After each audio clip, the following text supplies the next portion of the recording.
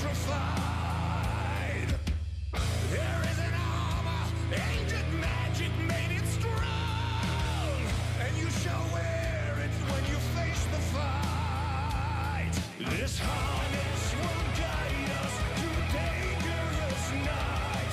It humbles the foe with its grace. The thornmail will help us prevail and survive. Our deadliest fate we embrace.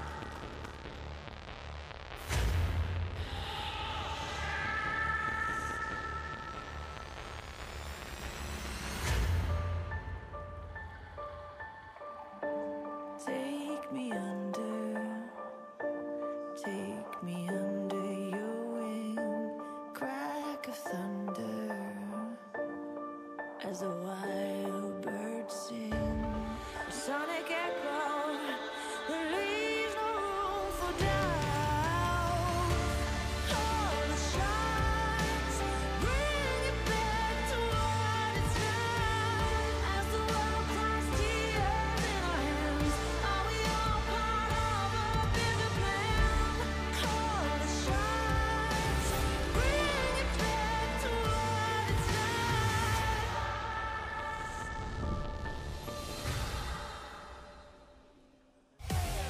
Today's matchup. Samsung. Afreeca Freecs.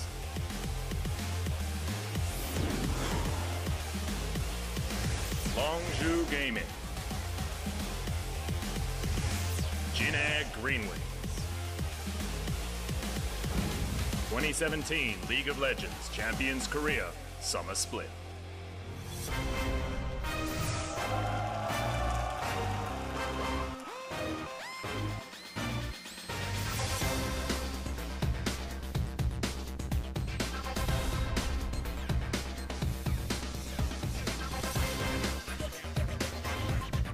Good evening, OG and Legion. Welcome back to another day of LCK, and man, it is going to be one hell of a day of games here. Our 4 teams all in the top 6. Going to be kicking things off with Samsung versus Afreeca Freecs. I'm Achilles, that's Papa Smithy, by the way, and I think that you're equally as excited to get into these games as I am. Oh, it's my favorite time of the season, Achilles, because I get to dust off all those old nomenclatures about where we are, the business end of the season, playoff implications. All the games get more interesting when we get to the end, and it's not just expected 2-0. It's not a top team versus a team out of contendership. We're only scrutinizing one side. As you say, all 4 teams, and even Jin Air GreenWings, have an outside chance of getting there. And also with some of these teams, we haven't seen everyone on patch 7.14 yet. I'm very excited to see the Afreeca Freecs in our first series on 7.14, because the moment that Riot buffed Maokai, you know that Marin somewhere was reading the patch notes in Glee, and he'll be wanting to jump on his famous top lane pick. He's like, yes, please, thank you so much. Time to carry my team all the way through to that grand final, and perhaps even to Worlds for Afreeca Freecs' return of Marin. Still too early for Afreeca at Worlds. But There's so many what-ifs. But the point is that we do not know. I mean, we never expected, you never would have been able to sell to me that Longzhu was going to be at the top of the standings here. Even at the beginning of the spring split, I would have said that you were a fool with that roster. But there they are right now, very comfortably ahead of KT Rolster with that plus 17 scoreline. And KT, actually the team that has recently taken losses or wins away from Samsung and Afreeca Freecs as of late. Just both of these teams suffering that 1-2 to KT Rolster, and Samsung has fallen behind quite a bit, especially after that frankly, that embarrassing loss that they had at the hands of MVP. But you start compiling it all. They lost to KT also earlier this week, so 2 match losses in a row. At this point in the season, a bit worrying given that it was, as you say, MVP on the one end, then KT on the other end. So Samsung will want to come in strong against Afreeca, but Afreeca are trying to battle with Jin Air, with SKT potentially for a playoff spot. So very important for both sides. Patch 7.14, we're still learning about what's good. Some teams favor the tanks, others still running the carries. What do Afreeca and Samsung make of it? We'll find out now. All right, well, here we go. Starting things off over on the blue side, it's going to be Samsung Galaxy. And out of the jungle, which is the only component that we've had swapped out here and haven't been seeing Wraith or Stitch here from Samsung, it will, in fact, be Ambition starting yet again. We saw Haru in all of the maps versus KT. Found the first win on the Rengar, of all things, and then kind of suffered on the Elise twice in a row from there. But I don't know, I'm going to be a skeptic. I'm a bit skeptical about not running Ambition for at least one game of that series. It seemed strategic to both give Haru a full series and also, given the likelihood of those teams playing each other in a much more high-profile match in just a few weeks' time, hide some strategies. So Ambition comes in. It's back to must-win territory for Samsung Galaxy after the 2-match losses. And sure, the Rengar worked as a once-off. Haru didn't look good on the Elise, didn't really seem to have the champion ball, and Ambition fits us into Hulk meta very cleanly. Yeah, so it should be maximum comfort here for him. They tried out Haru, maybe we'll see him throughout the duration of this series. Should it go to something like 3 games, but on the other side of the coin, it is going to be Afreeca Freecs Spirit. Of course, starting in the jungle, no signs of Mowgli. Our little jungle boy is missing at the moment, but it's all around the studio. He's hanging out. He's on standby, but Spirit's still going to be starting things off. Still a bit of a quandary for Afreeca, though, as Mowgli started the series earlier.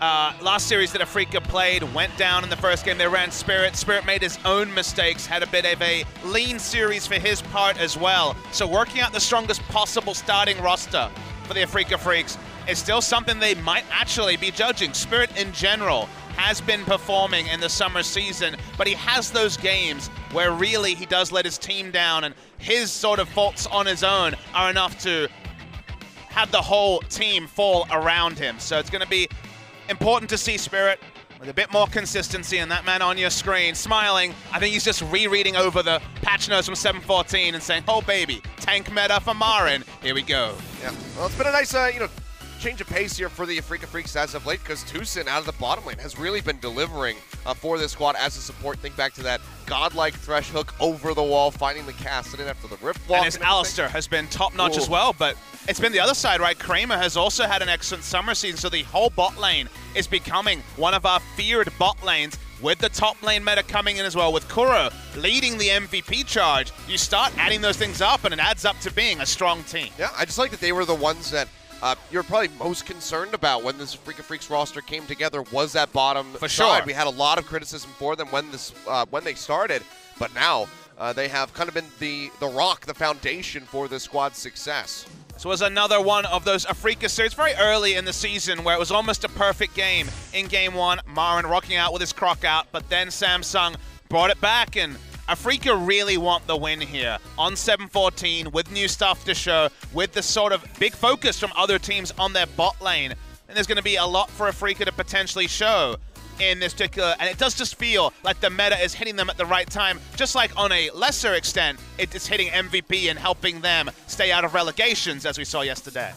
We'll see what's going to happen here for Samsung as they try to transition back into this meta. Cuvee, we did see him, go for those tanky top laners again, then try to fall back onto the likes of the Kled, but did not find success versus KT Rolster. Granted, playing against Smeb, who is still one of the gods of our top lane, but Marin is not too far behind either. But it's going to be our key matchup here. Ruler and Kramer, both AD carries, have had some stunning performances as of late. And looking at their favorite champions, the point pick, as they put it here, OGN, 12-5, 17 games of Varus for Ruler, who has played it in a couple of losses recently, but Kramer has been our resident Xayah. Before other people really started to cement on Xayah, they were happy, Afreeca Freecs, to leave open Caitlyn as a first pick and just take Xayah as an answer. Such was their trust for Kramer on this pick, and now Caitlyn is perma-banned, but the Xayah priority is still there for Kramer. While Ruler has played it, it is not necessarily to the level of Kramer, who's probably been our best Xayah player. Yeah, I mean, he's been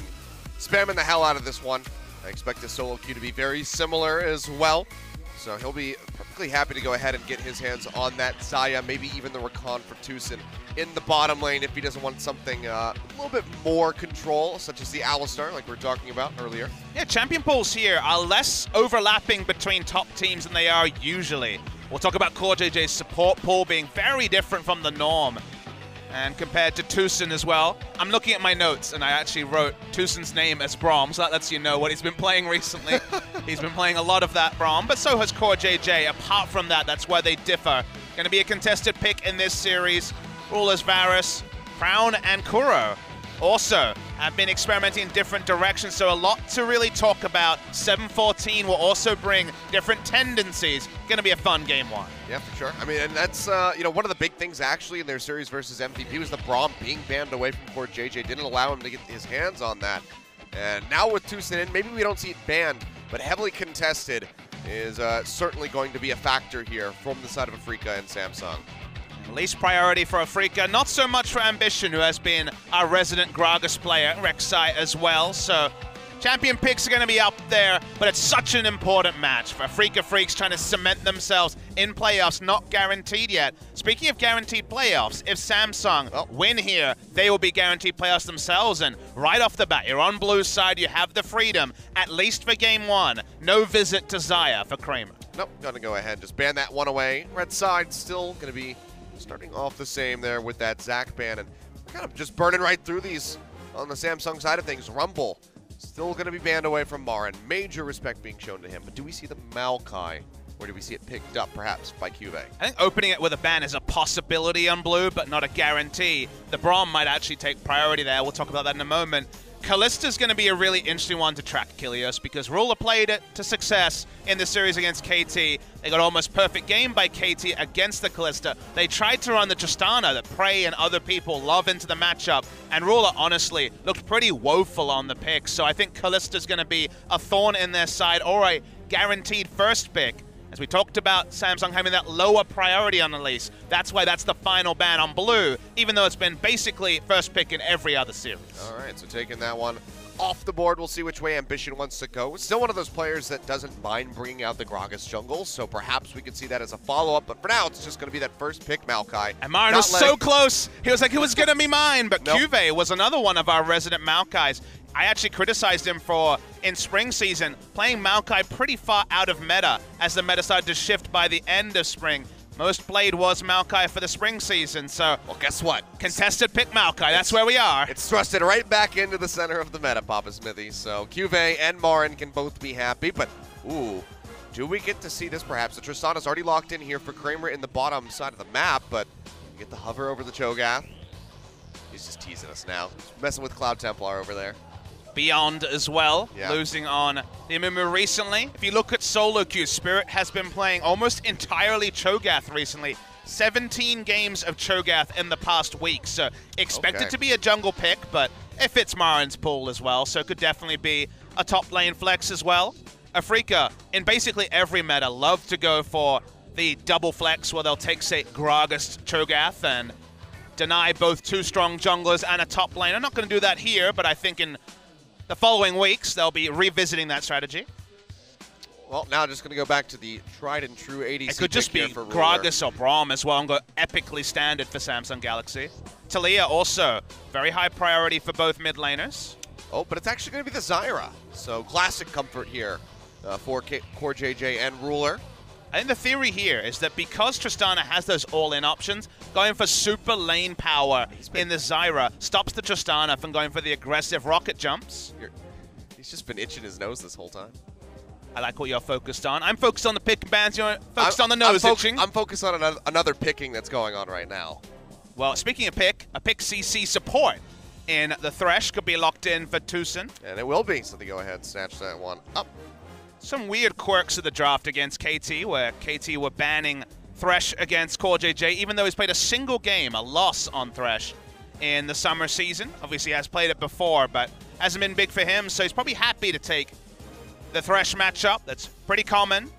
Can go both ways. Usually, Zyra is a squishy target to be initiated on, but the plants can certainly ruin Thresh's day. So for now, pretty standard stuff. Expected to be jungle on the side of Afreeca and top lane on the side of Samsung, but also the flexibility of Cho'Gath and Maokai to go top lane as well. So looking at the bans, clearly Samsung have done their solo queue research and they ban away the Renekton from Marin.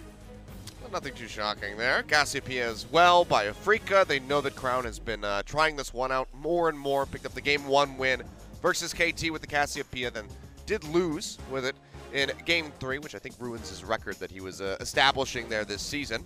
But Rek'Sai going to be the next ban, so getting rid of that comfort there from Ambition. Yeah, scouting reports seem to be pretty good from both sides. They seem to have called where they expect the Maokai and the Cho'Gath to be going. Galio has been pretty frequently picked into success this week, so will be banned away. When it comes to blind pick mid laners, we've got Corki and Lucian, we have Orianna as well. Ooh. As an answering pick, they do actually take the Gnar into Maokai. This was the matchup that innovated the famous Black Cleaver into Frozen Mallet build.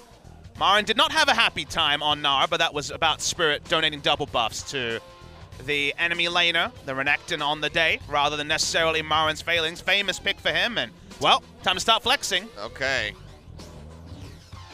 Well, we don't know what's going on anymore. J4 locked in here for Samsung, so could be jungle, could be top lane.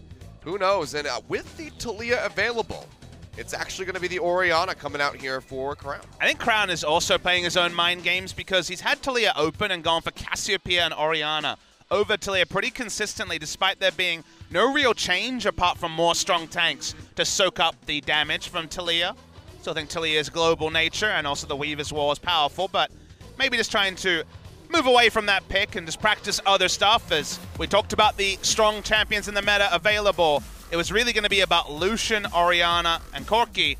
We're going to predictably see Orianna versus Corki in the mid lane, as Kuro has been favoring the Corki recently. All right, well, 20 seconds is going to be the cutoff for these trades here on the side of Samsung. We'll see where that J4 and that Maokai are going to end up. Afreeca Freecs with an R coming through. It's a lot more straightforward. So Cho'Gath jungle will be coming through here for Spirit. For now, Samsung showing ambition on the Jarvan out of the jungle. Other regions have really preferred the jungle Maokai. We wait to 20 seconds. It will be the top lane Maokai, so we're going with our first instinct. Jungle Jarvan from Ambition is something we've seen successfully performed by Malrang and other junglers, but certainly being a bit of an edge of the meta pick. See how much DPS will come in the middle. If it just will be Cinderhulk into full-on engage. Clean answer to backline carries, though, so he'll be wanting to do his best anti-carry job there. But still going to see the influence of 714 more in Game 1 than perhaps we will in other series, for example, Series 2 today. It's going to be interesting to see how they approach trying to lock down Kramer. Going to be very elusive with this Tristana. Can leap out of the Cataclysm, can take, you know, the Maokai for a ride with that Twisted Advance, drag him into the back lines, and just all focus down that tank. So we'll see how they want to go ahead and handle Kramer. They can get a lead in that bottom lane early. It'd be crucial here for Samsung. Let's go ahead and get ready to load up for our first game. We have a hype day of games here today, starting off with Samsung versus Afreeca Freecs. So let's go ahead and dive right into it. Sonic echo, there leaves no room for doubt. All the shots bring it back to what it's like.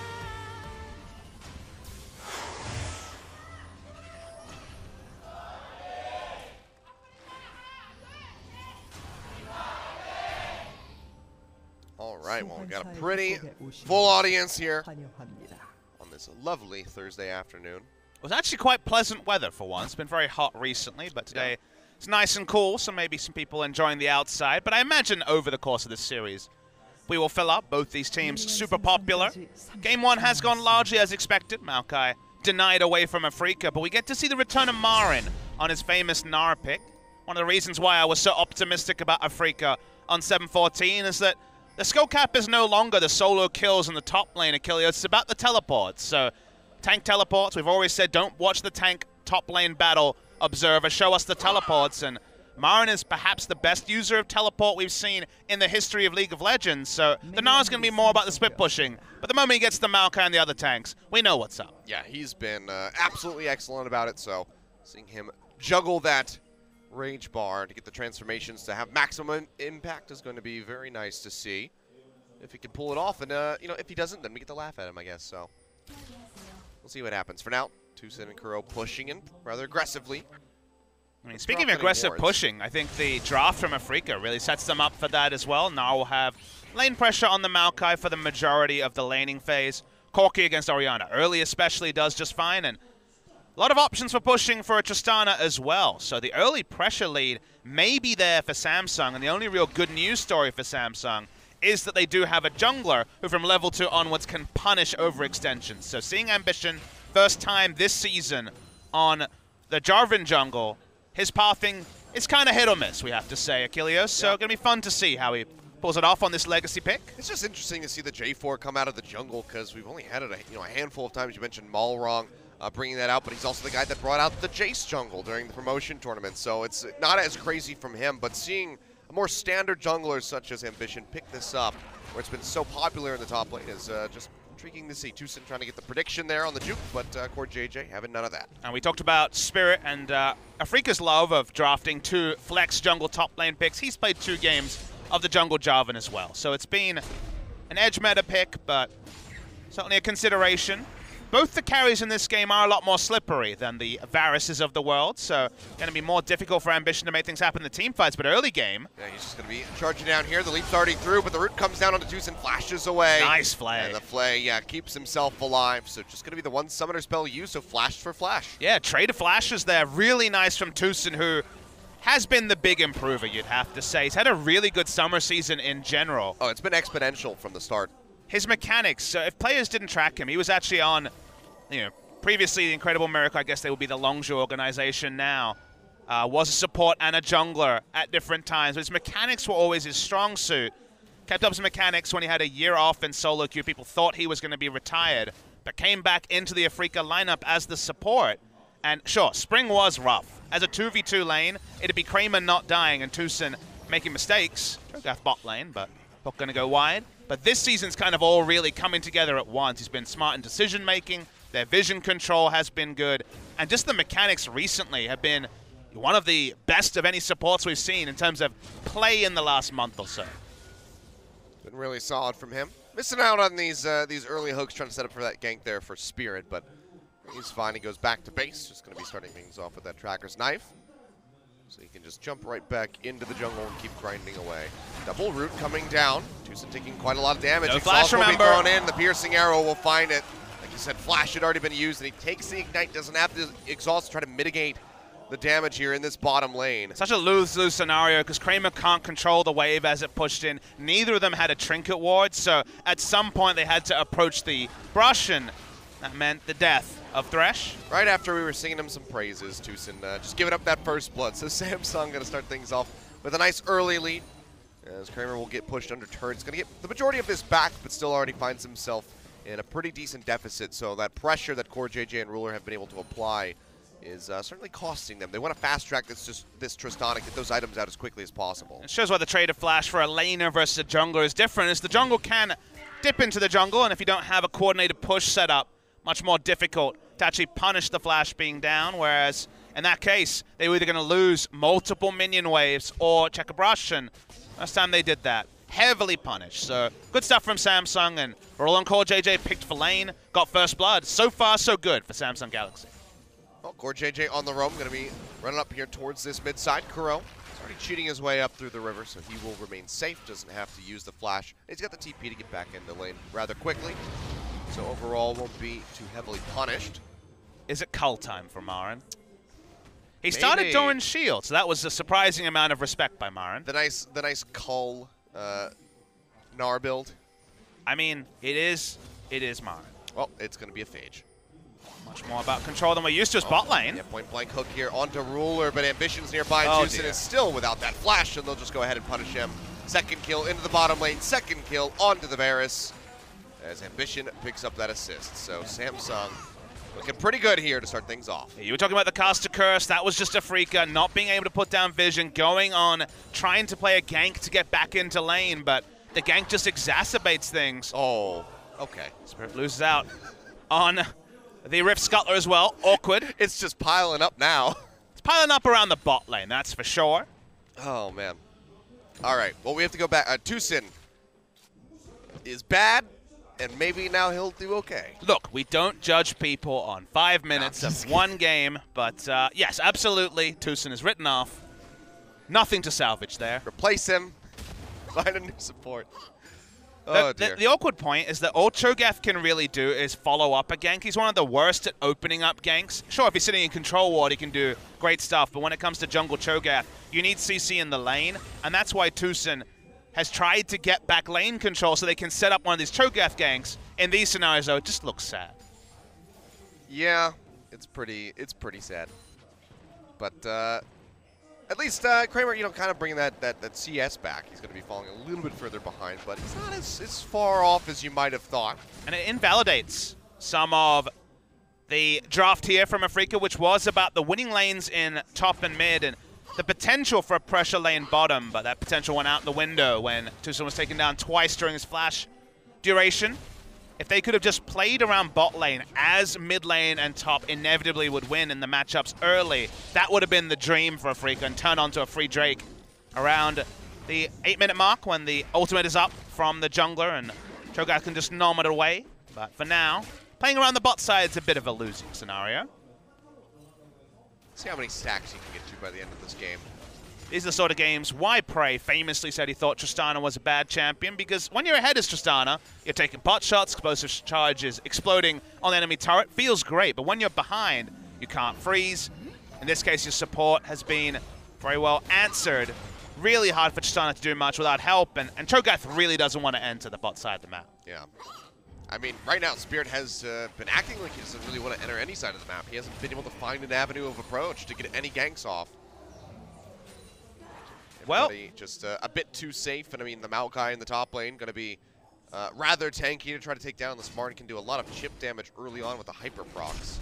So kill pressure there, just not really existent. You see the Cho'Gath walk in the bottom side. Janet Corruption comes out. I mean, he's trying to enter the one lane that has CC. You know, Corki, not going to be fantastic for Cho to gank. Marin, sure, situationally can happen, but Marin's probably best just on an island, auto-attacking the Maokai down, trying to get turret damage. So at the end of the day, bot lane was his happiest gank to spot to gank, sorry. And as a backup, if you get the bot lane gank off, Cho'Gath fantastic at securing the Drake. Because bot lane is losing so heavily, he can do neither, and that's why he's just kind of awkwardly farming and playing very defensively. Yeah. So, I mean, they kind of doubled down. They have the Cho'Gath that can't enter to do anything, and they have this Tristana who's going to get caught out, tries to make it over to that Dark Passage, will be able to do so, and will not die. Down below 10 HP there was Kramer. That last caster auto attack only just registered. So important that he had some healing going.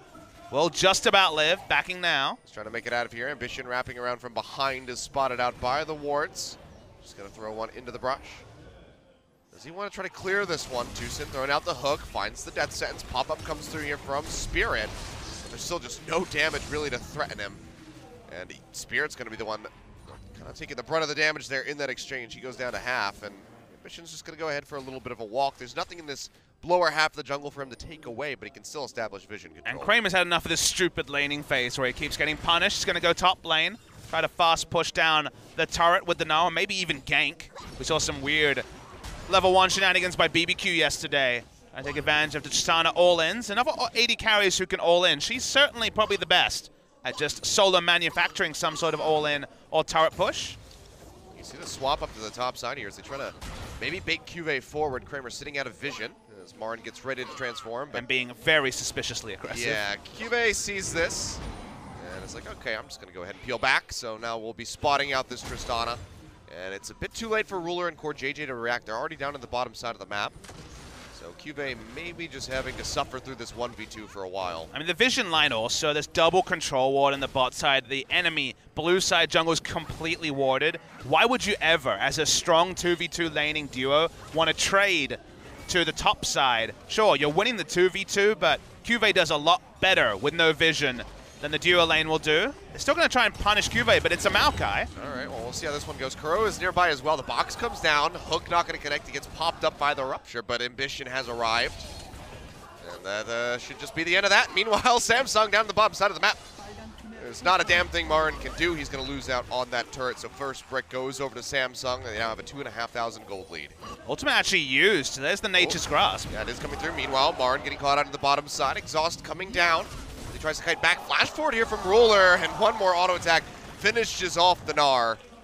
3-0 for Ruler, has all of the kills for Samsung. And now it does feel a bit quintessentially spring, where the bot lane's woes have kind of just spread over to Marin, who falls in the bot lane, trading flashes with basically everyone on the side of Samsung. It's what can happen sometimes. Ruler and Core JJ are one of our best laning duos. They've been able to punish the bot lane to the extent where now Marin is starting to fall behind in terms of tempo over the Maokai, even if it's not just CS at this moment. And speaking of Marin, teleports bot lane. This is, optimistic. Yeah. Okay. Well, whatever. He was going down to the bot lane anyway, but still, trying to get the chase onto Ruler would have been a bit too crazy there to happen. We'll get a replay of this bottom lane fight since we're kind of flipping back and forth to the top side. Core JJ didn't actually flash into grasping roots like you might have assumed. It was actually just because the ult registered first from Ruler. It's capitalized and ensured the Strangle Thorns, or at least a trade of flashes. They take him down. Now Marin, no flash, will not be as adept at harassing down a Maokai. I mean, no flash, no TP either, so if a fight breaks out elsewhere, he's not going to be able to join in. He won't have that flash Gnar potential. Get that big ultimate off and, you know, set up for those multi-stunts. In the meantime, Spirit is taking down that Mountain Drake slowly and surely as Ambition rotates up towards the top side, but he's going to get spotted out by the wards. Ambition getting to play around strong lanes is when Samsung looks at their most powerful. Playing around the duo lane wherever possible, being confident that with the Cinderhulk he can turret dive pretty recklessly and grow leads, so that's why he's been playing top side. It's what's been afforded by the earlier gank, and then the smart laning of Ruler and Core JJ. Ambition just enters lane. They want to try and punish Afreeca for sending multiple members bottom lane. Take that Drake.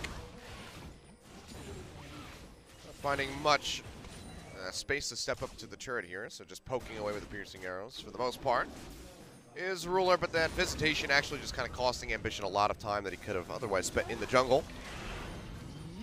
We'll rotate back around as Core JJ looks to take away that ward. Marin being a nuisance, trying to create as much map pressure. He's taken red buffs many times before, sometimes punished, sometimes not. See how quickly he can get it. Cuve's on the roam over. Might have to gnar it. Does he have to throw in the sapling? Oh, no, he's going to be able to get it, but now he's going to gnar away Cuve. Pops him with the blast cone. Throws him straight into Kuro's face. Shield comes down from Crown. Just help mitigate some of that damage, and Cuve will be able to walk away. Nice buff steal, but pretty small in the grand context of things. Samsung trying to chase away Afreeca from the top lane. Oh, dear. Well, he's just going to stand right on top of that. Everything's whiffing, but Kramer, Hey! oh, makes it out. Leaps to the side, straight onto that dark passage. Tucson tries to go for the flashy play, flashes in. And that was not a pun that I meant to make, and goes for the death sentence, but he doesn't find anything. Yeah, smart to heal also during the flight because the Thunderlord's puck was about to register from Core JJ. Hard to say, probably wouldn't have taken him down, but would have got him very low. The safety first coming through from Kramer, didn't have to use his flash. Nice side steps from him. But losing the turret is the objective that Samsung are focusing on. Looks like there's nothing Afreeca can do. Yeah. So still going to be coming out on top here as they just say, okay, you know what, we didn't get the kill, we'll just take the turret, play the objective game, and move up towards about a 4,000 gold lead here at 15 minutes. So things are looking rather good for Samsung, and they're not finished yet. They want that Rift Herald. Spirit is in the vicinity. Shockwave going to whiff, actually, here for Crown. That's because he had the package, so his movement speed, well, it seemed a little bit faster, although it could have just been the reality of the Shockwaves that have been going pixel perfect last week, and then this week they've been missing by about the same pixel. Yes, just about able to get out there is Kuro, who we really haven't spoken about the mid lane at all. It's been a farm fest. Yeah, it's just, I mean, it's a Corki. And an Orianna, whatever. One pokes with the ball, the other pokes with the rockets, and everybody just hangs out. And absolutely, it's uninteractive, but you have to kind of think further about what it all means, and it's the Trinity Force Corki is doing a lot of laning. The pressure lanes from Afreeca are largely having to overextend to get pressure, and the very standard engaged team fight. About as straightforward a draft from Samsung as can be, but also fitting the current meta, is ahead in objectives they shouldn't have been able to get to, because it should have been Ambition putting out fires as the Jarvan, not Cho'Gath putting out fires.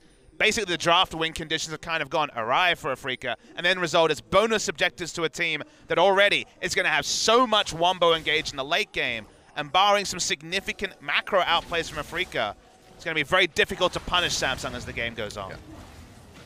Let's see here. Even just with the Morellonomicon and the one needlessly large rod, Crown still does quite a bit of damage here to Kuro. So just the dissonance rolling through. Ruler just going to get a couple extra shots in with the help of the Command and Protect as they try to whittle down this turret. We're stopped on the Rift Herald. Didn't go for that one, but the hook now coming through for Core JJ. And that is just going to be the Zyra getting popped. Gets a little bit of damage down onto the core key, but it's not going to be nearly enough to kill him. Yeah, first good news story for the side of Afreeca. There was a ward in the brush, so that time Tucson had the much easier hook to pull off. Only a single kill, though, and will not actually lead to anything other than preferential resets for item buys for Afreeca. So nothing to write home about, but also the first positive move of the game.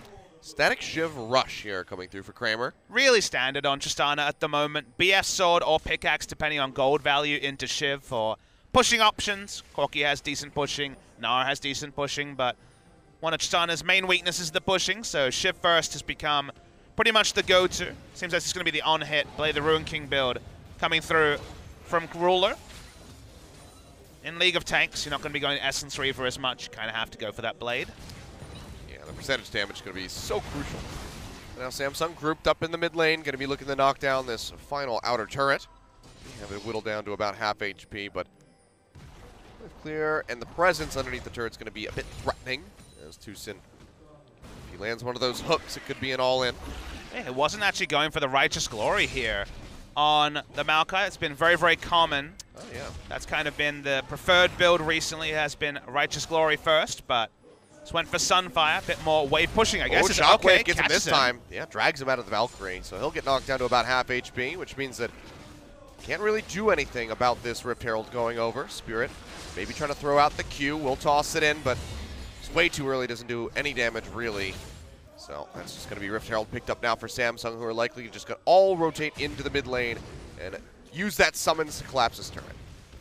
Yep, you see the channel come through, no interrupt available, so like you say, Rift Herald will do the dirty work. And boom, goodbye. Just have to back away and pressure almost completely one-sidedly to the side of Samsung. Kramer may get an answering turret in the top lane, but really doesn't represent too much, and losing the mid lane turret does force Afreeca onto the back foot. I mean, this is still just getting quite a bit of damage onto the tier 2. What it means for Baron control also is the big quandary here for Afreeca, as getting down the ward is going to be increasingly difficult. Baron speed from Samsung's not nothing to write home about, but still pretty decent. Play the Ruin King is very helpful from the side of Ruler. Against the run of play though, Afreeca, with all the top side play, trying to rush down a Drake. It is spotted by Ambition. They don't have Smite here. Back, yeah. But well, they do now. I'm sure we'll pop him up. It goes low, and Spirited arrives to go ahead and just nom that one away. But now they're going to be looking for the fight. Lockdown coming through with a flag and drag. As Spirit gets dragged over the wall. Dark Passage yet again taking him out to safety. So Tucson may not be landing the death sentences as consistently as he would like, but he is always set up to get his team out of those sticky situations. And the Nature's Grass is moving too slow. Wasn't able to wrap up anyone. And like you say, good use of the Dark Passage from Tucson. Getting a couple of objectives for Afreeca against the flow of the game. And that's the sort of thing that, sure, it's just 2 Mountain Drakes. It's not any immediate gold. They only have the single turret.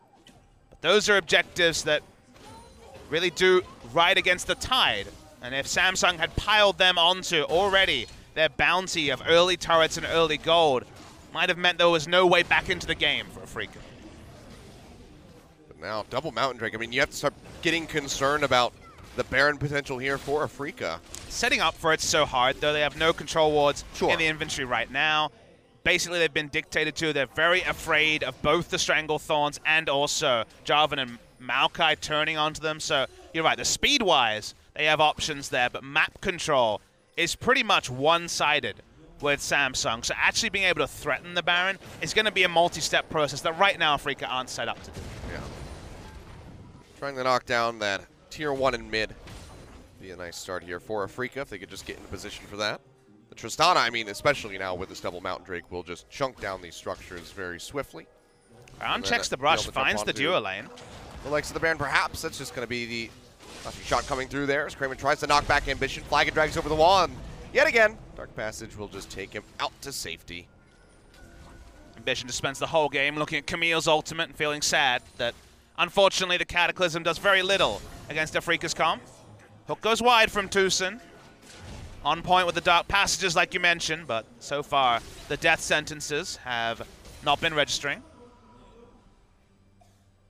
This is one of the things that I was talking about during the load-in was, how elusive Kramer is going to be able to be.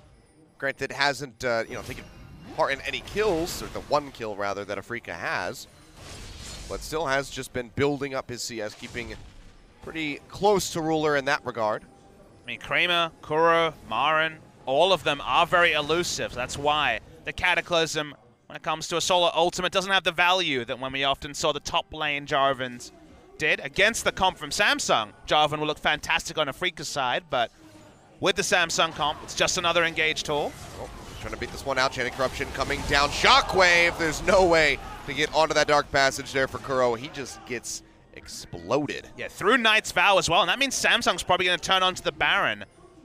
At least control the area, looking for a pit. They do turn onto it. Marin teleporting in. Surely Afreeca knows what's up, but Spirit's going to be difficult to contest to even get there. Oh, he's just going to have to flash over into the Krug side of things. Keep himself safe. Nature's Grass coming through over the wall to slow them down. Yeah, just to try to root them in. Does find Tucson not going to get locked up, but the Baron is going down. Hook landing in onto Ambition, but he still has the Smite, and Baron will be going over to Samsung in 23 minutes. Really solid setup from Samsung around the Baron. I even love the Nature's Grasp over the wall to stop anyone going for a cheeky flash. Cho'Gath couldn't get into range.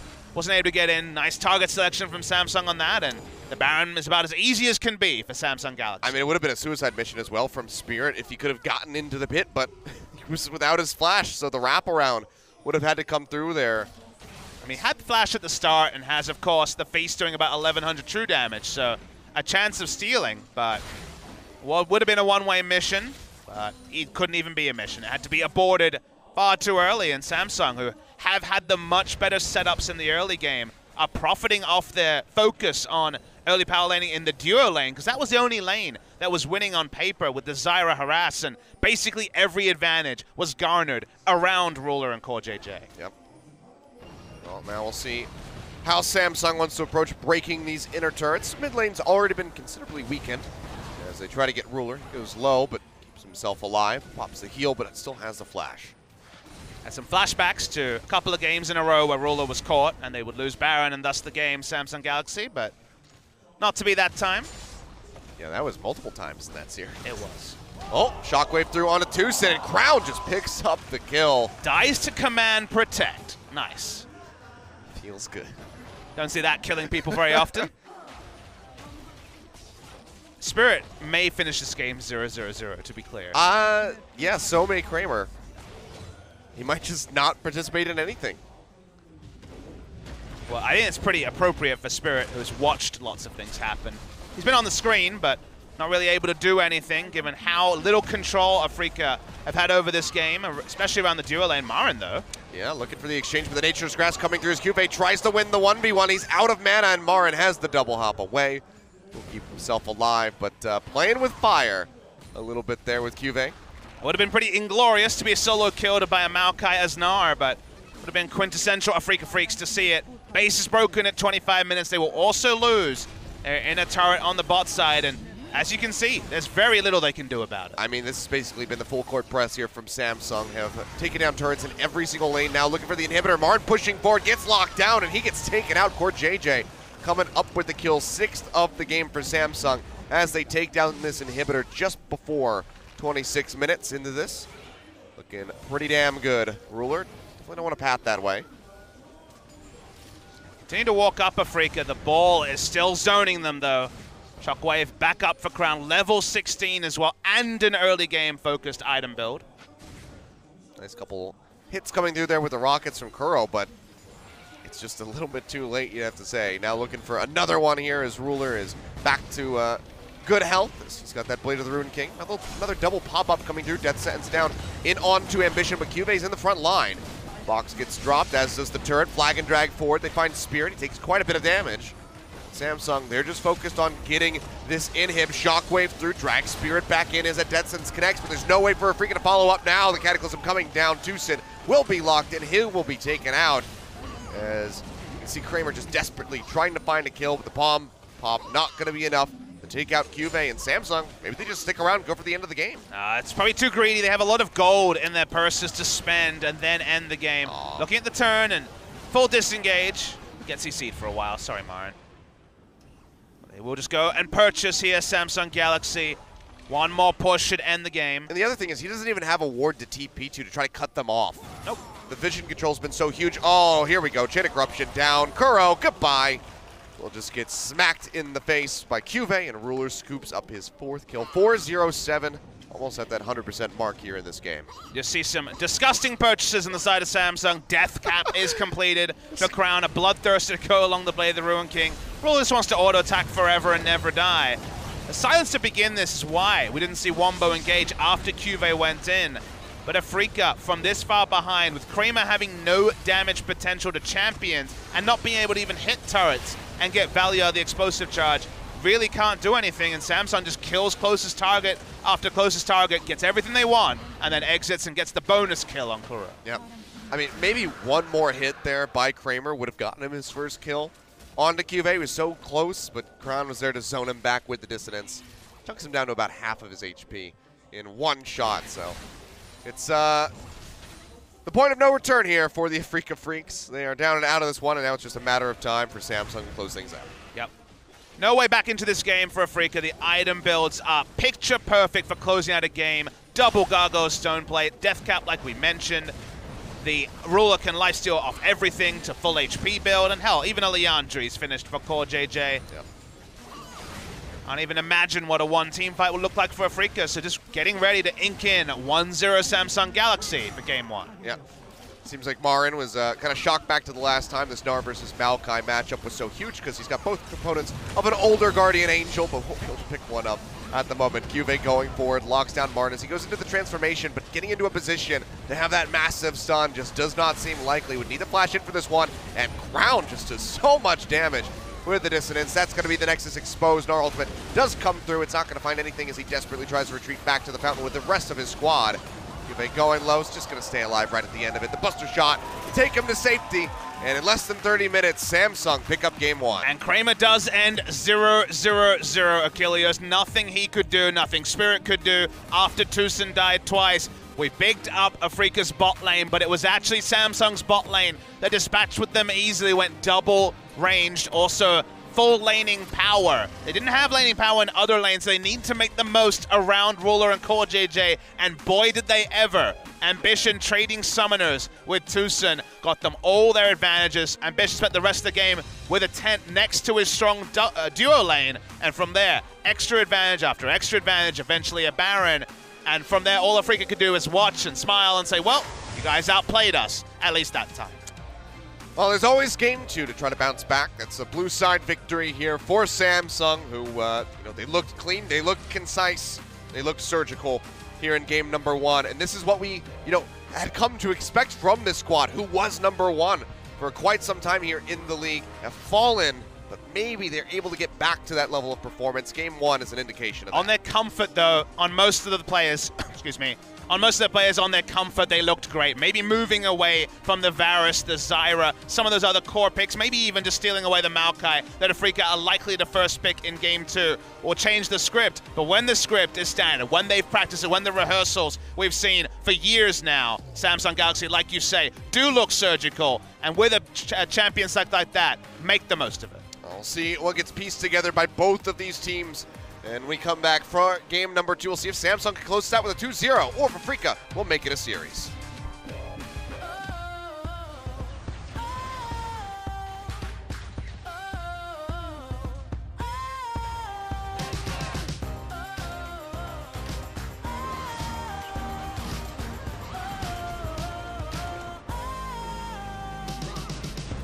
You better tie those shoes. We're jumping fences.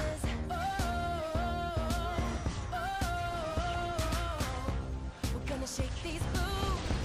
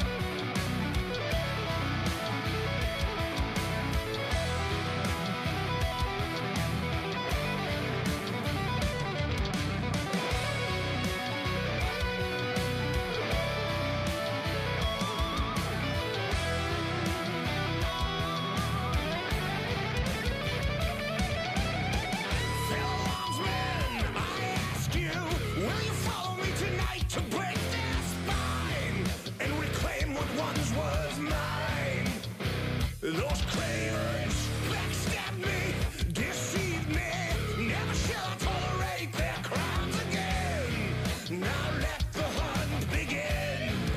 Yeah. 7,000 souls scared and daunted, such a tale of woe.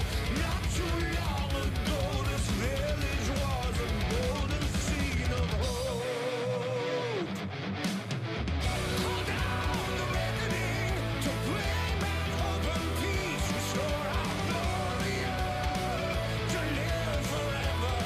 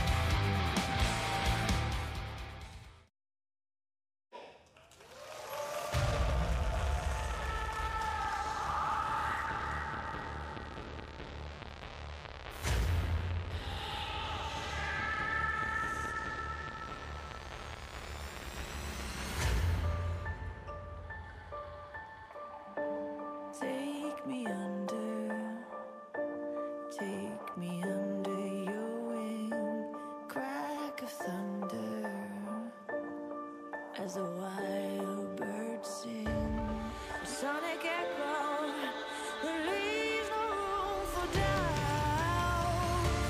All the shots bring it back to what it's now, as the world comes tears in our hands. Are we all part of a bigger plan? All the shots bring it back to what it's now.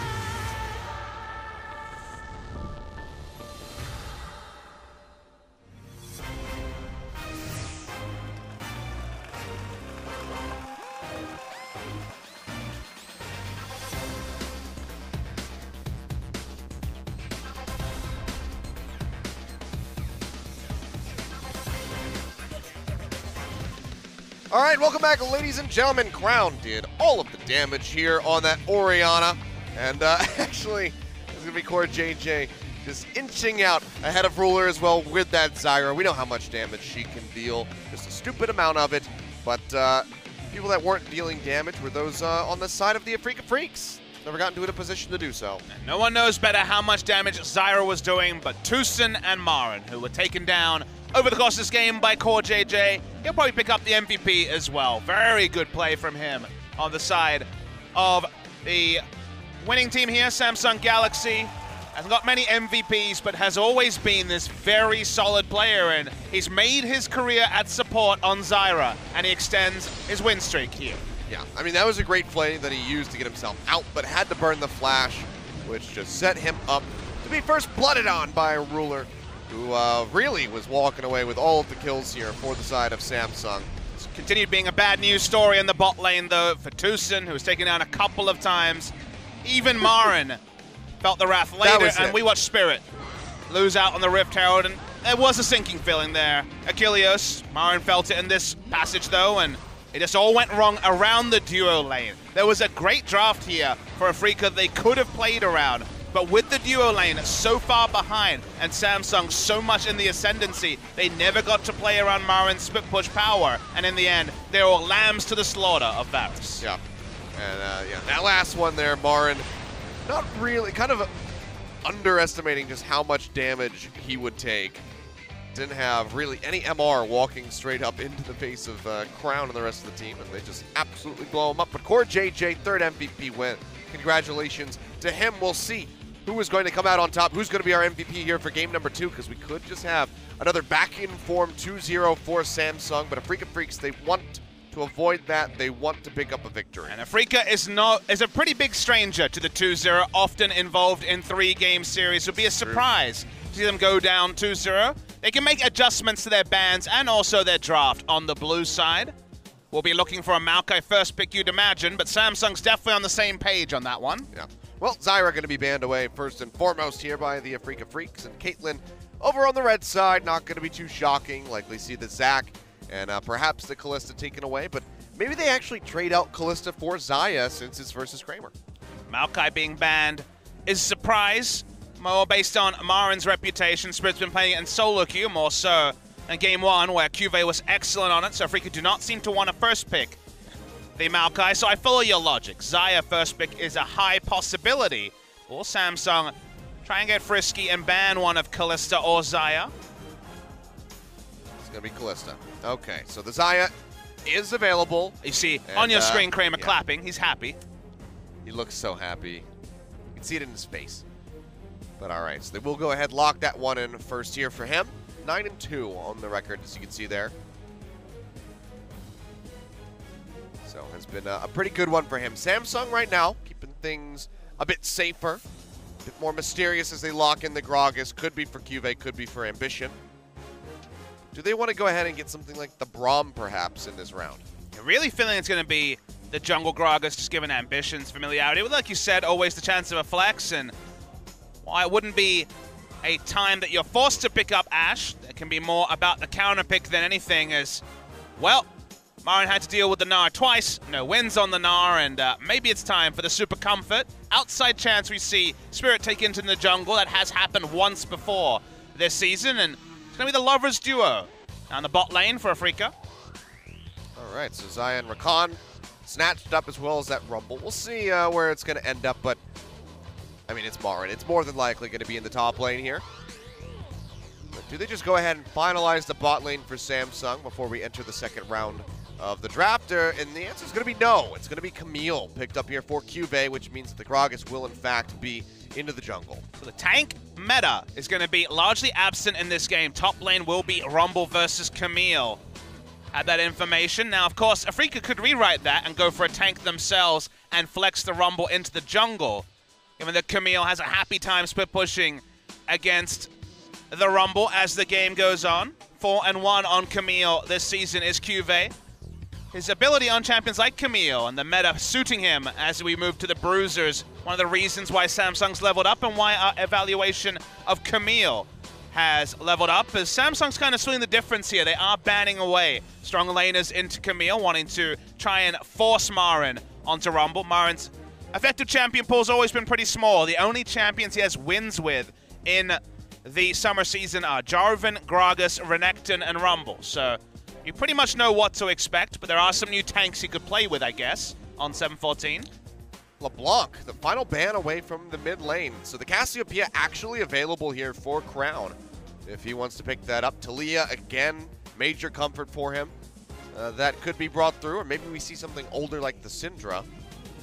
But focusing out against Crown is Afreeca Freecs with the Orianna taken away as well. And the Braum is available. It's made it through the draft, and it will be picked up here by Samsung. It is a kind of a counter-pick draft at this point for the side of Samsung Galaxy. They already counter-picked the Rumble, which they assume will be top lane, and they've hoped they have pigeonholed into top lane by banning away 3 champions over the course of Afreeca and Samsung's bans that Marin would like to be taking into the top lane. Cho'Gath being hovered over here, and yep, we will cement that it will be a Rumble in the top lane from Afreeca. Spirit has played not that much Rek'Sai this season, it's worth noting. Mowgli's been their Rek'Sai player. Something a little bit different. Kind of getting put in that awkward spot, so they do bring it through. We'll see how Spirit is going to perform here. First game of the season on the Rek'Sai for Spirit. As yeah, Galio for Kuro. It's not been a favored pick recently. He was our first resident Galio, not building 3 Doran's rings, going full tank early in the season, then everyone was. Resident sleeper is what the Galio is. Corki, now the Galio. So Kuro just bringing out all the picks that I hate, but it's going to be Cassiopeia for Crown, which is always a treat to watch. And I will counterbalance your hate, Achilles, which, you know, is pretty well formed, with love for what Samsung's doing, because I mentioned counter-pick draft. Consider that when Galio was taken, Lucian was available, Corki was available, and the Cassiopeia could have even gone to Victor. Basically every champion we've seen as a pseudo farm lane and then potential outscale against the Galio was available. So they had this wealth of options. Crown will stick with the Cassiopeia. We know his MO. When he's feeling something, he sticks with it. It was the Syndra in spring and earlier summer seasons, being the Cassiopeia recently. And Samsung really love their draft here. They have a lot of potential win conditions. Doesn't mean Afreeca's going to roll over like they did in Game 1, but you have to like what Samsung's done on paper. Yeah, we'll see how Ruler's going to manage here, going back over to the Ashe, which hasn't been as prevalent of a pick in today's meta, but feeling comfortable with that. Doesn't go over to the Varus again, so wants to change things up. And Core JJ is back over on that Braum. We've seen him put in some serious work, blocking explosive casks with a half-a-second reaction time. So he's well practiced on this, and No, honestly, Samsung might be set up again to get control of that bottom lane. But Afreeca need to focus on the bot lane. Game 1 was lost out of the mistakes in the 2v2. Let's see if they can shore it up. All right, let's go ahead, jump onto the rift for game number 2. See if Samsung can close this one out, or if Afreeca extends the series. Call the shots, bring it back to what it's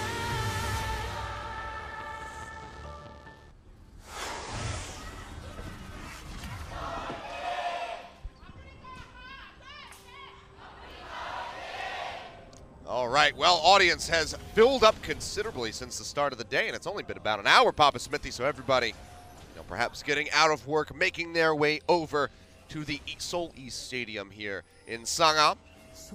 That fan sign on the right will be their reaction if it's an all too short trip for them, as could potentially be a Samsung 2-0. We like their draft, but there was a lot to like about Afreeca's that kind of were undone very early. Samsung 4-man invading, trying to get that first concussive blow stack. Well, they do find Kuro, and he's just going to flash. That was smart. I mean, Camille was walking over, has an auto attack reset, Yeah. concussive blows applied. He was pretty close to a turret, but was not going to be giving up any level 1. Something about 300 kilometers. Came a long way to watch the LCK, is my read on that one. Filling in the blanks there a little bit. But big takeaway here, Achilleos, is that sure, some people will say, I don't know about the flash, but you just lost a game that kind of was taken away from you very early. You know exactly how strong Braum level 1 comps are. Better safe than sorry. Better safe than sorry. Still will be very tanky in the mid lane, will Kuro, even without that flash for the early game, but another advantage this side of Samsung Galaxy. All right, well, going to be starting things off over here by the Raptors, but it is spotted. Crown starting to cheat his way forward, but is standing on top of a ward on the ramp here. So likely not going to be able to run too much Feels like disruption. FLICKR a couple of patches ago. Not going to be collapsed on, though. Yeah, he's just poking his way in, but will not be able to find anything. So Spirit, for the most part, going to be unhindered as he moves forward. Smites to finish off that big Raptor as that red buff does come through. And we see the return of Galio on blue side, and the Super Leash is confirmed to Spirit, who gets about as much help as possible in the Galio and the duo lanes. So happy start for Spirit, who spent the entirety of Game 1 watching Samsung take advantages. Grand entrance there as Ruler does take quite a bit of damage there in that exchange. Court JJ just can't quite get the concussive blows rolling. This is the game for the bot lane to really live up to some of the praise they've been getting from both casters like us and also the community for their reliably strong play earlier in the season. Weren't able to do that in Game 1, but Afreeca with the Galio doesn't have flash, but still wants to get as much information as possible about the order of the camps taken by Samsung, and Ambition did pass over his Raptors to get a faster red. He thought there might be an invade. Well, the ward comes down right as Spirit enters. Keeps himself safe. Good game sense there by QV, or just good timing. I do like Ambition going for red before Raptors, ensuring that there will be no contest. Once you know a Super Leash is happening, you can fill in the blanks. Coming into the mid lane, but not going to be able to find anything. Justice Punch will take Kuro to safety. Let's try to get on top of him because he knows that that flash is gone. Words are difficult today.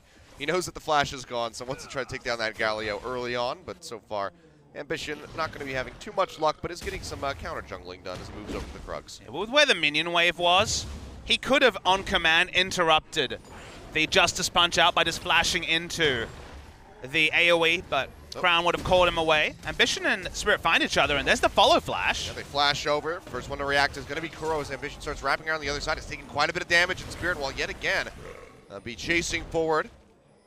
Last cone available, takes himself for a ride, just trying to escape and buy as much time as possible, but Ambition will be going down, and that's going to be first blood. Handed over to Kuro with the double buffs. Huh.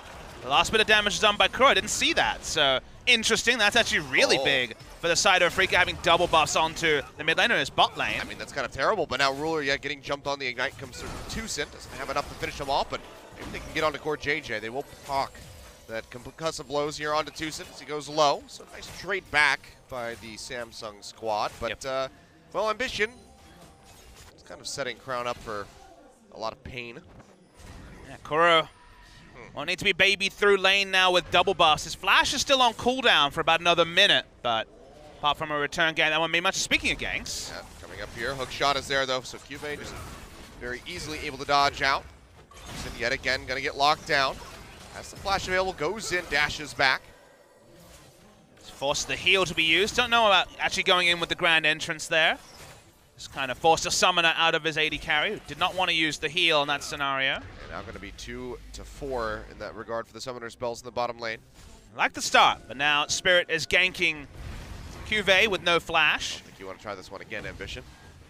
I think even just trying to gank a Camille with flash up as a no flash Rek'Sai was kind of a lose-lose in top lane. So start was good. Next following ganks were going to be pretty low value ones from the side of Spirit.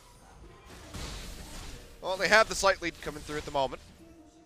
As Kuro, go ahead and just scoop up these minions. HP regen from the red buff.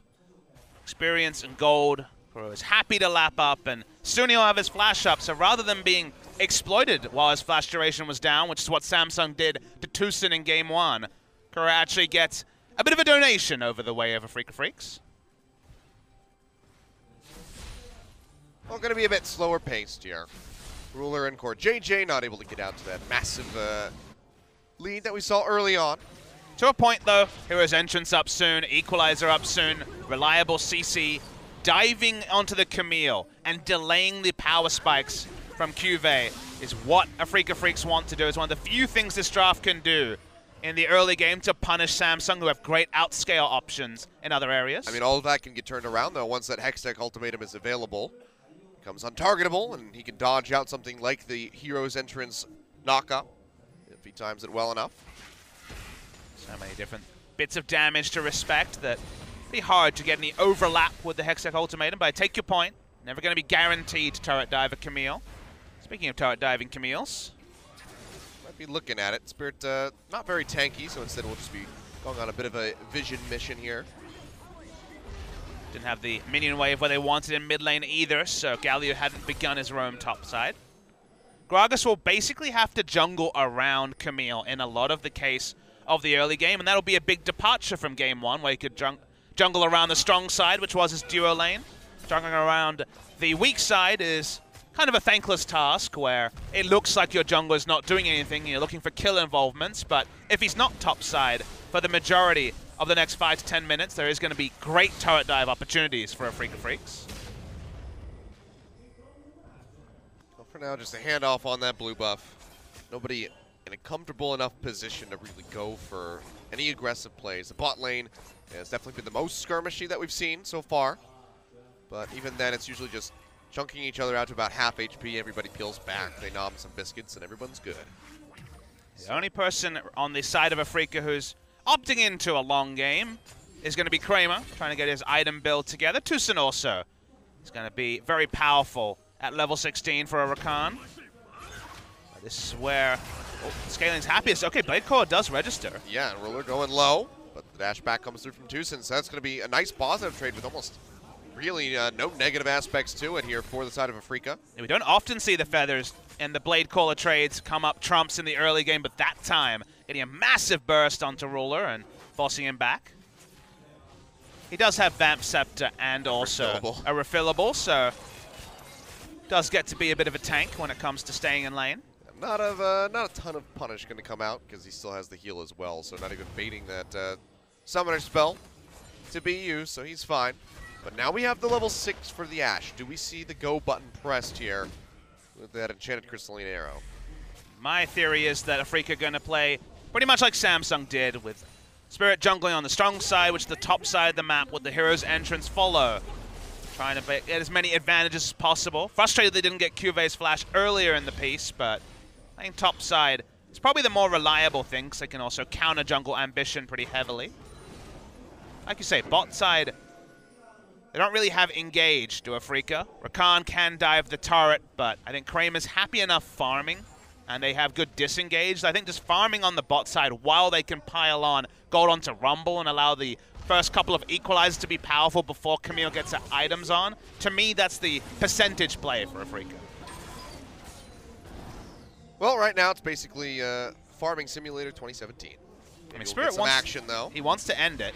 Galio doesn't have the wave in a great spot. This would just be a 2v1. Well, he's starting to cut his way up now. The pings are coming down. That's going to be the equalizer thrown out. As Cuvé's down to half HP. He'll just get popped up. He'll hold on to the ultimatum. Doesn't blow the flash either, knows that he's dead, so a second kill gets scooped up here by Afreeca.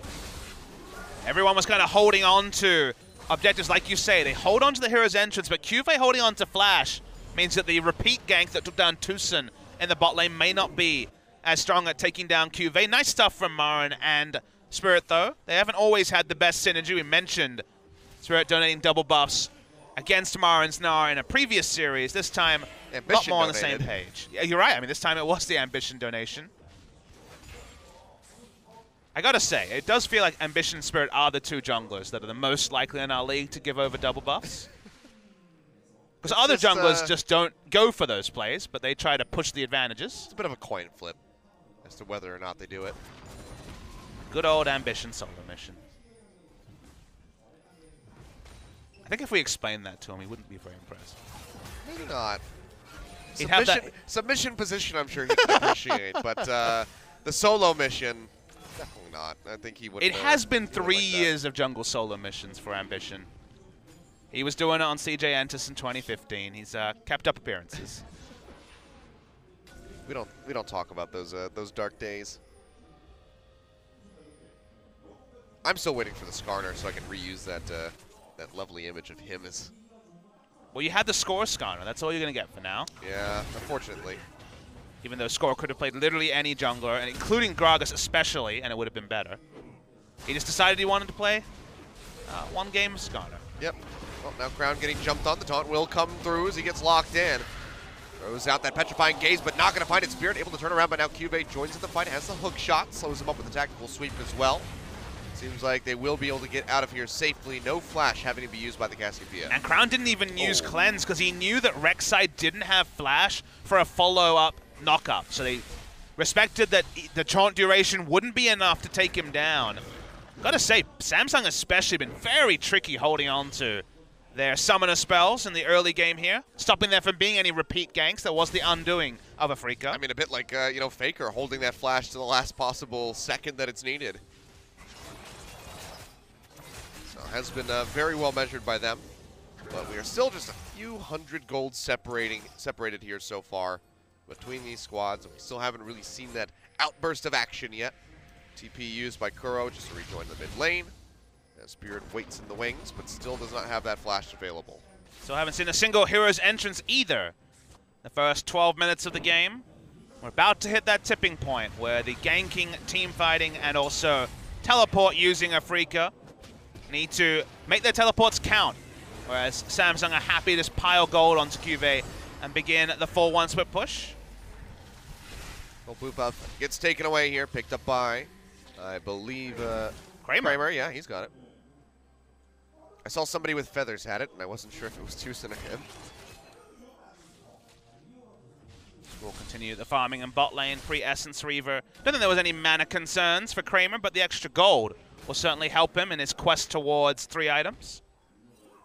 Looking for a flare point. We're basically looking for Freecs to play to their win conditions of the draft. The impetus is on them for their early to mid-game power, but every time, Crown is able to push in Kuro and stop the hero's entrance and the potential roam with specifically Spirit. Then that's pretty happy times for Samsung. We're happy to extend the game from here. Yeah.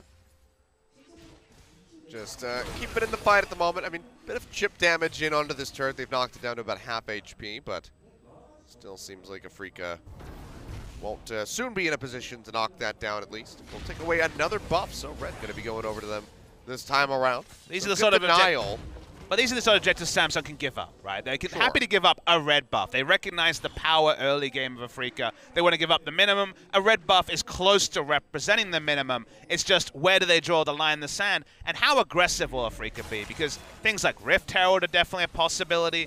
Samsung respecting Afreeca to a great extent in the bot lane, have lost a lot of turret HP, so maybe we'll see the eventual hero's entrance bot side. Yeah, it's been that in the top lane. Both have gotten whittled away at. Of course, we had a start with a Cloud Drake, so nobody really cares about that. Nope. So no attention being paid to that side of the map. Cloud Drake, certainly no Ocean Drake, which was favored actually in recent games when the tanks were on the field and you get massive value out of percentage regen. But less tanks here, so we're Infernal and Mountain all the time today. Just not right now. It's what we want. That's what we're looking for. But we're not lucky enough yet. Though we did a double mountain in the first game, so that was nice. Just want to see something from Afreeca. They have tools that they're not using. I just want to see something. I think I'm talking specifically around Afreeca because I can't fault Samsung for playing a long game. I can fault Afreeca for playing a long game. Well, here we go. Grand Entrance coming down. Well, lockdown. Ruler flashes away to keep himself safe, but the Featherstorm, rather, wow, comes out, but he still makes it out alive. Now trying to turn things around. Cube arriving on the backside of the teleport. Gets the kill in onto Tucson, but they're looking for much more. Flash away goes Marin as Cube goes into the front line. Will be taken down. An exchange here, but it's still going to be Samsung coming out on top. The 3-for-1 as Ruler tries to rejoin the fight, trying to poke this down. Maybe go for something like the turret.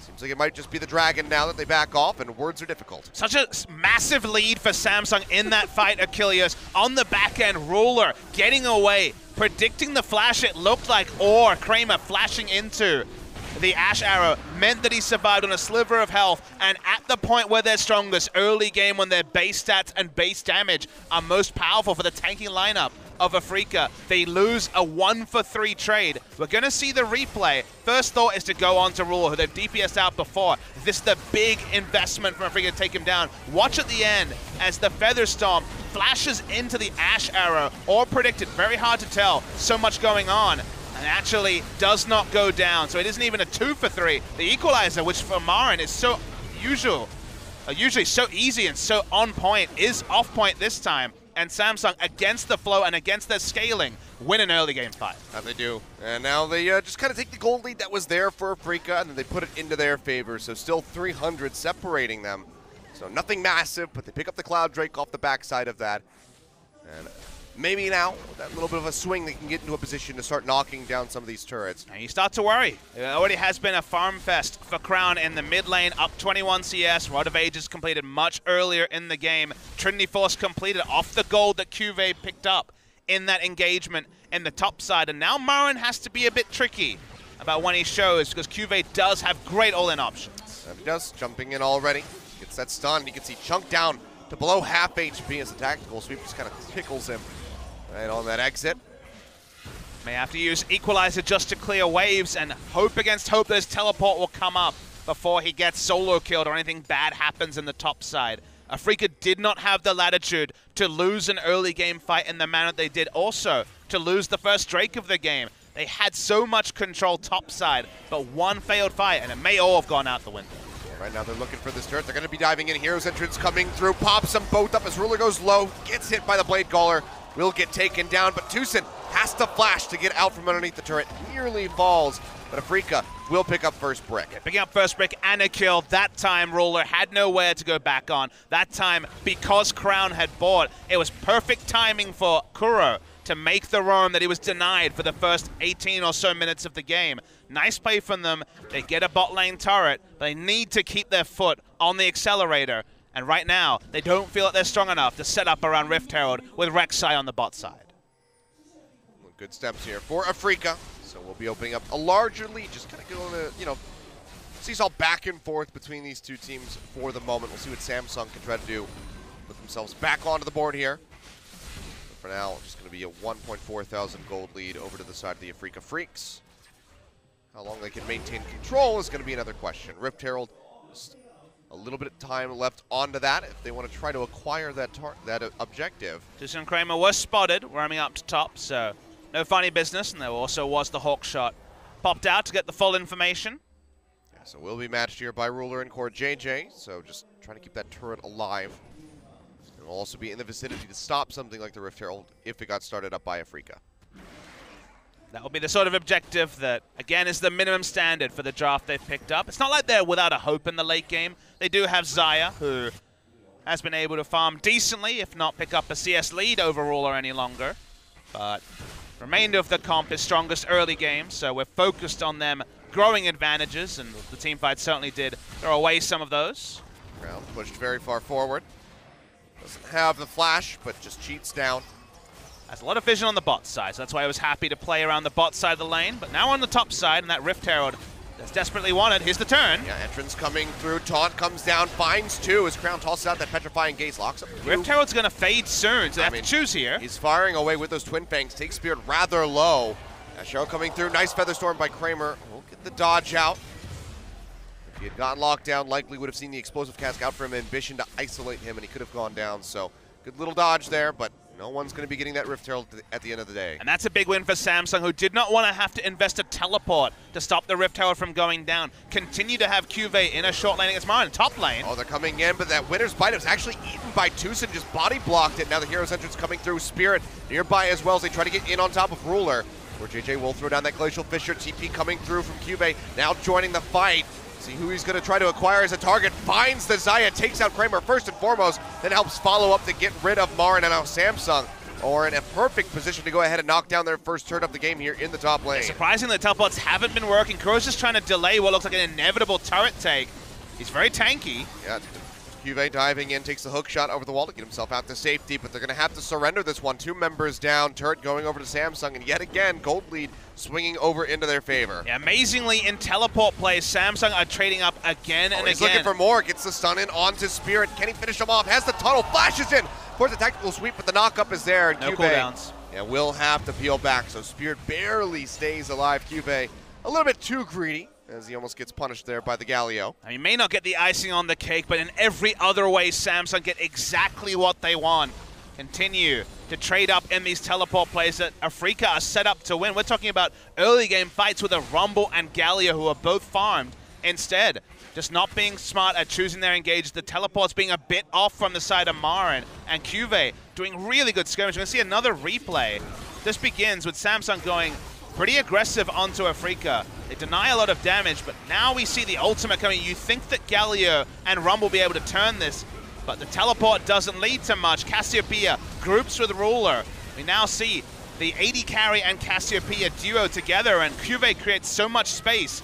There's no threat on the back line. They have a lot of threat on Afreeca's front line, and ends up being another team fight win for Samsung. And Marin didn't really, again, have a great equalizer. Just kind of threw it down in the middle of the lane. Got a little bit of damage down onto Crown, but he only has the Leandries. He's just tickling the Cassiopeia at this point. It's been a pretty poor series from Marin, all in all. Thought this would be his meta on 7-14, but hasn't been able to find the Maokai that they banned on blue side. Goes back to his trusty Rumble, and that hasn't found any advantages either. And QV, in comparison, happy to take the Camille matchup into the Rumble, deny away some of the other tank pitch-ups, and not allow there to be a flex of the Rumble jungle. And really is profiting in that scenario. Samsung now going to go ahead and pick up their second Drake of the game. What do you know? It's another Cloud Drake. Snatch that up. Nice. Ash Arrow comes through, locks right in onto Tucson, and they take him down. The Twin Fangs there from Crown doing so much damage. Nearly has that full stack on the Rod of Ages completed. Samsung with these comfort drafts, to some degree, Game 2 is a comfort draft with what they've been playing recently. So much better than what they were attempting to go against KT Rolster. Just wasn't coming together for Samsung Galaxy on the day. And we have to remember that, sure, they lost a 3-game series to KT Rolster, but that was with Haru playing all 3 games. Ambition comes back in, fitting the tank meta, jungling very happily, even if it hasn't necessarily been him carrying his top lane. Equalizer comes down. Spirit going to be looking for the knock-up, but he does not have the flash. The tactical sweep will slow them up.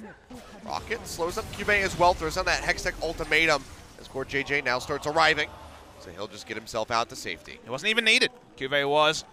But Chutney Force already completed. Short enough cooldown on the hook shot that you max second. Able to get out very comfortably. Will continue to pile on CS and soon be able to match Marin in that area. And just everything looking pretty damn simple for the side of Samsung. Well, Kuro just trying to be as big of a tank as he possibly can. Has that Thornmail completed in the mid lane. We'll finally get an Infernal Drake spawning in about 4.5 minutes time.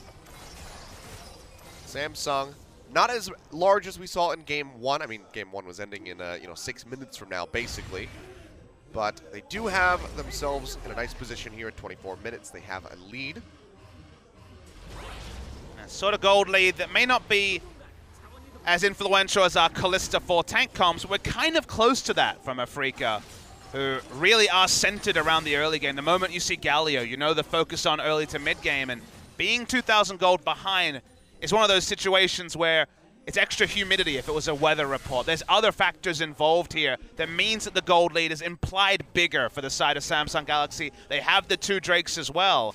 They're in a really comfortable spot because so far every team fight has been won against the tide by Samsung. It's been solid cohesion from them in those fights.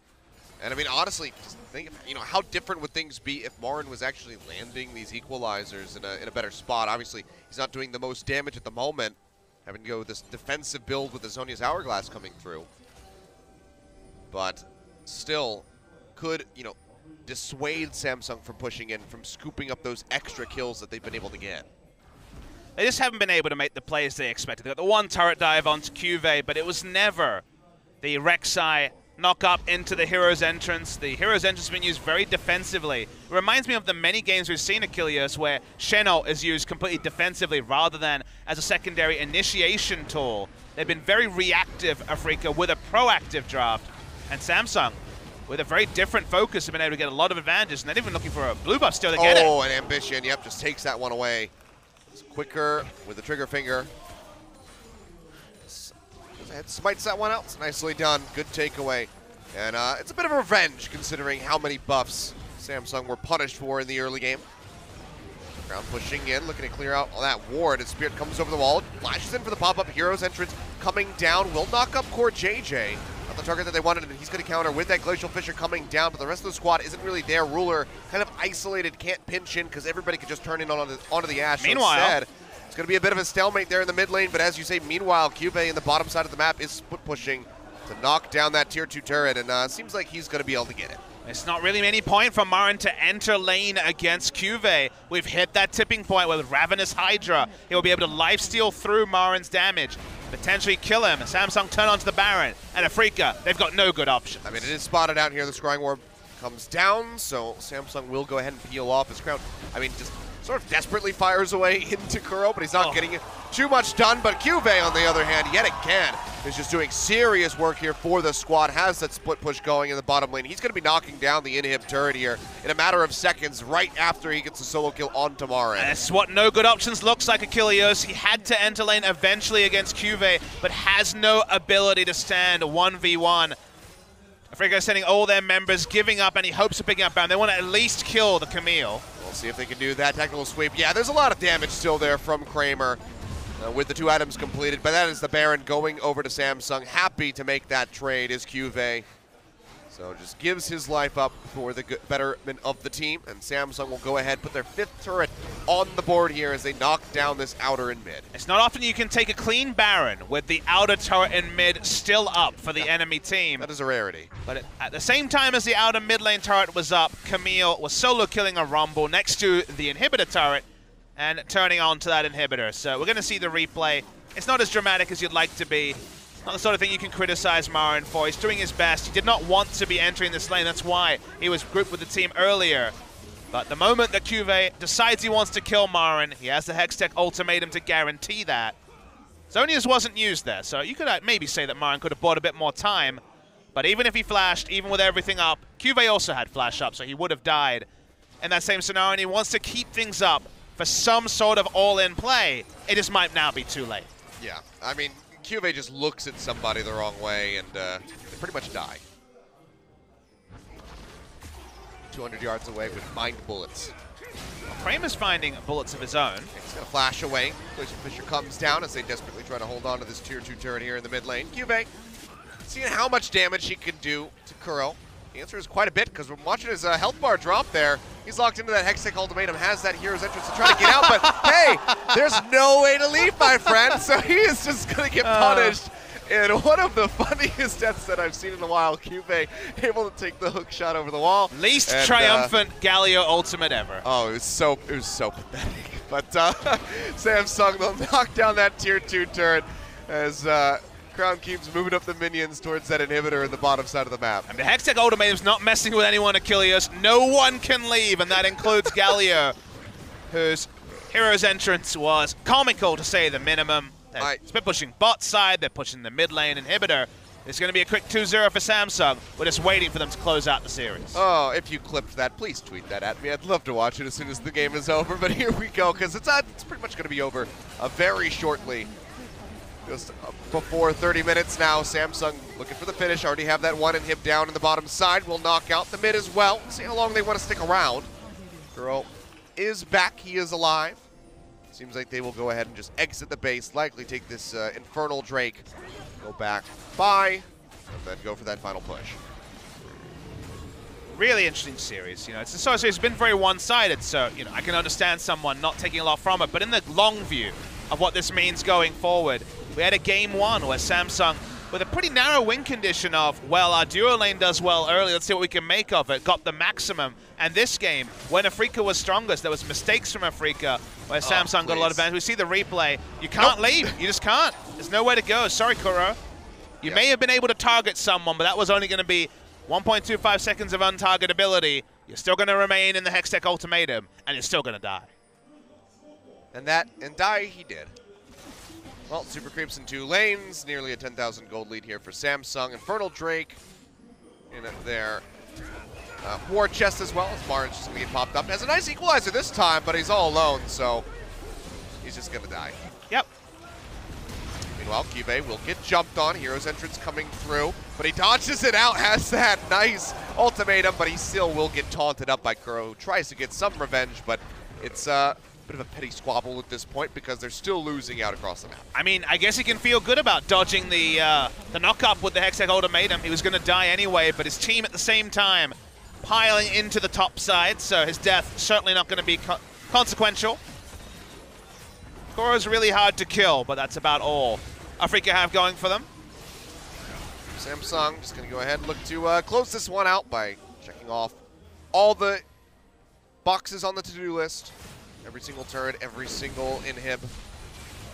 Nearly there.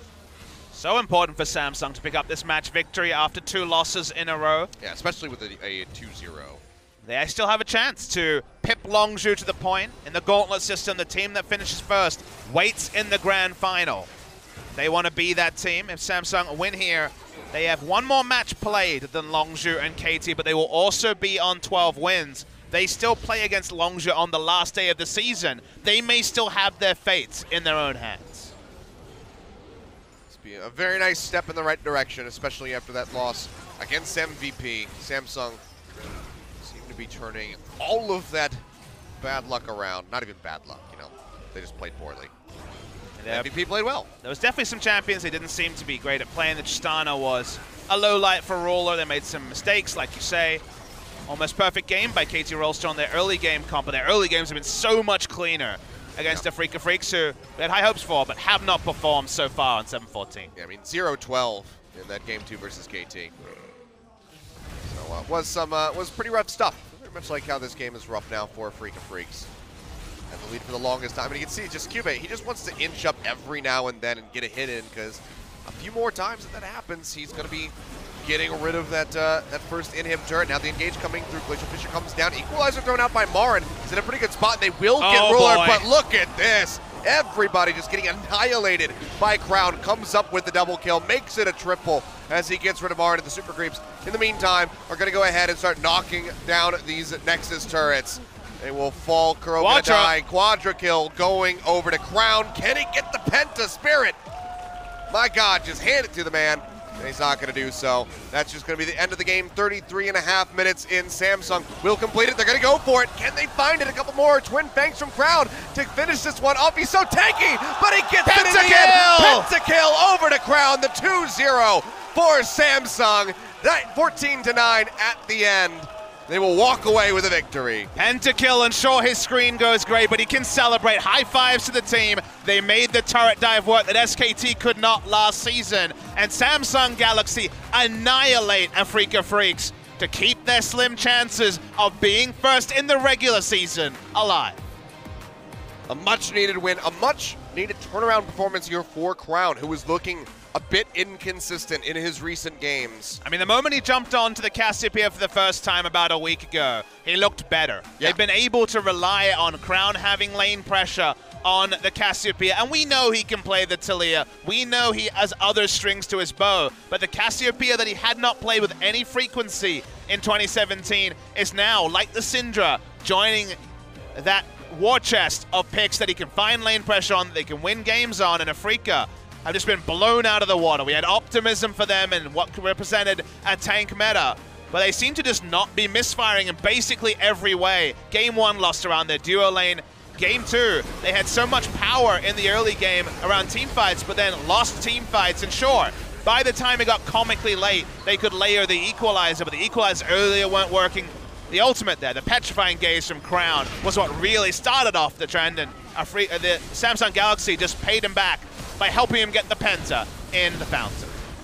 Absolute destruction of Afreeca in a matter of seconds, and I'm sure, yeah, we're going to go ahead and get another look at this one. So many teams have tried this, and very few succeed. Let's see who led the charge. Well, Ambition was the man. He goes He down. went in. QV gave up his life. They had to have a lot of people give up their lives, and Crown, pentakill and execute. Happy, happy times for Samsung fans, and they look great in this game. All the way through. That Seraph's Embrace shield as well, so it's just stacking on everything that they possibly could to secure the pentakill. So Crown goes ahead, snatches that for himself. The Org will find a 2-0 victory. Like you said, keep that first place hope alive. Still a ways to go, but by the end of that one, Crown yet again topping the damage charts, but this time by a mile. Probably also going to top the MVP charts by a mile as well, you would think. Pentakills are almost always a free MVP win. Sorry, we say kilometers here. By a kilometer, which is not as big as it. Okay, whatever. I know what kilometers are. He did a lot of damage. I say miles because that's what Americans say, and we got a lot of American viewers here today. Afreeca Freecs, oh boy, they had a lot of problems in this series, and Just assume Twitch chat's nationality. some of them. Okay. There's a couple of them in there, that part I'll guarantee. And QV, because of his solid play on the Camille, actually denies us an MVP interview with our Pentakiller. Yep, no, not going to be handed over to Crown, and Cuvate just now one win behind, to tie Crown, who is up near the top of the standings. Still trying to catch up to Kuro, who is going to be, one of the biggest losers here in this match. The biggest losers in the early game were Afreeca, who had Galio and Rumble, and yet they were out-team fought multiple times by specifically QV, but Samsung Galaxy as a team. First of two equalizers that went just too far wide. Marin reading it as a team fight win for Afreeca and trying to get stragglers as they went back to their own turret. Instead it was actually team fight wins for the side of Samsung Galaxy, so the ults just looked silly. Juve in the front line as Marin once again gives up his life in the back line. Samsung Galaxy beating Afreeca Freecs, who are all at sea. Cuvate just disgusting on this Camille. And just, it's one of those things where it's kind of like maybe you need to ban this away from Cuvate. But they leave it open, and they get punished for it. The nice deny. I can't actually, I'm kind of glad that Cuvate won. As much as I want to hear from Crown after the pentakill, I really want to hear the commentary and the questions being asked by Cloud Templar in regards to that play. May ask him if he knew the interaction, as this was the point where Samsung got to have the current on top of the icing, on top of the cake that he got to eat. Crown, but the lovely instant pentakill and also gray screen of execution. The stay of execution wasn't extended to Afreeca. The firing squad was Samsung Galaxy, and now we get an MVP interview. Now we do. All right, let's go ahead and throw it over to Joel for the translation. So take it away. Thank you very much, guys. This is Joel with your interview translations. We're here with Samsung, picking up a 2-0 victory against Afreeca Freecs. And we're here with today's MVPs, QV and Core JJ for the interview. Sure, it's a feel-good win for you guys today. How do you feel? Yeah, it was a relatively a loss streak from our standards, so getting a win back today was really important for us. I think it was a satisfying performance from all of us, from the whole perspective. And a lot of people have been worried because you guys have been playing really solid, but getting the loss consecutive in the lead of the season. But how do you feel about that right now? I think, a lot of teams say this, but it's all about limiting mistakes, and that's kind of what we've not been doing as well in the recent forms, and I'm glad we were able to actually do that today. And a lot of people have a big picture of Samsung with having Varus and Zyra in the bot lane as kind of a staple pick for you guys. Yeah, I feel like it was a good duo to always go with, and that's the duo that we have a lot of wins on and have a lot of good win rates on there as well. So that's kind of what we consider our comfort picks as well.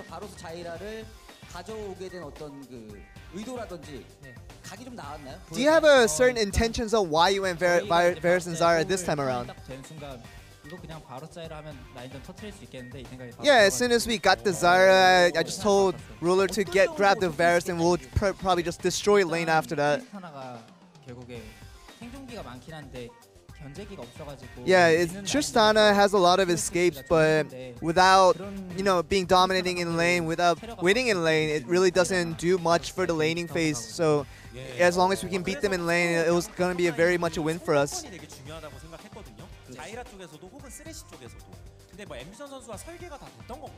And was it the laning matchup between Zara and Thresh was a confusing one because the jungler could have made all the difference. Yeah, I told Ambition that whoever wins the bot lane matchup will win the match, and that's kind of what I told Ambition. He understood that firmly, so that's why he invested a lot of time in the bot lane. So after winning the bot lane, did you guys feel comfortable for the win? And alongside that, Cube, you were just kind of in the top lane, just kind of chilling and taking it easy, not getting much camera action on that one. I think this current meta is currently in experiment, and a lot of experiments are going on with players. But with the biggest changes coming to the top lane, we have to see how it actually works out. But Maokai is one of those things that we have to keep watching out for.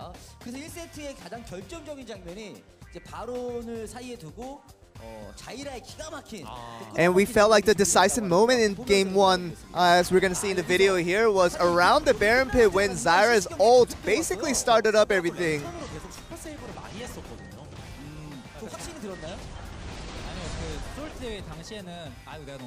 Yeah, I felt like, when I actually used the W right there, when I used the roots right there, then I thought I shot it a little bit too early, but unfortunately it hit, and that allowed for the change CC to go off.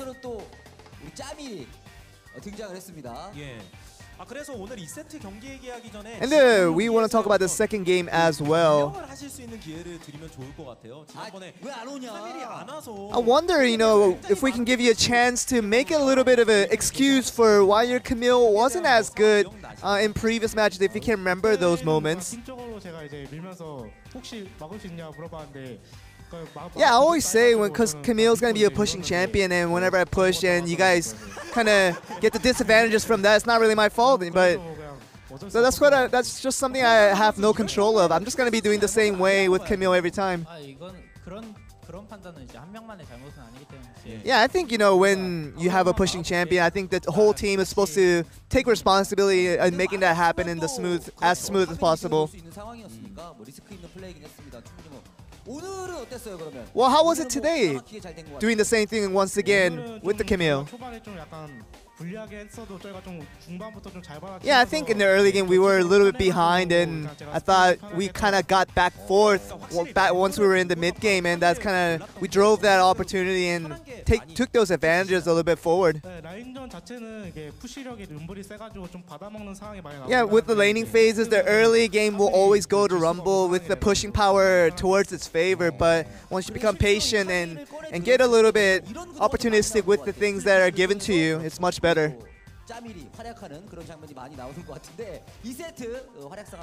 I think we have a video highlight that we can look at.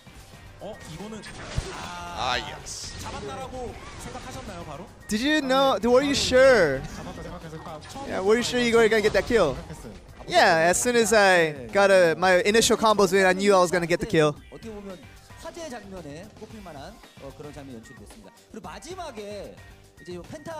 And near the end, the curiosity question we have to ask is the pentakill that you guys somehow got in the end.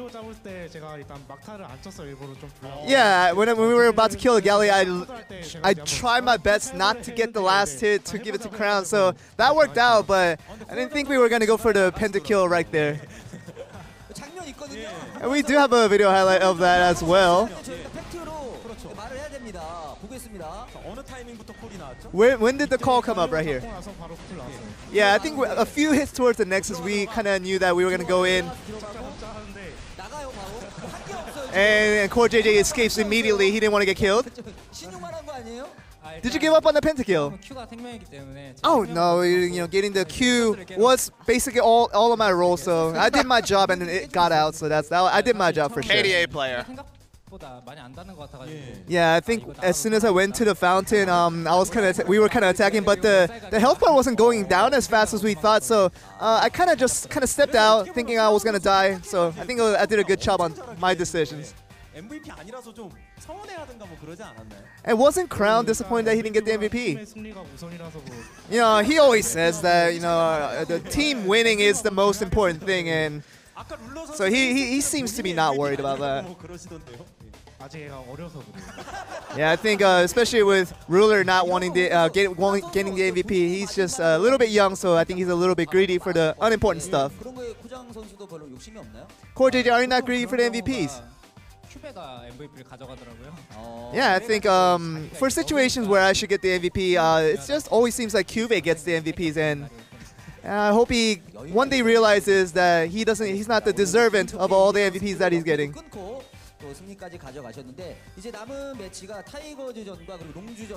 You have Tigers and Longzhu coming up in the upcoming matches for you guys. Do you have anything to say regarding those matches coming up? Yeah, we have 2 games in the summer season remaining, and we will take those games as seriously as we've always been. And hopefully we can get a little bump up in the rankings and hopefully end up in the highest position as we can. Anything you'd like to say as well, Cuvee? Well, we always thank you guys for always coming out to watch us and cheer for us, and we'll just continue to ask for your support. And that seems to be the end of the interview. Back over to you guys. All right, thank you very much, Joel. So yeah, Core JJ, the KDA player, as you say, Papa Smith, he was getting out of dodge. Didn't want to die for that pentakill, but they got it in the end. It was a team effort all the same. They come up with a victory as well, so it's a good day to be a Samsung fan. Yeah, snapping that 2-game loss streak also pushes themselves up to 12 wins at the top of the table. Boy, do we have some juicy matchups between these top teams, and also for the Afreeca Freecs, because Afreeca and Jin Air are fighting for what it seems like likely to be the final spot in the rankings. They are 1 match ahead. Jin Air has to play Longzhu in the next match. Let's assume they lose that. From then on, both teams play MVP and Everett. So those are 2 games that maybe both teams will win, but MVP has been better recently. But you know what the best part is, Achilleos? Their last match of the season is against each other, so the head-to-head may be decided by Afreeca versus Jin Air on the last day of the season. Yeah, so I mean, could be you know, maybe even just a precursor to the final itself at the end of the split. But coming up next, it's going to be Longzhu, as we were talking about, going up against Jin Air GreenWings. Now, guys, we had a very swift first set here, 2-0 over to Samsung, so we're going to have a bit of an extended break yet again before we're able to dive into those games. It's going to be about an hour until we're going to be back on screen with these, I won't say beautiful faces, but faces. You can apply the adjective. Beautiful. Whatever you think. I apply beautiful. All right. I won't force LPL's on, so go watch that. But in an hour, 15 minutes, it's Longzhu, it's the top-ranked team. I know you want to see them. Yep. In the meantime, I'm going to take a nap because I'm going to be try to be awake as much as possible for this second series. So we'll see you guys in an hour when we come back.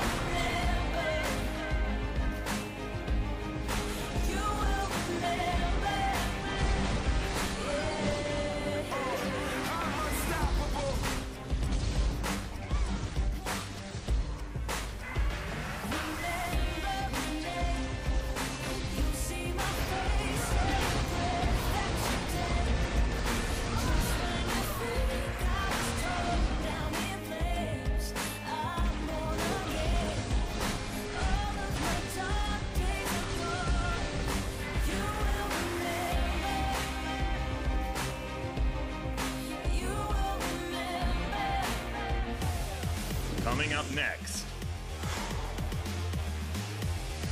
Longzhu Gaming, Jin Air GreenWings, 2017 League of Legends Champions Korea Summer Split.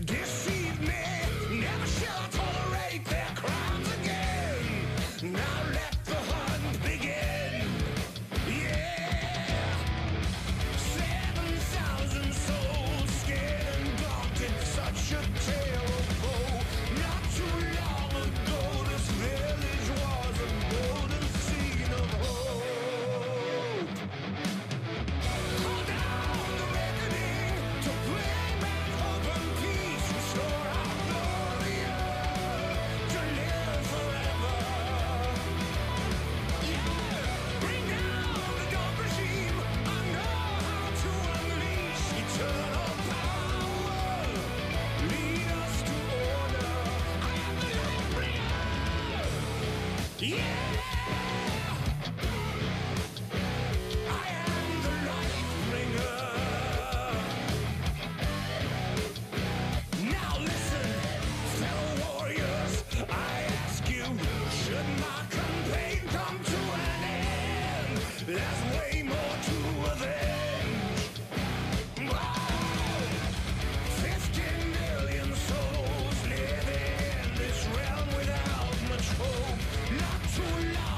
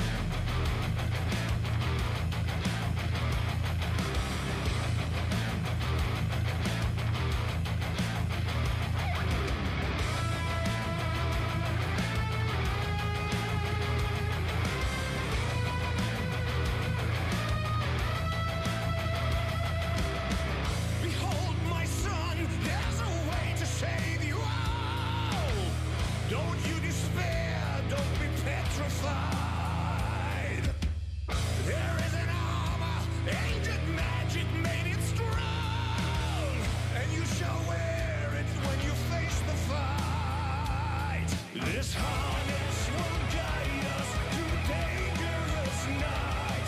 It humbles the foe with its grace.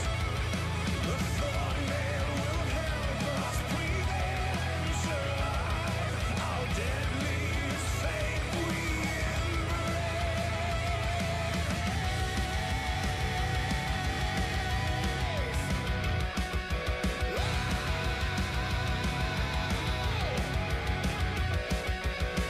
Well done, my son. It's the way to save you all.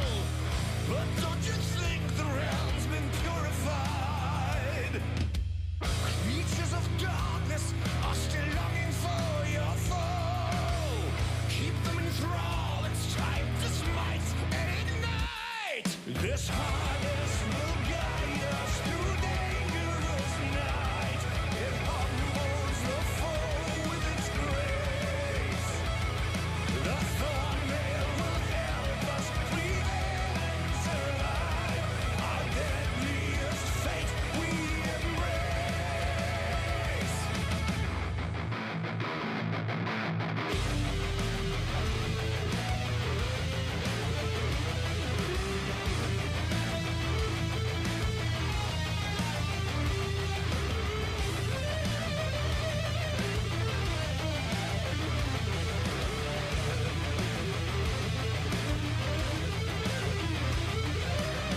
My king, how was I supposed to know?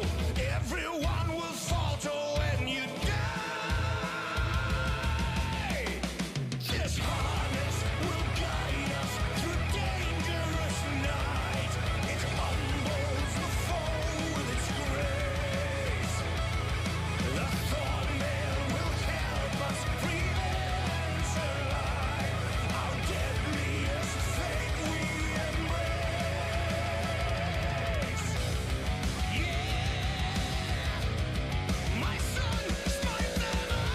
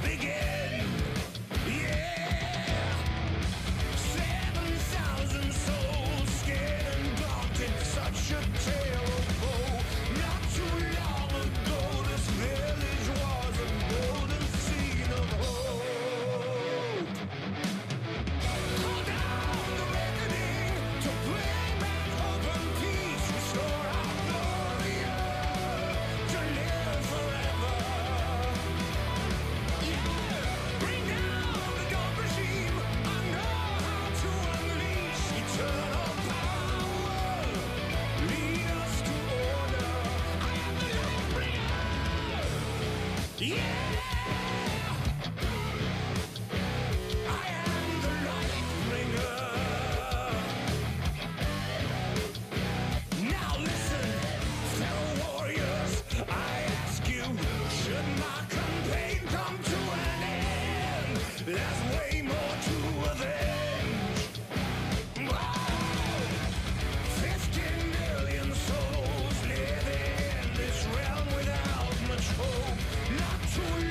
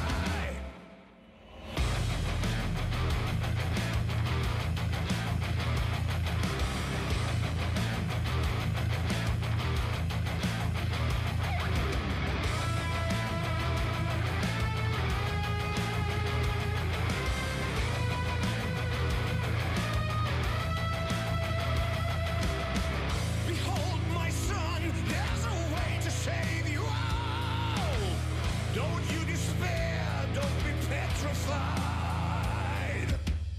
There is an armor, ancient magic made it strong, and you shall wear it when you face the fight. This harness will guide us through dangerous night. It humbles the foe with its grace.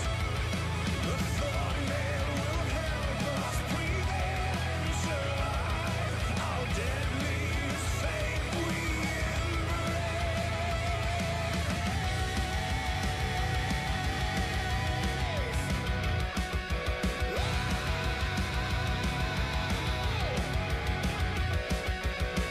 Well done, my son. It's the way to save you all. But don't you think the realm's been purified? Creatures of darkness are still longing for your foe. Keep them in thrall. It's time to smite and ignite. This harness will guide us through dangerous night.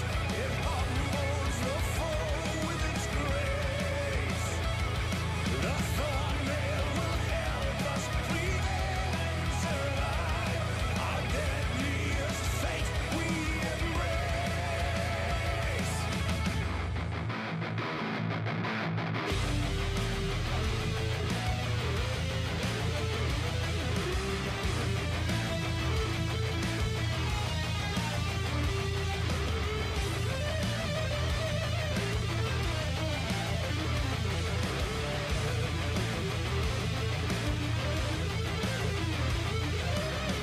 My king, how was I supposed to know?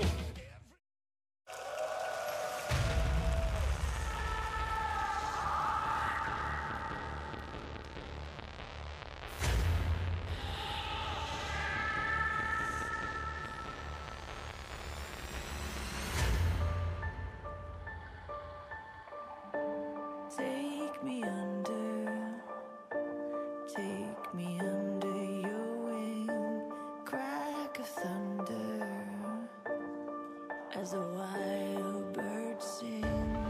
Sonic echo, there leaves no room for doubt. All the shots bring it back to what it's now. As the world climbs tears in our hands, are we all part of a bigger plan? All the shots bring it back to what it's now.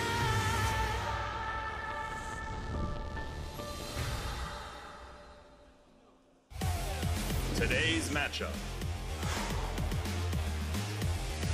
Longzhu Gaming. Jin Air GreenWings.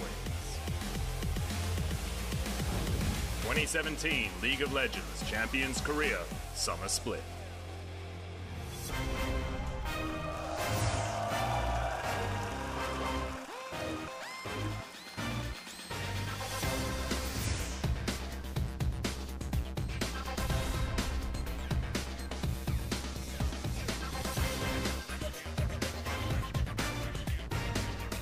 Welcome back, ladies and gentlemen. It's time to dive into our second set of the night. Longzhu going up against the Jin Air GreenWings, first place versus sixth. And I mean, a year ago, you heard this series, you'd be like, maybe I won't tune into that one. Maybe that's not going to be the most stellar League of Legends play that I could possibly see. But now, it's actually a very hype matchup. I mean, Longzhu are looking to be only the third team to actually finish the regular season in first ever in the LCK era. Yeah. There has been SK Telecom many times. There's been Rocks Tigers a lot as well, but no other team has ever finished the regular season in first spot. And guess what? They control their own destiny as well. Look at their game score, +4 over the opposition with only 3 matches to play. But those 3 matches are tough. Jin Air today in 6th is their easiest opponent. Their other 2, 2nd and 3rd, KT Rolster and Samsung, they will play next week. So there's no guarantees about who will be first. 3 different orgs at 12 match wins, and it's looking like 15 is the only number where you feel safe. Yep, so Longzhu in a nice spot, but like you said, controlling their own destiny, need to find victory against those other top 3 teams if they want to maintain that first place spot and be waiting in the grand final. But it all starts right here as they square up against the Jin Air GreenWings, who have been going on quite a tear as of late. And Longzhu Gaming, this is the team that is capturing everyone's imagination. SKT fans, they've been wondering what's going on. KT fans, Samsung fans, they've had their disappointments, but Longzhu fans have been ecstatic. This has been the roster all throughout the season. The only sub that has played is Rascal, ironically in the reverse fixture against Jin Air when Khan was having medical issues and had to be subbed out for Game 2. Jin Air actually won the first round matchup, as we'll get information on coming up soon, but Longzhu are on a tear. 10 games in a row has been their win streak, as SKT was 0-9. Longzhu was stacking up the victories. Patch 7.14 doesn't necessarily fit them as well as it fits other teams. Khan has been known for his carry tops. I think he'll still try to make the Jace works. I think he's still going to play the Trundle as well to counter the tanks. But Longzhu Gaming on an amazing run, and it's an amazing story. And I mean, we already saw from Cube just earlier in our first set that the likes of the Camille can still come out, go into a matchup. It was against the Rumble, so it was a bit of a different top meta in that matchup. Didn't have the big tanks coming through. But on the other side of things, it's going to be So-On in the top lane. I'm kind of excited to see what he has prepared, because we know that he's been playing a lot of that Cho'Gath top. And he's not really one known, though, in general for the top lane tanks. This is the guy who played the Yasuo during the break. Yep. We had the top 10 LCK plays of recent weeks, and of course, the Yasuo was #1. King T, or T is his name, but King T, as the fans call him, has been performing on the Lee Sin, maybe our last Lee Sin player in the league, with so many people going away from that pick. Jin Air have been clean this season. Clean Air is such a great meme, and they've been deserving the plaudits, because it's a team that was in relegation. They finished 9th in the regular season. So both of them are on the rise. Jin Air have a hope of finishing 5th, of making the playoffs. They play against Afreeca Freecs, their likely opponent for that 5th spot on the second last day of the season.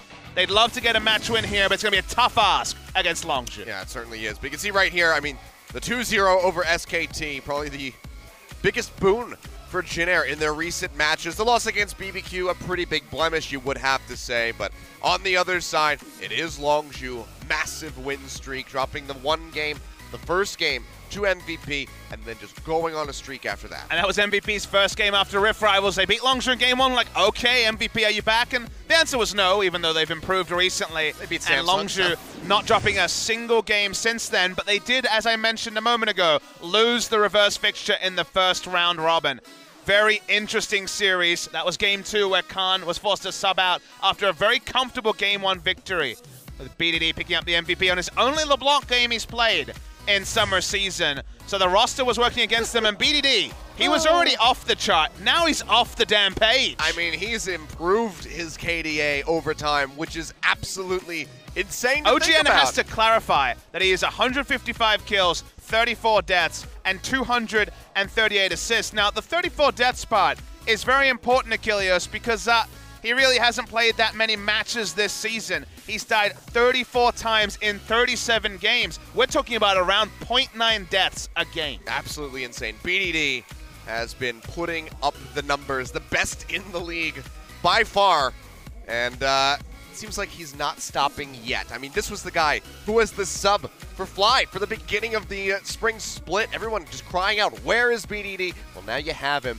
and we couldn't be happier about it. You know, would he have been better if he arrived earlier? Maybe not, Achilleos. Maybe he arrived at the perfect time for everyone, because Longzhu Gaming are blossoming in the summer season. You can look at here some of the statistics. Interesting to note that Jin Air have had a very good early game as well. If you look at gold difference at 15, Longzhu are second behind KT Rolster, and Jin Air are third, so they've had a good early game. That's why the stats here aren't as one-sided as can be in the first turret rate.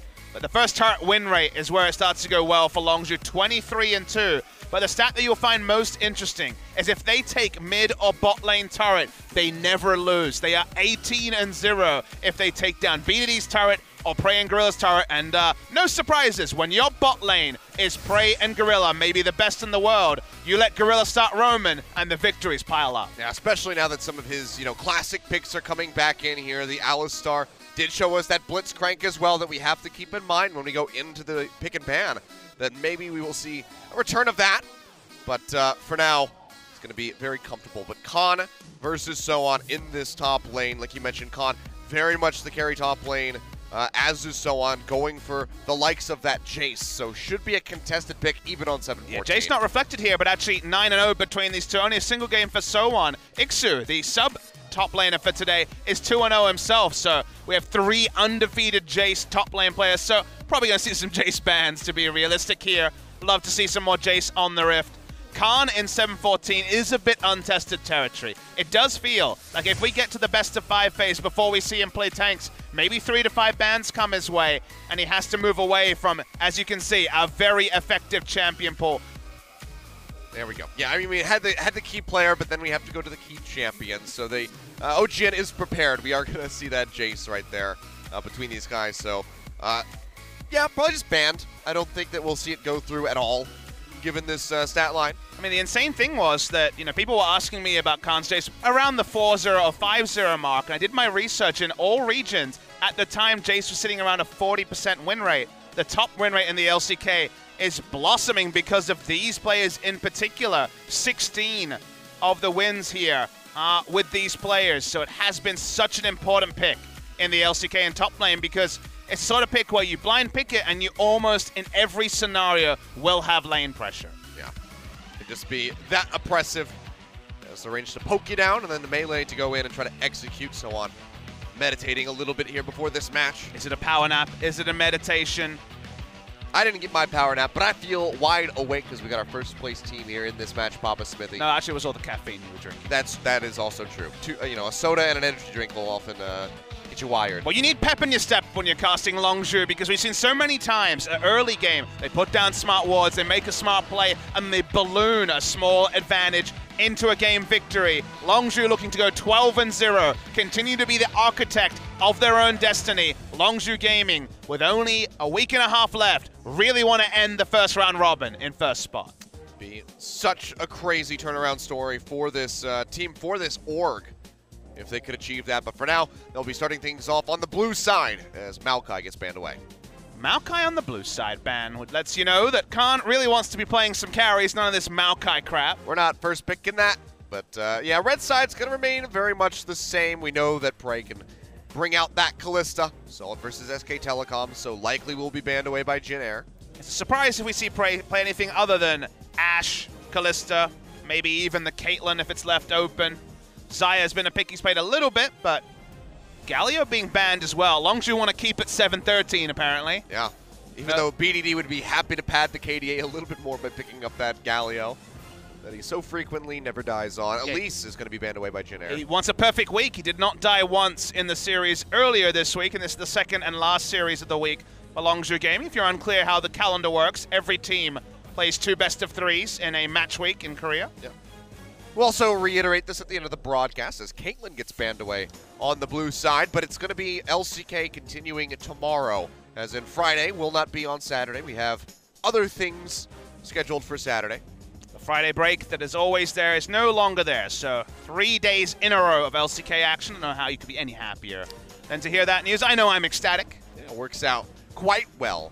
But final ban, actually, it's going to be the Gragas, so a bit of a mix-up here. Kalista available at first pick will really empower Gorilla. I don't see how you go past it. You wonder what Jin Air is fishing for. Cho'Gath, for example, is available, but we just saw a series where you really didn't see too much value. Cho'Gath Elise is banned away, and that's been another frequent first pick. Umti could be going towards the Rek'Sai, I guess, which is going to be left available. Jin Air should have had pretty good information that was to be taken, but do they take Jace as an answer to this? Because notably Jace is left available for both teams. Yeah, was really expecting to see that one banned down, but seems like for now, Jin Air just want to try to cripple the potential composition that Longzhu would have for their bottom lane by taking this Thresh. So I'm not going to have the iconic duo with that Kalista. But then Kennen would be lane power and also has been a big pick for Gorilla. Recently, Alistar's available, Rakan's available. You can go in many different ways depending on what style. Exactly.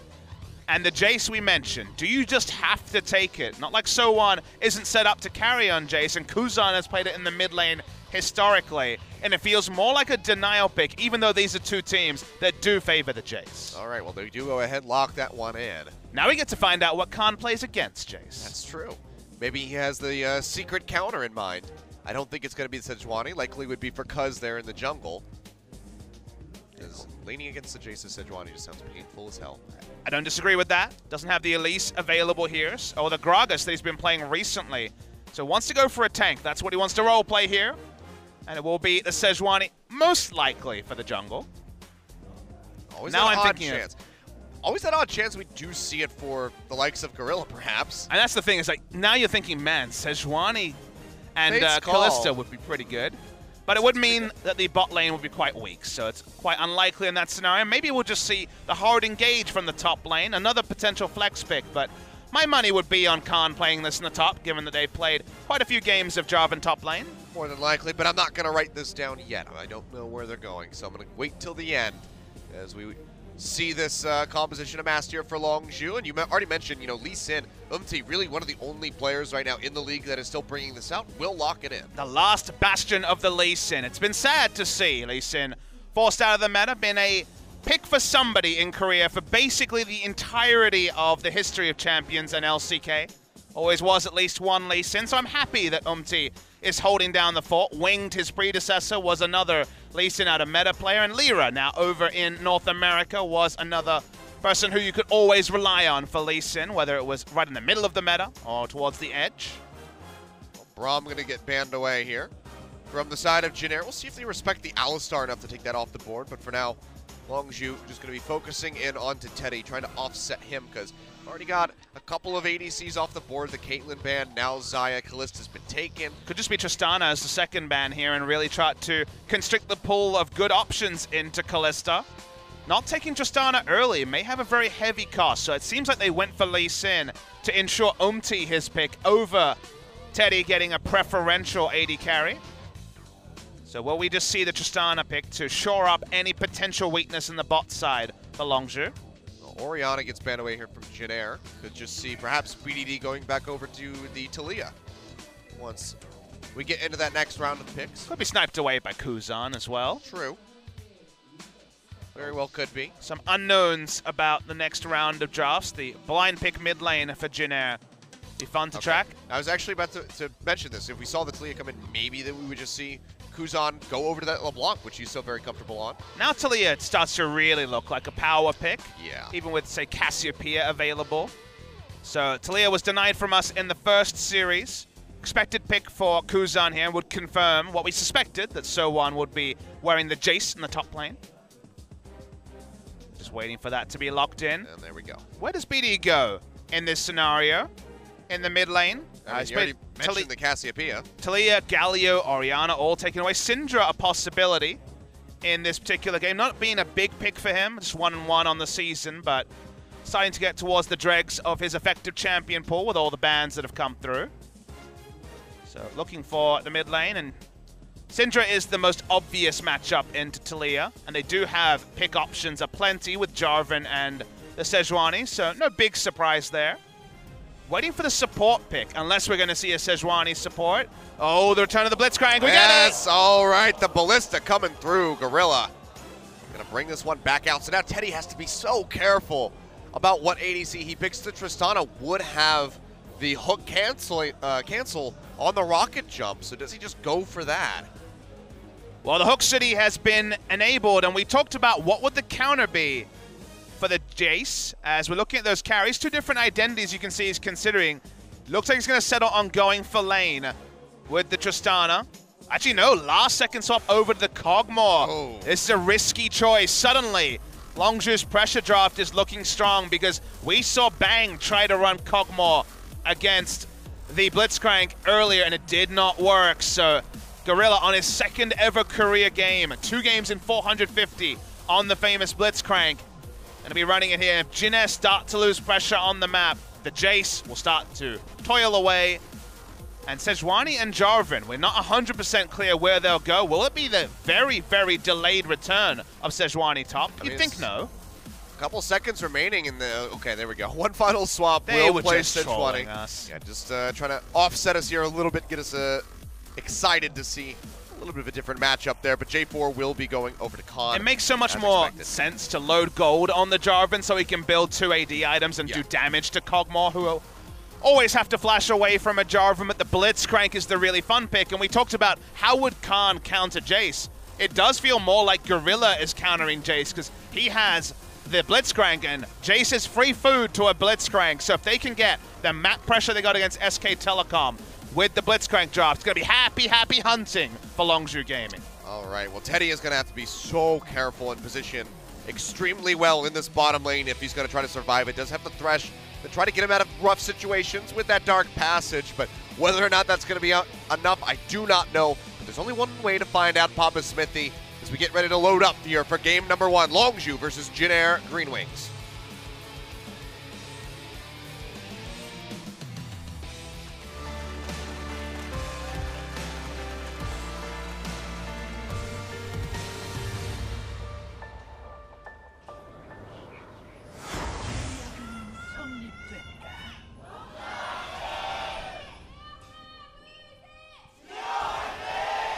All right, well, the Jin Air fans fighting back. Well, they got a lot to fight for, Achilles. It is very realistic that they make it to the playoffs. So while Longzhu arguably have the bigger prize of first place, of guaranteed top 2 for an org that has toiled, that has never made it past a quarterfinal stage. That was IM number 2 many moons ago. This is the chance for Longzhu Gaming, but also for Jin Air. So there's 2 sides to the story. All right, well, everybody's sitting in the brush right now from the side of Jin Air. When they start pushing in, the answer is going to be yes. Gorilla's going to spot this now and start retreating. They're not going to be going for any fancy plays there with the potential flash death sentence. I actually like, well, for one thing, I like Gorilla and Prey. Biting his lip. It's just so sexual. Can you deny it? It's not sexy, it's just sexual. Exactly. Yep. This is illicit content. We have to raise the we have to refresh the stream Explicit and raise content. raise the content warning. Yep. Good old Prey. Some of you are not allowed to watch the stream anymore. Unfortunate. But does mean that wards could come down for Longzhu on the top side. That's for certain. Starting a big buff on Sejuani. We haven't had Sejuani jungle for a couple of days, so a reminder that you will start the big buffs, and I guess someone saw the picture of Prey, so they need to readjust themselves. Yeah, they're like, hang on, guys. I'm not ready to observe anymore. Seems like the issue is with Khan. We'll let you guys know if there's any more information. He got distracted by the picture in the audience. It's a hard life, Yeah. you know? We do have soundproof booths, but you can't be blind to what's out there. That's true. You can see through the glass. But will be an audio issue. So it needs his headset in order to play the game. Looking at on the other side. He's just going to slap himself in the face. He says, let's do it! I mean, he has to be awake. He has to make sure that he's not sidestepping at the wrong points in the early game. Don't mind it at all. On Lee Sin, our resident Lee Sin, looking for some sick kicks.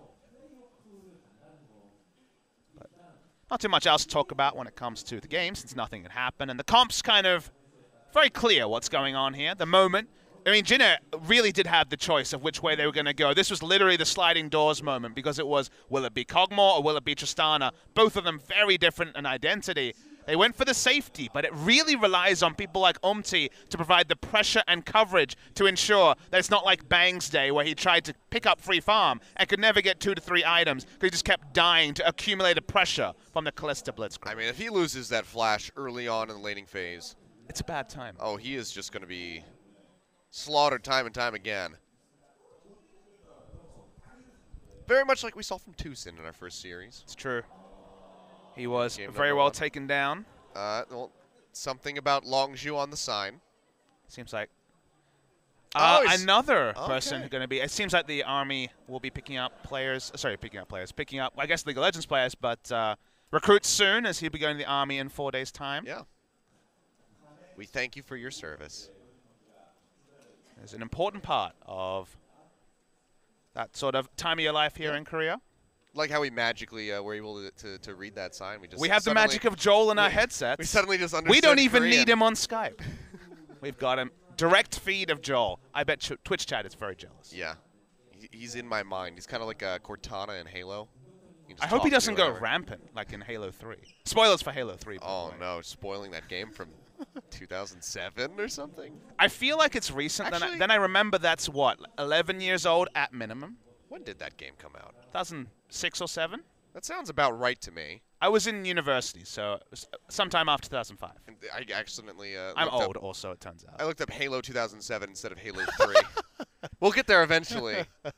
As they keep making more and more. Do you have an official release date there? It was actually, it was September 25th, 2007. Look at you. Great memory of your Halo. It's almost a year. That's almost 10 years. I have a, I have like a Sherlock Holmes-esque memory. Damn, 2007 was 10 years ago. I know. I was so in high old. school at that point. I was 20 years old. I was in third year university. I'm about 2.5 years away from my 10-year high school reunion. You get to feel old like I do right now in 2.5 years then. I get to go back and be like, hey, what do you guys do? I talk about video games in Korea. There'll be someone more successful than you. Oh, for sure. I'm not talking about success. I can just brag about how much I get to enjoy my job. So my brother actually had his first kid a few years ago. He's like 2 or 3, obviously not at the age to really understand what my job is, but I'm so waiting to be the cool uncle. Like, I'm so ready. I'm like, no, like I'm the coolest possible uncle. I'm a video games caster. You're the one who gives him video games every year for Christmas, and the parents are just like, no, please, like, he needs to study, and you're like, no, he must play. I want to be a bad influence. What can I say? All right, well, there you go. You get your chance, and we also get back into game here. Just 2 minutes on the clock, nothing having happened yet. So that means the Hook City still going to be open for business very shortly.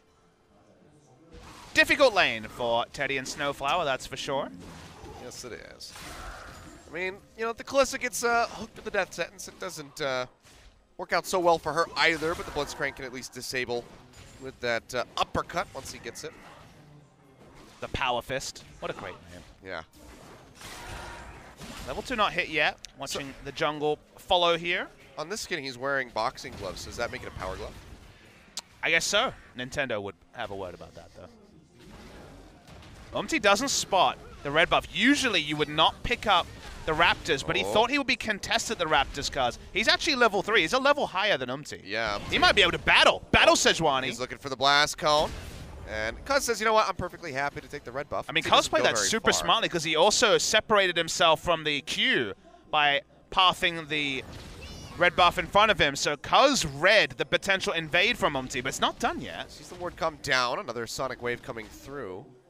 But it's just going to time out, so he's not going to have that opportunity to go forward. But Cuz is sitting on Vision, has that scrying plant coming through as well. And this is one of the longest red buff takes that I've seen in quite some time. Gorilla is going to take his time out to go ahead and path his way over, and the red buff will be taken by Cuz. So honestly, just really big time sink here for I don't know why thought he could steal away, because what you notice is at the end there, Cuz was waiting to passive ult, and he was able to do 730 damage instantly, because the passive does 10% of the max health or 400 damage maximum to those monsters. So at level 2 was never realistically going to be able to steal that one away. And he just kind of delays his own jungle pathing. Yeah. Now, in the meantime, one of the reasons why you could do that as is you can see on your screen, Sowan's having a very happy time against Jarvan top lane, so wasn't needed top, and Taliyah was pushing in BDD mid, so it's not like needed to be somewhere else. Sure, just delaying his own items to come through, but enabling the rest of his team. So, bit of a selfless act, I suppose you would have to call it. But yeah, it is a bit of a painful matchup at the moment there for Khan. Has to use the TP to come back into lane and just has the Corrupting Potion and a Control Ward for that back. Meanwhile, it's double longsword here for Sowan, so the damage is just going to get worse and worse. But watching games like this will teach us something about Longzhu, because one thing you can say about Khan, has he been a superstar this season? Certainly. A breakout start? Definitely. But a selfless player hasn't necessarily been something he's been asked to be. He's largely been on counter matchup, on carry matchups. 8 games of Jace lets you know what sort of champion pool he's been running. This is a pretty thankless task, running Jarvan when you have the Battle Ward play from There's our first hook coming down. Power Glove will knock up Snowflower, and he'll take a bit of damage from that Rend at the end. People out of context are just going to think you don't know the name of that ability, Seth. It's very true, but I don't care. Drunk with power. I don't remember that ad from Nintendo, but there we go. Cuz going to be dashing through. Sowan will just be forced to flash away. No passive proc. They were 1 melee auto attack away from being able to get the stun. But this is a very selfish game for the Jarvan. He might get 1 gank, but largely it's going to be Sowan getting damage to champions buffs off him, really bigging up his number at the end in the post-game thread. So it's really about Khan being much more controlled and just being an engage bot, which hasn't been his role traditionally for Longzhu. Well, Empty in the vicinity here, taking away these Raptors. We'll get a nice little counter jungle going. Cause is on the top side, but yeah, BDD's playing back close to the turret, so it doesn't seem like he's going to have much of an opening to try to get a gank off. It's a very different type of draft with the Kalista Blitzcrank, because they don't have a jungle skirmishing win, and thus they don't have control of the bot side just yet. Now, if they get some successful ganks or a solo kill in mid, maybe they'll be able to recreate 3 control wards around a Kog'Maw and the impeding doom of a Blitzcrank coming from out of vision, but the vision battle's pretty hard to win when you have a pre-6 Sejuani. Now, you don't clear that ward, Achilles, because if you start clearing it and don't have vision, then this Lee Sin can just kill you. This is fair. So he saw it, but didn't feel like he had the latitude to kill it yet. Just making sure that he, you know. Oh, no. In solo queue, it. I definitely would have killed that ward and then died. Me too. Except I probably would have died before I killed the ward. Really? How would you have pulled that off? I don't know. It's that terrible. That's talent in a different way. I know, right? Khan giving up 15 CS.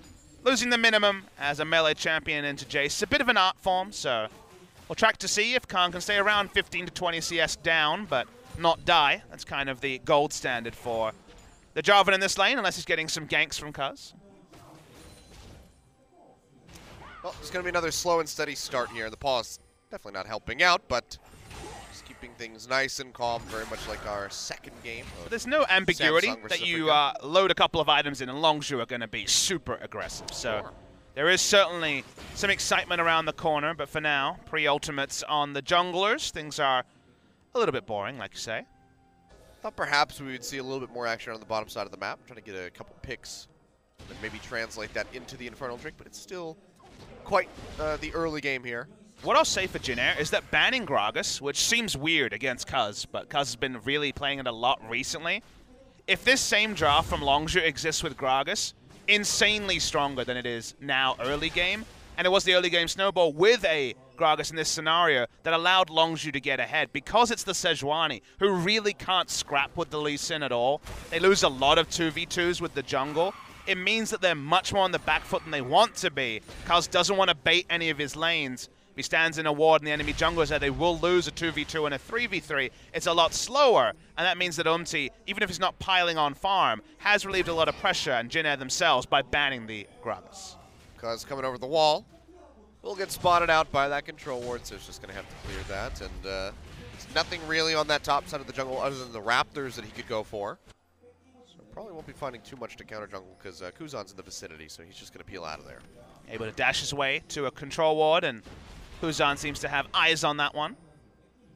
Was a red ping onto the control ward spot. A couple of patches removed from the warded ping. That'll be a useful one. Yes, it will. Especially for Look who's you and I, here. but yeah, that's going to be the flag and drag coming in. Kuzan getting locked down. Stun comes out. It's got the cleanse, and the flash has already been used, so the Cataclysm will rope him in, but it's BDD who has the first blood. Yeah, no value out of the cleanse from Kuzan. He used it almost like it was a heal. Very strange use of the summoner spells. Maybe just a misfire. The cost will be first blood over to the Syndra. We talked about a solo kill in mid lane, not a solo kill, but still 400 gold to the Syndra. Omti, under the guise of safety, is being able to solo down the Drake, but Cuz is going to find him. He's going to pop over the wall. That was just chance. They did not have vision of the area. He doesn't have a level advantage here, so the smite would be pretty even. Seems like he's just going to let the dragon reset. I actually think that was less about having any sixth sense about the jungle and more about a pathway to ganking bot lane. Well, they're starting it up yet again. Gorilla's in the vicinity. There's already been a Scrying back plan. from Prey, so that was because it was an earlier back from Teddy that they had the preferential roam on bot lane. Snowflower's just free to go ahead and play this far forward to ensure that Umti is unhindered in this take. So it seems like Longzhu, they're just going to go ahead and surrender this over. So Jin Air will put something on the board for themselves. Very high value Infernal Drake in this purported tank meta, because we don't have a tank meta at all enacted by Jin Air. It's a DPS meta, so maximum value from Infernal. Gorilla has the hook out, gets the power fist there, and because it's nearby, Glacial Prison comes down, they lock him in, he's got the shielding, trying to keep himself alive, and it seems like they will just go ahead and abandon the chase. Yeah, Teddy was just able to cut off the rotation coming through from Prey. He'll just win a straight-up auto-attack trade if there are no supports involved. A lot of that damage is in the W passive on the Kalista, so wasn't able to walk through, and thus not enough damage to take down the remaining member there of Jin Air, Snowflower, who will recall, just come back. Yeah, you kind of have to flash to get into the range, and Just not worth not really worth it to take down the Thresh. No need to put a target on your back just to pick up a kill on a Thresh. If that was Kog'Maw, I think you go for it, but getting Thresh off the map for a couple of seconds, not as useful. They force him back, that's about it. So, minor victory there. Another Infernal Drake will be on the way, and I mean, that could be a big swing here for the side of Jin Air if they can get the double, as MT goes ahead and just smites away that Scuttle Crab.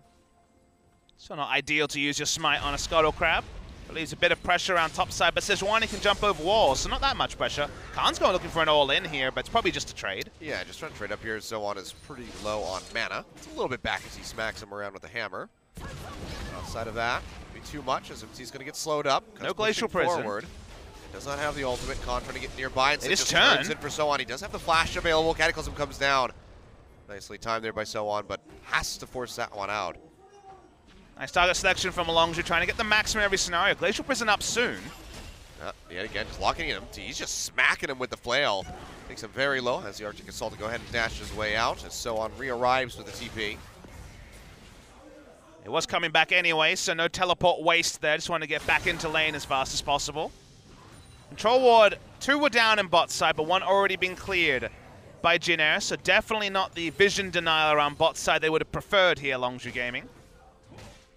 Yeah, Control Ward in their tri-brush, but enemy one there in the river. Q's on, going low. As the Unleashed Power does come out. No Magic Mantle, invaluable in that scenario.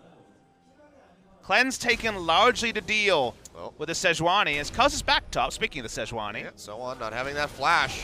Very well cost him. Flag and Drag not going to land, nor is the Glacial Prison. Smithy, is that you? Got a little bit of damage down. Well, that's fine. All right. He was caught mid-air. That was basically a Zach Zonia's pose right there. Okay. Well, that's the second skyward interaction that we've had today. That's quite hilarious. We've both gone to the skies and been denied many times today. Khan. Wave is connected. Does he go in with that Resonating Strike? The answer's going to be no. Still fearing Cuz, who has a decent bit of mana, but that will force the J4 back, you'd have to expect.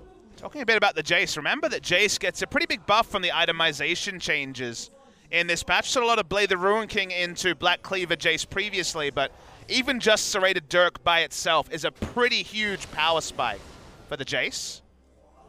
But the lethality item reworks in 714.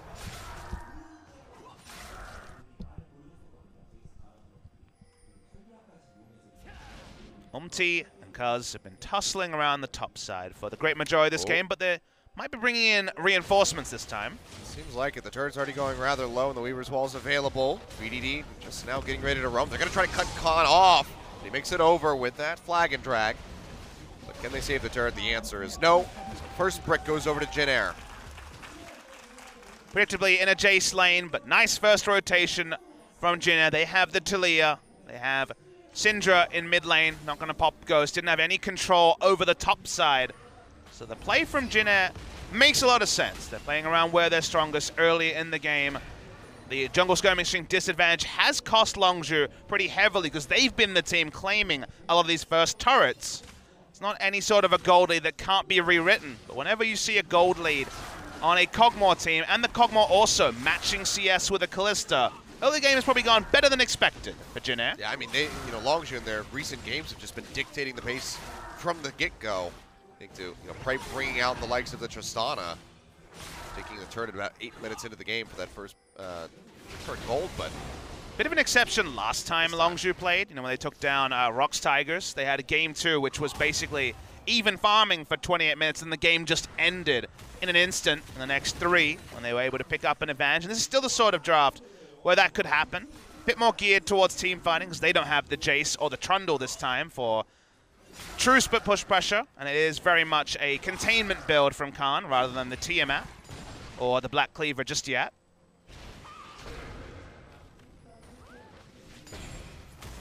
well, yet again, we'll slow things down. We had too much skirmishing on that top side of the map, Papa Smithy, so we'll take it slow. SMT, yet again, not going to get hit by the Glacial Prison. Flashes down with 35 seconds on the Drake. Will be another Infernal, and Longzhu don't want to be surrendering a second Infernal over to Jin Air. Less slipperiness on a Lee Sin is a good thing from the perspective of Longzhu. Well, they're trying to keep tabs on him. They have those double spirits here in the river. Just cruising back and forth, trying to spot him out. Been a bit greedy with their backs, though. Second time that Longzhu have backed in a scenario that gives Jin Air the ability to walk up, and they don't have 4 members to park around the bot side. First shot for Teddy both times translated into the first Drake, and while it won't be enough to pick up a second, it is something that Longzhu will probably look at in the VODs and want to correct. Well, for now, he goes back, has the Ninja Tabby ready to go, and a couple daggers come through. So Teddy getting his items in quite nicely at the moment. Has had a relatively easy laning phase. I love that Jin Air has really prioritized control wards on their blue side jungle. You see so many around there, and that stops Blitzcrank from roaming around the enemy jungle. That stops the teleports, because remember, the moment that both teleports are channeling, one of them's a Jarvan, the king of engage, and the other one's a Jace, the king of pokes. So they very much don't want to have a teleport war. So having 3 control wards, 4 control wards in their blue side relieves so much pressure from mid lane and bot lane that it allows the extended farming to happen. And if it means that the teleport never comes through Achilles, it does mean more items on the Cogmore. It's going to be a near roam down to the bottom side. We saw Kuzan and Umti working their way through the jungle. Decide to peel back. Do have that Weaver's Wall available if they wanted to try to cut off Prey and Gorilla. Instead, Cuz just going to find Umti. Third time's a charm with the Glacial Prison if he wants to throw it out there. As a Brock comes through, Dragon's Rage will just knock him back. Yeah, BD ghosted, but was so far behind. He was unlikely to be able to get into range, even if Glacial Prison was hitting. Oh, seismic shove in onto Cuz. He's going low. Doesn't find the smack, but the threaded volley won't connect either, so it looks like he will make it out alive. Had the flash just in case, but he gets to hold on to that one for a bit longer. Khan's out of lane because he sees Duskblade completed on So-On, and that's painful. Yep. God, that's slow. Still Quite annoying. Yeah, still there for ranged auto attackers on patch 7.14, even though the hotfix has been applied. Well, guess what? Jace can be whatever he wants, but the Cataclysm is going to come down. Forces out the flash yet again, and So-On just going to be zipping his way out to safety. Good posturing forward there from Khan. Goes ahead, burns out that Summoner Spell yet again. It's been a war of Summoner Spell canceling, though, from Longzhu. They've gotten 2 in recent times, but no more than that. Haven't been able to punish for it. Nope. Big burst of damage going through onto Khan, but or Kuzan. Whoops. Either way, he gets out safely. Khan is also alive. It's true. It was never going to be kill pressure onto Kuzan. That play was just about both being able to judge your damage potential, but more being about trying to force the Talia out of lane. Doesn't necessarily mean they're going to get first route onto the Rift Herald. In vision, we know Jin Air is attempting to take this down. He doesn't have ult. Yeah, the pings are coming out, so Khan and Cuz making their way over here as Umti tries to solo this one. Only person nearby that could collapse to help him out is going to be So-On. So he dashes over the wall to that ward, but Longzhu is just going to keep this one leash. No jungler here from the side of Longzhu until now. Shock Blast not connecting. It's going dangerously low. Dashes in, and it's going to be Umti coming up with it. He's going to pay for that one with his life. Maybe the rest of his team as well, as Khan goes low with a hook. Just drags Kuzan away. A double kill going over to BDD, and now So-On in the thick of the brawl here will fall. Cuz finds that. No triple kill for the Syndra, but now 4-0 on the board here for Longzhu. Yeah, clean 3 for 0. The Rift Herald in all of the action was claimed. It wasn't left on the ground, was claimed. Snowflower wants to get his own bloodthirsty support kill. He's going to be looking for this one. Cataclysm coming down, Flag and Drag to take him out, but the Ignite is ticking. One last smack will finish him off. So clean up crew. Snowflower comes up with that kill. Kuz not going to have the damage take him down. It's pretty critical that Kuzan actually picked up the Rift Herald. There was no guarantee that in all the chaos there'd be enough time to stand on it and pick it up. Yeah, that would have been a massive punish, but he had not been able to get that. And I watched the replay. A big commitment from both teams. First smite is Kuz's. Gets it down very low. You'll see 62 HP, then 14 with an auto before it's claimed away from Umti. Kuzan gets on top of it. You'll actually gets hooked onto it. Oh, Gorilla, no. What have you done? A mistake. Yes. But, Whoops. I mean, he hit a cool hook. It just had unfortunate ramifications he couldn't have seen coming. I mean, it was like save the teammate or stop the Rift Herald from going over to them. You probably stop the Rift Herald from going over to them to hold on to another turret, but, well, it happened. It's in the past. Does mean that Gorilla, despite not having bot lane turret taken down, has been unleashed on the map. They have been able to put down a lot of aggressive vision after picking up a 3 for 0. The vision war is always going to be a bit easier. So just changing up their lane assignment. A turret has crashed down, but even though it was against Longzhu Gaming, they're trying to set up their side lanes in a way which unleashes, that was a hard word to get to, unleashes the Blitzcrank, and that's really what you want to do in the mid game anyway. Well, keeping things very close at the moment is Longzhu. Down that turret still. So if they pick one up, that would put them in a bit of a lead. 2-item power spike build coming through from Teddy, working towards his Ginsu Rage Blade. Will be a single target build to start, if it isn't the Hurricane from the recurve. Both heavily expected to be the Rage Blade, but does mean he comes on online not quite in the same fashion as Prey at 2 items, but still going to do a lot of damage. Try to posture up there in the mid lane, but there's just too much wave clear from Kuzan, as it turns out. Yeah, Longzhu's way to win this game, because they haven't been able to deny and snowball off the Kog'Maw. That's gone. It's not going to happen this game, at least in any real way. But the game plan to me, Achilleos, is going to be playing around the Baron. If they can keep up the ward line they have now, get the control wards even more advanced, you have to respect BDD at 2 items already and a Blitzcrank when you try to come and get Baron Vision, and the Callisto Secure already exists. You were posturing over the fact that it is the Void Staff second. BDD wants to be able to kill Kuzan, so that's why he wants to kill him through a Banshee Veil. They're starting the Baron. They saw a recall come through as bot lane. They just now denied the vision with the control ward. They're going to try to go for this one. Hook comes out, does lock in on the Praise. The Weaver's wall comes down. Snowflower straight into the thick of the fight, but he's just going to get deleted as the Unleashed power rips right through him. Teddy going into the pit, helps take down 1-2, as we do see Cuz and Prey fall. And now it's just a bit of a scramble here for like BDD to stay alive. Umti, one last shot, he's gonna die as BDD flashes away just out of range of the dreaded volley, and this time the hook is good, but the shock blast is better. So on, takes out BDD in one of the scrappiest fights that I've seen in a while, at right around the Baron at 22 minutes in. Yeah, 3 for 3 around the Baron, like you say, Achilleos, but not claimed by either team. Crucially, Longzhu weren't able to force it down. Good target selection onto Prey meant that he wasn't actually going to be able to live long enough to pick up the Rend around 900 HP. We're going to see the replay.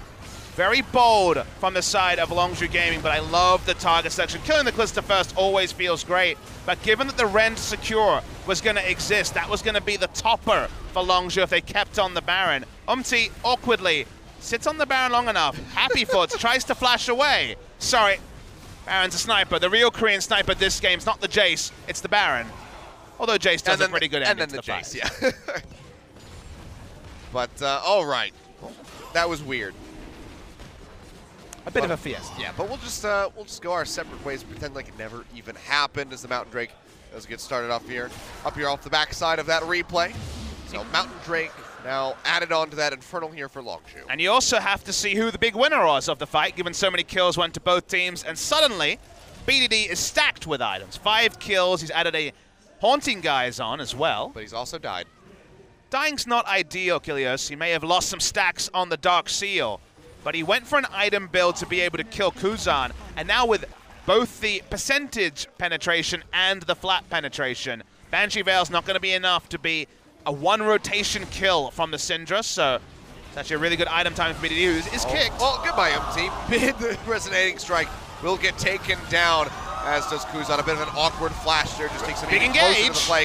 Khan in the front lines will get locked up, and a massive stun! Scatter the Weak from BDD just locks them all in as he finds a double kill, triple in the long run. Snowflower will stay alive, as long as you say, hey, this time it's a bit safer for us to start up that Baron. How often is the Scatter the Weak an orbital strike? But that's what it represented after the AoE that came through from the Sejuani slow after the ult registered on just Umti. They're turning on Baron again, but this time with a Mountain Drake, this time with no enemy jungler, and this time it will be Baron, except that was a crappy Rend.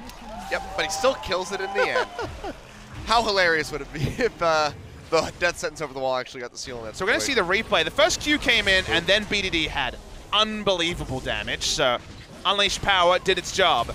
Watch for the Scatter the Weak, though, here, because we see the Sejuani ult hit, and you're like, that's not enough damage, and then the Scatter the Weak hits, and that's crap loads of damage. Yeah. Everyone's squishy to a very accelerated Syndra. again, only the 3rd game of Syndra for the season for BDD. The KDA god, he's still actually below his usual KDA.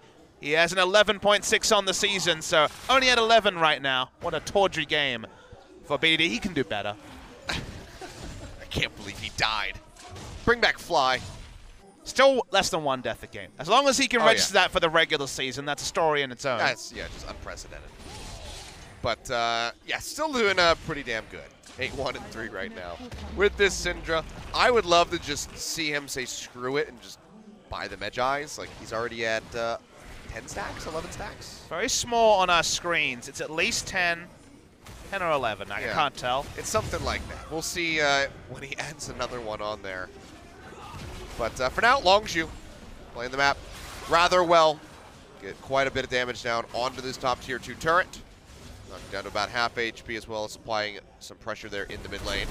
You mentioned earlier playing around the Baron was the big win condition for Longzhu with their pick. Also consider what the Baron represents, Achilleos, because now you don't care about Jace and his ability to push in the face of Jarvan. Hook goes wide. You don't care about Tilia's strong wave clear. The wave clear is now completely not a factor for the side of Jin Air, and now the engage, which is the big advantage Longzhu has, is the big factor between the two teams. Well, they get the mid outer there right at the end. And the Longzhu just go back, spend this money that they've gotten for themselves. Righteous Glory completed for Gorilla, so he can really just helm down everybody in his sights. So, yeah, things are looking pretty good. BDD decided, I don't have enough damage. Let me get another needlessly large rod. He is ridiculously strong at this point. Will one rotation anyone, and that's not that impressive given there's no super tank on the side of Jin Air, but I think he'll one rotation overkill someone by a lot. He could probably just ult Teddy and kill him.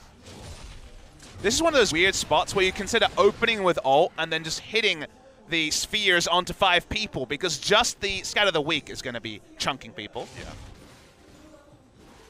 Well,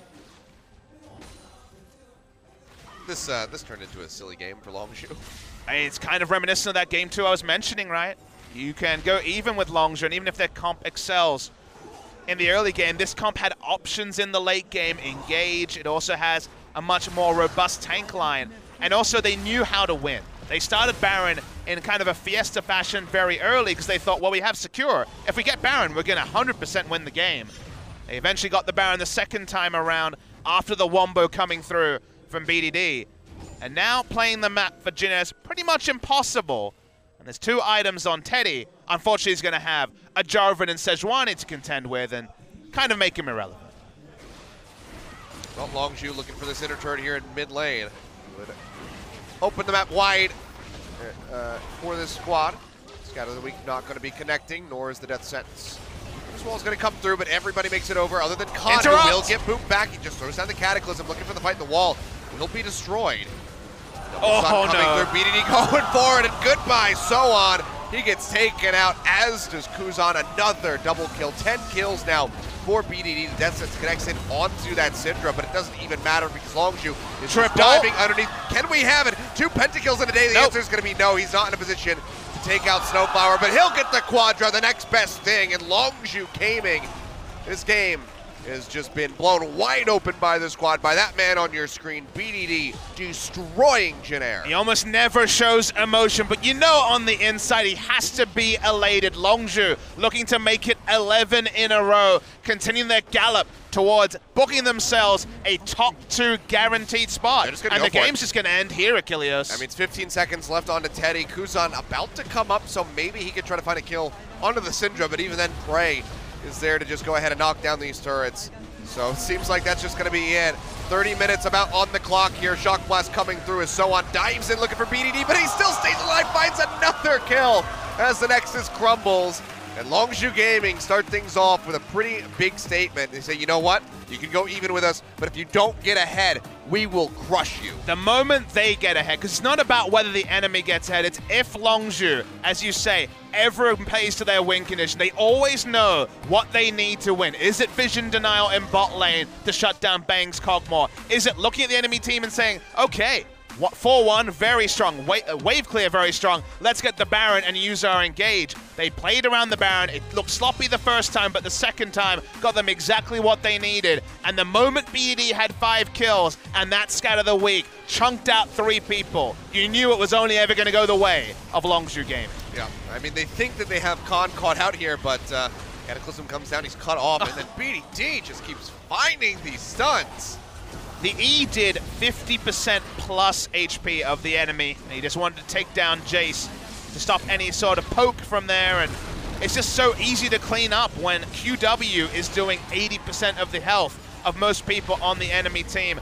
Desperately trying to take him down. The true damage is not enough. The stun, perfect from Kaz. Short cooldown on that when you change targets, and the gallop continues, Achilleos, and okay, Jin Air aren't what they're gonna have next week, but what do we make if Longzhu can beat KT and Samsung in the fashion that they've beaten every other challenger in the past 11 games? I think we just bow to our new overlords here in Korea, Papa Smithy, because Longzhu are looking pretty damn good. Khan able to come out ahead as well with that J4 matchup, playing for the team, not playing selfishly as a carrier. So it's a good look for 7-14 Longzhu. What happens when Khan has to pull back, when Khan has to be controlled? Apparently BDD takes his place. There's carries everywhere. It's not just Prey, it's not just Gorilla, it's not just Khan. It's a whole team. Yep. Everybody looking deadly in their own right, and Jin Air have to be concerned about going into this game 2 because it doesn't look like there could be a game 3. It is a blue side victory here for Longzhu. We'll see what Jin Air can piece together, but they already had targeted bans here in game number 1. They have a little bit more leeway on the blue side. Let's see what happens as we come back from this break.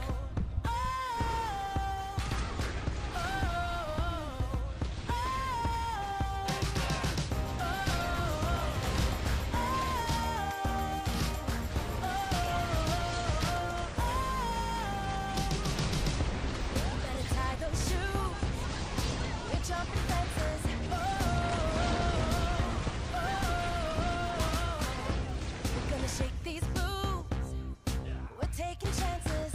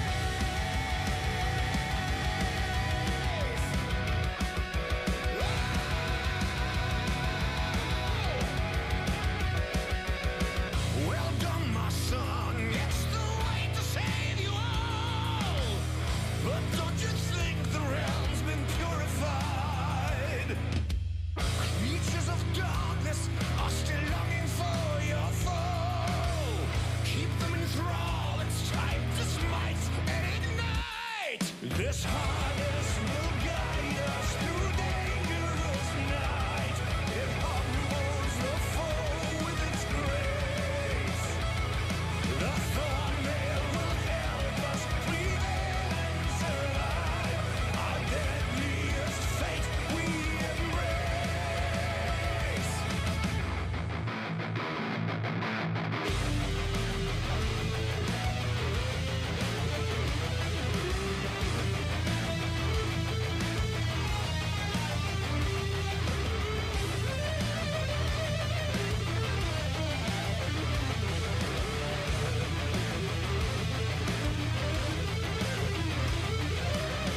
My king, how was I supposed to know?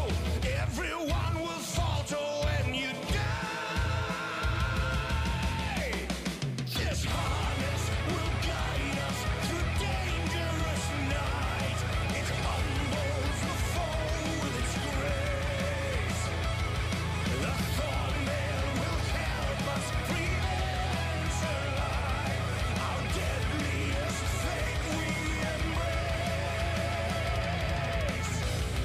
Yeah, my son, smite them all.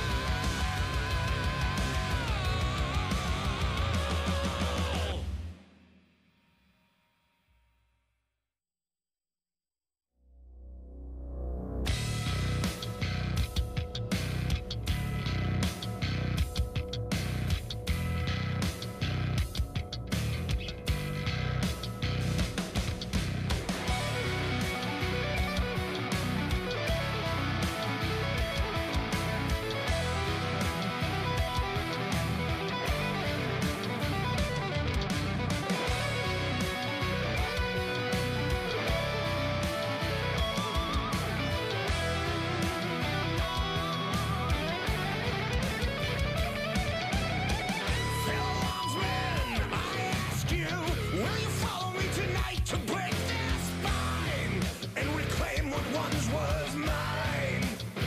Those cravens backstabbed me, deceived me. Never shall I tolerate their crimes again. Now let the hunt begin. Yeah. 7,000 souls scared and daunted, such a tale of woe. Not too long ago, this village was a golden scene of hope.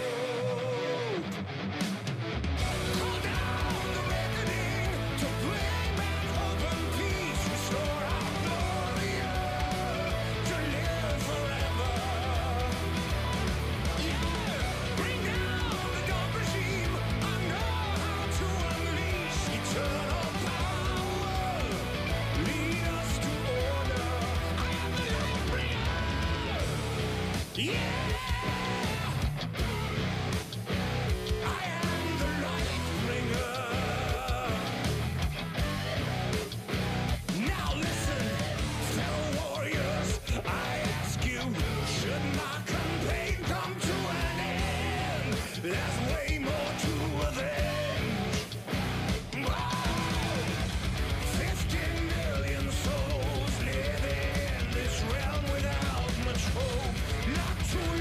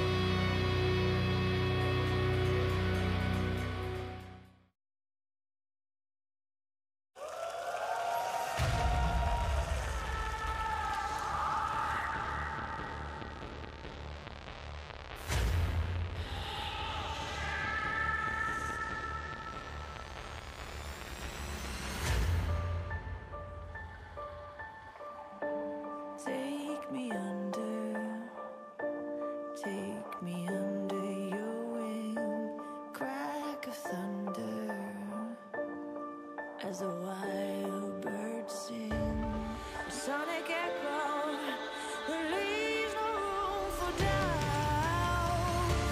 All the shots bring it back to what it's now. As the world cries tears in our hands, are we all part of a bigger plan? All the shots bring it back to what it's now.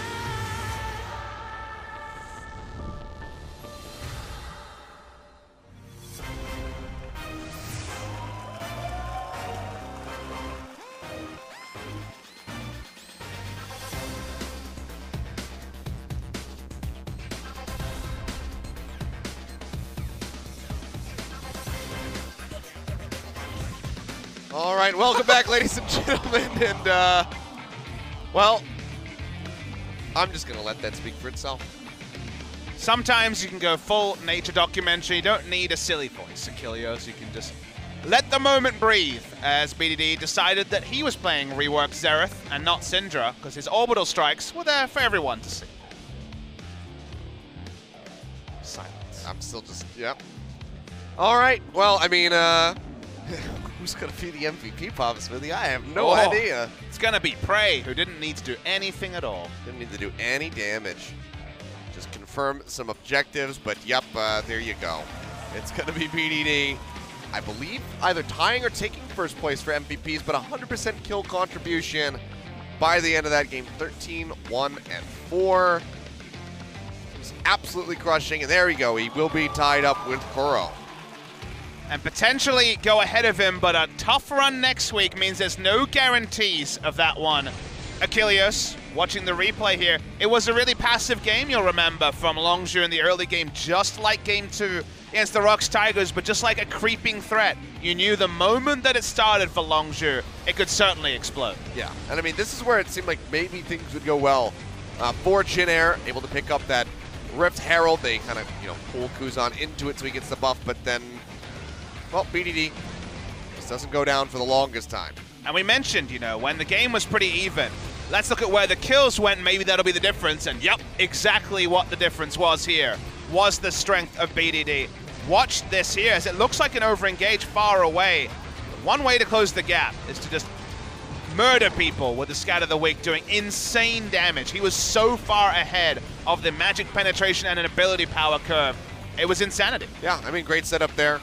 Bicon with the Cataclysm to come down, but BDD in that position, having the stun ready to go, just locks them all down, almost gets the pentakill at the end of this game. Can't quite do it, but 17 KDA points to buff up what was, I believe, 11.6 to begin things. It's going to go higher, maybe above 12, and as long as he doesn't have a couple of mares next week, he will hit the 10 KDA for the season that has been achieved very few times in the LCK era. It may actually be the first ever time. I feel like he was actually at like a 12 at the start of the day. I forget what it was. 12 was what OGN reported. I saw 11.6 in my research, but definitely around that mark, Achilleos, and possibly rising above it. Yeah. Taking another gander here at the chart. Yeah, OGN's reporting at 12.0, but perhaps there's some discrepancies. It's going to be more than that, that's for sure. Oh, if yeah, it's just like Game 1. It's up there now. But here we go. Jin Air rotating over onto that blue side. Will be banning the Taliyah first and foremost. And let's see what Longzhu do on the red side, because on the blue side, Longzhu could kind of revise history a little bit. Consider their bans in Game 1 on the blue side were Maokai, Galio, and they banned Caitlyn because they didn't see a Jin Air ban. They were able to ban the Maokai and kind of end the tyranny of the true top lane tank. Try to revert us to patch 7.13, 7.12, and to their credit, Jin Air went a bit too far there and had no front line at all and were summarily dismissed by BDD. But seems like there's going to be more tanks on the board in Game 2. Standard bans here over on the red side. The Zac and Caitlyn. Could see the Kalista maybe Jace. get banned away. Jace will probably be left open because they were able to beat it in Game 1, but you could understand banning it as well. Let's do the most likely ban. What do Longzhu want to do? Because could get stage experience against Kalista. Nope. They decide that they want to respect Teddy, who wasn't able to play a lot of League of Legends by the end of that game. Wasn't about the Cogmore 2 items at all. Now we see So1 have a bit of fun, but Elise is the power jungler available. Elise in not working for Umti in game 1, but jumping on the Elise to get jungle pressuring basically any lane. It feels like Elise is kind of the Jace of the jungle because basically every matchup looks pretty damn good for Elise. All right, well, Umti just moving over to that one. Do we just see an early Tristana perhaps for Prey? Seems like the priority against not Kalista is lower, but there's a chance of it, Achilles. You certainly aren't going to write it off as, instead of last picking for support or late picking support on the red side, just going to go for Thresh very early. So it seems like the read of banning Thresh in game 1 was smart. Just taken away from them, so yeah, SoFlower just kind of snatching that one out from under him. Not going to give him that chance this time around, so they lock it in, and it's going to be the Rek'Sai here for Cuz as well to answer the Elise. No Maokai yet. You wonder if the looming threat is there from either team, even though So1 doesn't really have the identity as a Maokai, but you know every team has been practicing it, even in the jungle. But for now, no visit towards it. We will see the Lovers bot lane assembled by Jin Air. They've played this quite a lot this season. Saya and Rakan coming through, so some playmaking potential there out of the bot lane, but already mentioned the Tristana Prey has been oppressive with this in the past, and he's going to go ahead and lock it in. Seeing a different matchup will be fun to look at. We know it wins against Kalista. It does win against Xayah as well. Any champion who wants to stand and auto attack will lose out to the explosive charge trades. Can also go super aggressive and potentially get bailed out by his good friend Gorilla and the Dark Passage.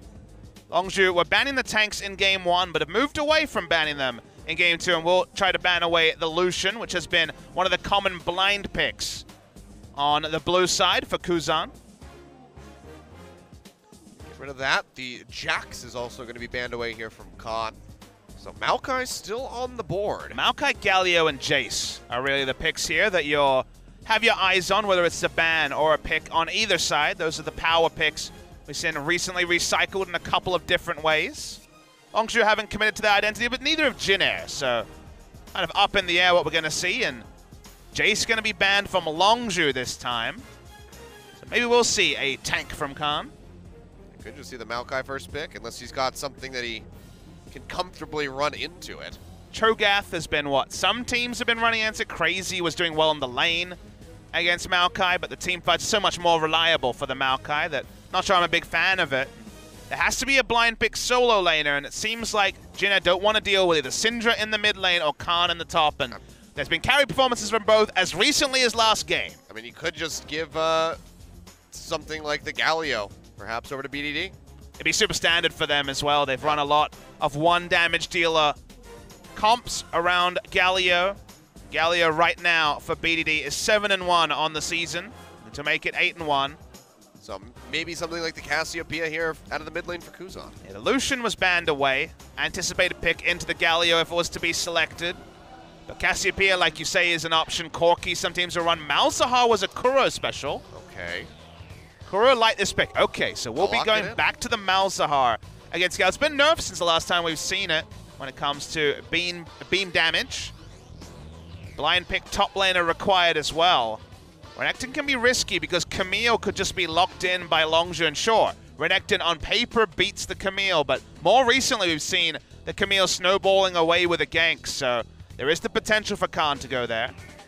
But yeah, Malzahar, percentage HP damage against Galio, pretty happy, so the tank meta, we will see a little bit of Malzahar. I thought it would be Kuro, but first game from Kuzan on a pick he's played before.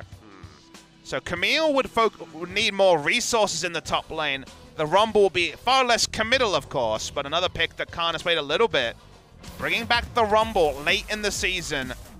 So not going to be a split push identity. Very much team fighting from Longzhu, which hasn't necessarily been their MO. And maybe it's just a series of putting Khan on a different foot because it was the team fight Jarvan in game 1. It's going to be more about the team fights on the Rumble in game 2. I mean, team fights, yeah, in game 1 were pretty great, but not going to be having the likes of those Cataclysms or the Flag and Drags to help isolate and lock down targets. Needs to have those equalizers be on point because Marin, one of the best Rumbles in the world, wasn't really feeling it today. One more small point I want to talk about is another one of the reasons why you wouldn't draft Camille in this draft is you consider they have a Tristana, and exiting out of the bot lane with a turret lane is important. if you draft a Camille, you need your jungler to play around top side to get the Camille through the early levels. Rek'Sai would probably prefer to play around Tristana's lane to ensure the early turret, and this allows the Rumble to just lane pretty happily against the Renekton, and also allow Cuz to focus on other parts of the map.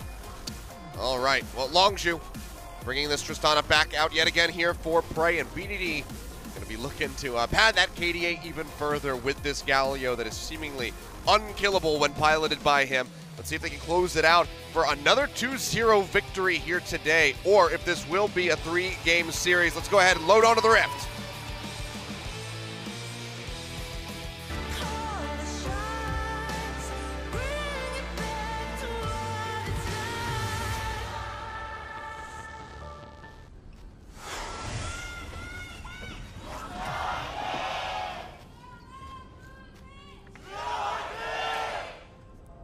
Jin Air fans still staying strong as we go ahead and load up. Jin Air over onto the blue side, and Kuzan back on the Malzahar.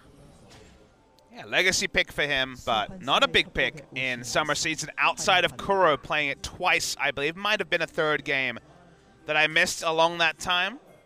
Kuzan loves that hard CC in the mid lane. Lissandra, of course, one of his big picks in the past. And it has been picked against Galio, specifically because of the build path. Looking at BDD's match history, 11.7 right now is his KDA, so it seems like the 11.6 more on the money than the 12. Thanks for the fake news, OGN. Dang it. All right, well, whatever. It's all good. Got it now. Got it situated. But you know what he did do was he broke his record for the most kills on a single player in a game so far in the summer split. And he had the former record tied with Bang at 12, so he exceeded it by 1 in Game 1. He is also 33 kills ahead of the second highest kills in the league. That's 135 coming through for Pawn, actually. So he will be facing against next week. 168 now for BDD in summer season. I wonder if we'll be sitting here in a year and a half for the BDD 1,000 kill video. Could be. Could be very swift, but for now, Longzhu going to be looking for very aggressive early invade. Oh, one Raptor for Galio and one Raptor for Tristana. Yeah, nice little takeaway there. He has to smite the big Raptor, but notice not level 2 from that first camp, even though he killed the big Raptor. Kuzan pushing forward, trying to get some nice early damage in onto BDD. Trades up quite nicely for now. Death Fire touch with the Malefic Visions helps burn away at him. Trades up good. Deadly Plumage, level 1 here from Teddy and Snowfire, trying to get that level 1 advantage. Right back decently there with the explosive charge, but Snowflower has been taking the brunt of it. Longzhu will come out a bit further ahead here. And I believe it's another game where it's Operation Please Survive the Laning Phase, Khan, with little to no help from Cuz. Jace banned by their own hands in the draft. Don't want to leave that one available, even though they could go ahead and first pick it for themselves. One of the last pick for Khan, seeing that the Galio was available. Adaptive Helm, no doubt going to be the rush for BDD, given all the refreshing damage coming through from the Malzahar. Was buffed on 7.13 and a future buff in 7.15 to become even more effective at its shutdown roll. I was thinking of refreshing damage, as in like refreshing like a drink. That's some refreshing damage from BDD in the first game. Yes. Well, we've kind of had a week where we've been frustrated at a lack of damage due to super tanks, so I'll take some burst when I can get it. Probably because you're casting with Atlas. Really? Atlas brings out the tanks? He always gets the longer series. I guess he gets the tanks. Connecting now. Flay coming through. Teddy has that ignite on him. They try to lock him down. Looks like he will be safe under the turret. In the meantime, Khan just able to go ahead and retreat with the scrap shield. Seems like what I was talking about during the champion select was correct. The reason they went for the Rumble was because Cuz didn't want to play bots. I wanted to play around the Tristana lane pressure. That does mean that Khan is a pretty easy target in top, while Cuz is doing his best to get the Tristana and Thresh ahead. I like the lane ward here to stop him from getting back to the lane without being spotted.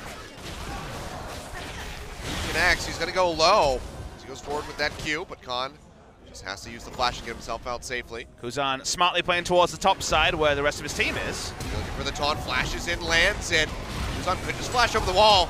Not going to give him much of an opportunity to do so. Chasing in is Cuz, and he comes up with the first blood. I just love these two players who were in the Longzhu organization in spring. Cuz not on the roster, only in the roster as a streamer. And BDD as a substitute have this sort of neural link that you need as a top mid lane and jungle duo. Juggling their summoner spells really, really well. As oh dear, grand entrance there from Snowflower. He's got the dash. Go ahead and keep himself alive. Too much excitement there, but I think from early in the season we complimented Cuz and BDD, even when Cuz was struggling to perform overall in the team game, as having good mid lane jungle synergy, and they can fall back on that when the rest of the team has built up around them. Yeah. I mean, Cuz, you'd have to say, pretty good argument for Rookie of the Split. I mean, does he have any competition? I'm thinking about rookies in the summer season, and there's not many. I guess Everate has some rookies. I think Mike Young kind of transcends all leagues. I was thinking of LCK. Okay. But I can understand that Mike Young is ever present. I mean, Mike Young might be able to win Best Rookie of the Split in LCK without having played here. Daylaw also could win. Oh, the meme bag. Mike, don't call me Mike Young. Young. Now I'm missing Joe Miller for some reason. Bible thumb. Kuzan does have the lockdown of the suppression in the mid lane. Dance of Helm means that Galio's not going to be the ideal target, but Rumble and Tristana will both die largely during that duration. Bit of pressure relieved from the game, but another hook hits. Yeah, finds a connection. Just going to get a couple shots in off the explosive charge. Not going to be maximizing that damage in the meantime. Cuz is going to go ahead and start up this Ocean Drake as UMT should be spotted roaming up towards the top. Yeah, going to be walking through that dry brush where there's a control ward. Stun coming through here from So On. He only wants to do one thing, and that's kill people, rushing the Sorcerer's Shoes, so not focused on clear at all. BDD there to relieve pressure. They know the turret dive is likely to come. They probably know the jungler is around Drake, so UMT getting ready to go in. Could just try to bait this one out as they will be pushing through. Khan going to get locked up. Cocoon comes down. He goes dangerously low, yeah. Will connect, and Repel will keep UMT safe, so just a couple turret shots connecting in onto So On. They were there for the setup, but just too much damage. Yeah, BDD started to walk to mid, then walked back to top, and it felt like he was too late channeling the hero's entrance, so not able to land before the kill had already been confirmed. So picks up a bit of CS, and Cuz in position to have CS on his own in mid lane. So when it comes to creeps down to the turret, that won't happen for Longzhu Gaming, but otherwise, good job Jin Air picking up the kill. Look, not going to connect. Still gets that explosive charge on the Teddy, just whittling away at him. And at the moment, Prey is in a very nice spot for the CS. And at the moment, Khan is in the opposite of a very nice spot. He's in a very horrible one. Bit of a dish. He is. Oh, Snowflower going low. Ignite coming through yet again. Dashes away. Prey One more looking auto. for the kill. Yeah, flashes in, finds it. And now he's got the reset on the jump, but doesn't even need it because there's a dark passage. Teddy's first thought was to walk up aggressively to try to dissuade damage, but that meant he wasn't in heal range of Snowflower. Didn't use the heal. Accordingly, this ends up being a kill in the 2v2 for Longzhu. Because his early gank has sort of ramifications. This is one of them, as Teddy didn't have his flash there. And now blue buff going to get handed over to BDD. So Longzhu just kind of run away with the map. Yeah, they're going to try. Might have to see the smite come through here from Cuz. When it comes out, yeah, he does have to go ahead and smite that one away just to ensure that it doesn't get picked up by So On. Already. Well, this is going to be annoying now for Kuzan. Already a nice magic resist stack, like you're saying, from BDD. Sitting on the Null Magic Mantle into the Negatron Cloak already. Merc Tread's completed as well. Threat of Kuzan is largely going to be if they can use their Elise Renekton duo top side to get some control wards down and punish someone that's not Galio. Galio's going to die real slow. As it always has been. It's true. That's not news to anyone. At least he's not as strong as he used to be. The sometimes Galio is preferable to the always Galio. This is true. For BDD, if it's open, it's kind of leaning towards always Galio. It's interesting that a frontline tank just never dies. Can initiate with him, can peel with him, and yet BD is largely undying on the Galio. Failed in his quest to be undying this week after dying once in game 1. What a garbage player. Kaz is ahead of the rest of his team, but Gorilla's here too. Still looking for it. Does have the flash, but yeah, not gonna pursue that one any deeper. Khan was a ways away, and so on was already getting ready to collapse. Didn't have any sort of vision in that area, so would have been smart to go too aggressive. Prey left all alone in bot lane, and with Moby boots, less relevant though. Gorilla pushing forward here, looking for Teddy, drops down the box. He does have the flash available, uses the Feather Storm. Look connecting in, finds Snowflower. BDD will arrive, flashes in, has the taunt, and they'll take him down. Prey scoops up his second kill.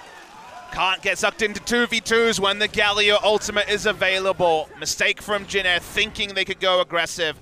Teddy was chunked out, so Snowflower probably had to go in. There was really no other move there, otherwise his AD carry would have died for free, but still, they continue to trade down, but on the other side of the map, it's all Jin Air. It must be worth discussing. Kinda gotta be careful about that one. Kuzan was roaming up, looking for the play. Did use the Ghost to get there on time, but meanwhile, in the bottom lane, Longzhu will be taking out that first turret just seconds before Jin Air can heals Batman. And as a caster, my favorite part of Longzhu is that, you know, when I start thinking about the whys, it feels like Longzhu have considered them. Why do they start drafting this way? Why the Rumble? Because they want to play around Tristana's strength in lane. We're not going to see the Tristana like we did earlier today that just laned forever, couldn't do anything because he was stymied by what happened around him on the map. In this case, the Tristana is empowered to play aggressively, to look for all-in trades, to take the early turret. And Khan on the Rumble, just like with the Jarvan, is left to pick up the piece in the top lane. And, you know, to his credit, just like in game 1, it's not down that much CS as Kuz finds Umti. He does. Cocoon comes down. He shouldn't go too far. He went too far. He is. It's going to be the Nethergrass coming through, but he's got the shield. Mitigate a bit of that damage as Gorilla's pushing forward, maybe looking for a hook. But won't be finding anything. But we just had back game after game from Longzhu where Longzhu wards out Peanuts early jungle, then plays around it and knows to where contest him. We had game 1 plans where they contested the second buff with multiple members because they knew the exact path. We saw game 1 where we knew where they wanted to play around. They executed on it so well, and now we see another game here where in different ways Longzhu always adapt to a situation, understand where they're strong and where they're weak, and very rarely do they misstep on that, as Khan is overextended, but that's because Kuz is here too. It's going to be the 2v2 here, but Khan's still taking quite a bit of damage in the exchange. Repel coming through, Umti flashing in, looking for the kill, and should be able to get it. One more Q would take him down. In the meantime, it's actually going to be So-On trading up, takes out Cousin out. BDD is overstepped, and Kuzan is coming by. Doesn't have the Nethergrass, but honestly, might not even need it. Dark Passage coming through, Malefic Vision sticking away, but BDD, he will survive, but that's still 2 kills for 0 in favor of Jin Air. Cast a curse to a small degree here, but Gorilla and Prey are strong. So-On continues to push up, and now they're going to be defensive, looking for a pick if Jin Air get too frisky around the enemy red. Poking forward, but yeah, would be way too risky. Could just result in another death or 2 there if they try to push forward. But Jin Air keeping themselves competitive in this second game. Just down by 400 gold. They tie up the turret count here. And just a second behind Gorilla there on that interrupt. Even though the Adaptive Helm would have been the right choice against Kuzan and even the spider damage coming through from Umti, it is going to be the Abyssal Mask rush from BDD just to ensure that Khan, maybe he had to struggle in lane, but he will get more equalizer damage out during a team fight to make up for the fact that he's behind in CS. He's had to go on laning focus, so doesn't even have a Haunting Guise at 13 minutes in the game. Hasn't really been able to invest into it. Building a Haunting Guise and then getting 2-man and 3-man dive wouldn't have felt too great. Longzhu again pathing around their Tristana. Just the hair away from that connecting. Teddy not going to get locked up, and they will stave off for a little bit. It's just a little bit of turret damage comes through from Prey. Blue buff will be taken away. Because he's going to go ahead and keep smacking this one. Has the smite available should he need to use it, but well, didn't really need to, but he does anyway. Umti wants to come and kill Khan again. Well, equalizer. We'll put a halt on this turret push. Spiderlings will tank up 3 shots, and they want to kill Khan anyway. Just going to go for it, but this time the Cocoon is not going to connect. So just holding on to that in the meantime. Tier 1 does go down up top, and Cuz has started up that Rift Herald. But as Jin Air, you have to wonder, is putting all this attention to getting a Renekton ahead and holding down Rumble with the cheapest item floor of any champion, just needs to get a bit of magic penetration, a Liandry's if possible, and then he'll be okay in fights, which Longzhu clearly are setting up around. Remember, we talked about it could have been a Camille. If you were shutting down a Camille in this scenario, Jin Air's doing absolutely the right thing because you don't have the 4-1 pressure in the late game. But they drafted Rumble to allow there to be someone Jarvan-esque, to allow to buy a couple of items, team fight, but no higher expectations than that. And Jin Air have still played around it as if it was a Camille, shutting down the Rumble, but the equalizer will still be there. And the strengths of the Tristana in pushing turrets and getting items ahead. An underfed Tristana, to me, is so much more relevant than an underfed Rumble. And that's all they really have achieved in just shutting down Khan so extensively. It's helping them stay close, at least, as far as the gold is concerned here. But I do get what you're saying. It's going to be a bit of a concern when it comes down to those team fights as we go later into the game. Especially if BDD can get a fat taunt going on multiple members to set up for that big equalizer. It's pretty hard not to get a fat taunt going as a Galio. He's got a fat AoE, and he's got another knock-up and a knock-back to be able to set it up. Maybe if he doesn't have flash. But for now, it's going to be Rift Herald summoned in, gets the charge off, and it's going to be a couple smacks away, but overall not the greatest use. But Longzhu, you know, they just kind of wanted to force open this turret, but minion wave gets cleared out. Khan's only level 9, so to me the experience lead is much more significant than 29 CS, as So1 has. Getting Khan a couple of minion waves and getting him to level 11, a bit of catch-up XP would certainly help that equalizer damage. But Tristana, once again, is going to be the benefactor, so giving up Rumble for the Tristana to get big, for the global gold to start to come in on the side of Longzhu, is the trade they made, and it's what we really have to keep re-evaluating of, was it worth it, really on both sides of the coin.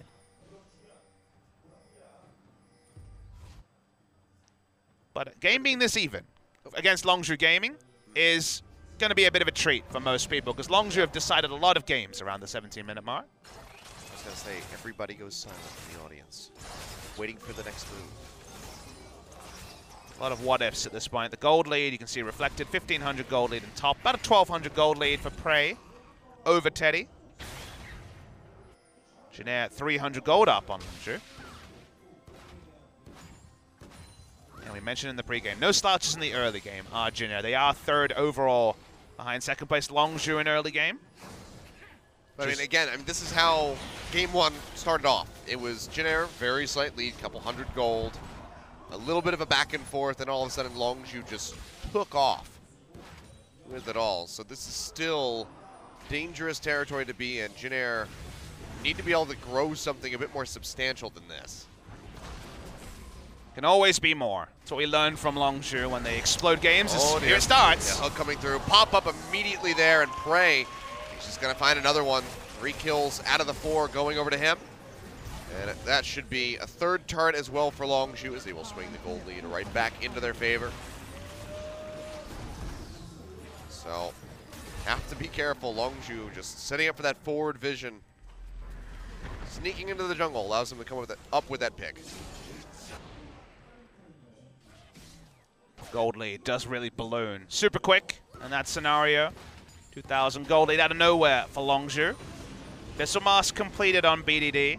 Khan does pick up level 11 pretty fast and has the Haunting guys. Now the team fights that Longzhu have drafted for are looking like they are ready to go. Areas to force team fights around. Largely going to be the Baron, spawning in a minute and a half. Next Drake is an Ocean. Both teams sharing one, so the Drakes are not cooperating on the forcing a team fight side of things. They're definitely not. Just keeping things nice and boring at the moment. So hooray for that. No more Infernals for us. But, yeah, steady as she goes at the moment here.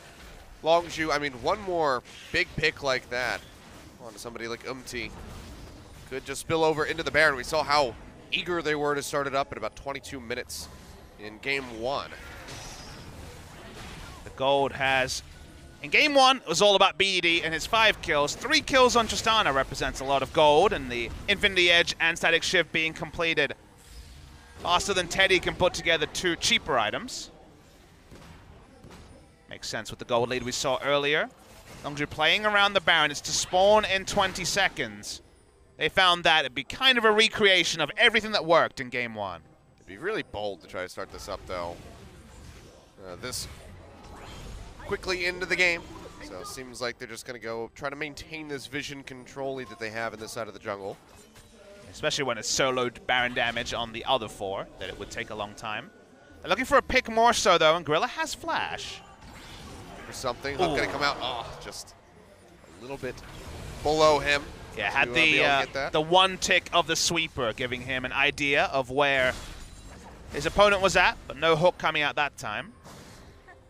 Jin Air happy to play this particular vision battle because Rumble is still not in a great spot against Renekton in the side lane, so at least in terms of side lanes and where it's pushing, Rumble will have to react to minions before he can teleport in. I mean, he just now got the Haunting, guys. And that Blasting Watts obviously got a little bit of damage, but it still needs a lot to be desired here for the Longzhu squad, for Khan especially. Q not going to connect. Cuz just goes ahead, takes out this Scuttle Crab. As we wait for that next Ocean Drake to spawn in 15 seconds. Longzhu will hope that the Ocean Drake is a spot to fight, but if I'm Jin Air, you're really conflicted about the fight. If you can get control wards down and it's Renekton, Elise, and Malzahar CC a quick pick, then maybe. But very deep teleport coming through, but spotted out by the side of Jin Air. You saw the defensive formation begun. That was early information that Khan was spotted in his teleport. Does mean he has to roll out of base, but good communication from Jin Air and Longzhu. Yeah, but now big TP advantage here available for Soan and Khan. You know, in the side lane split push, he won't have a way of interrupting it outside of killing the Renekton. So this gives Jin Air a lot of room to work with around the Baron. Yeah, the damage is actually so much from Tristana that they should be able to have Tristana solo out the rest of it after the start from Rek'Sai. They don't even give up any Baron start or Baron turn opportunity for Jin Air, and we return to normalcy. So mentioning that Jin Air probably didn't want a Drake fight. In the end, they couldn't get one, but is the Ocean to Longzhu. But they do clean up the vision. So they at least get a little bit of a minor takeaway there. And we're still just really not getting any cooperation, as Cloud Drake will be the next one to spawn. One of those days. Yeah. Game 1 was so much better. I'm waiting for this one to explode into life. Not even just on the Drake front. I mean, Game 1 ended about 7 minutes from now. And this game could still end fast. You know, when you have a Tristana, the time it takes to explode the base goes down quite considerably, and this Tristana is accelerated from where you would expect her to be. Going back for another purchase. Just the QSS for anti-Malzahar repellent.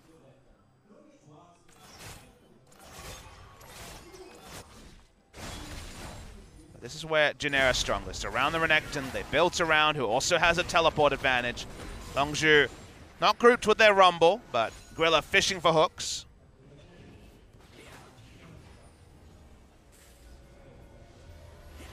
So how are you? I'm well. Oh, that's lovely to hear. Ready for some Friday LCK. I'm ready for some action today. Well, but I'm looking forward to the future because it's not seems like they're cooperating out today. of stock here. Action up sale. There's nothing. They're back ordered. Yeah. Come back tomorrow. And even then, maybe not. Maybe it's more tanks. I mean, Longzhu can't really have too much action until they get the teleport back onto Khan, so they're in a great spot to do that. Bit of a slow push to set up bot lane, though, so the minions will be cooperating with them at least. And Khan is about 30 seconds away from TP himself. Face check by Snowflower. Just walking in, finds Cuz, but you can see Malefic Vision's just kind of tickling the Rek'Sai at the moment.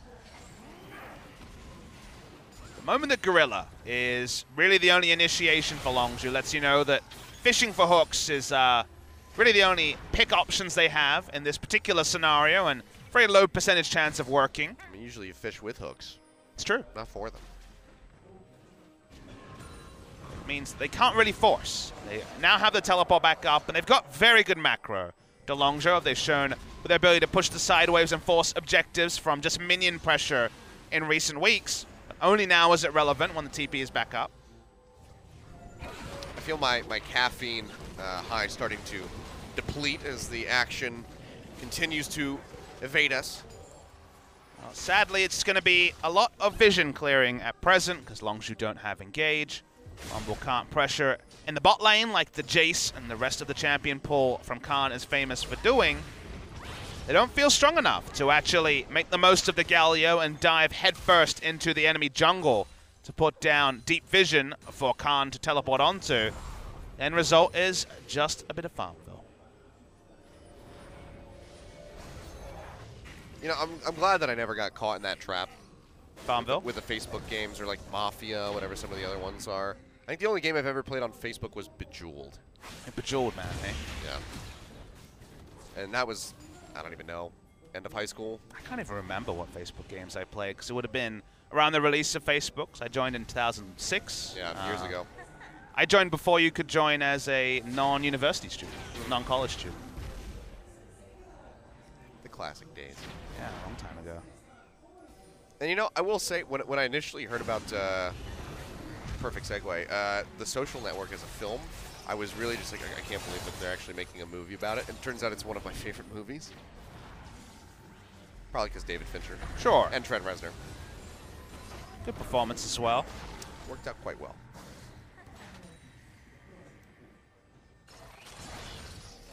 Come on, Longzhu. Give us the fight we're looking for. Even Jin Air, give us the fight we're looking for. Somebody. Kuzan, just go flash Nether Grasp. Come on, Snowflower. You're the one. You're the one who can engage here. ARAM's it's a bit of ARAM as if it's tanks, but it's more about pushing minion waves in and out and looking for a small advantage. Right now, no control wards in the infantry from Longzhu, so if the ones that are put down are cleared, that's a big problem for them. So they're very much trying to keep the minion wave pushed more than 50% past the midpoint of mid lane, because otherwise they can't really defend their control wards very cleanly. Gorilla goes and gets 2 more. He needs his control wards.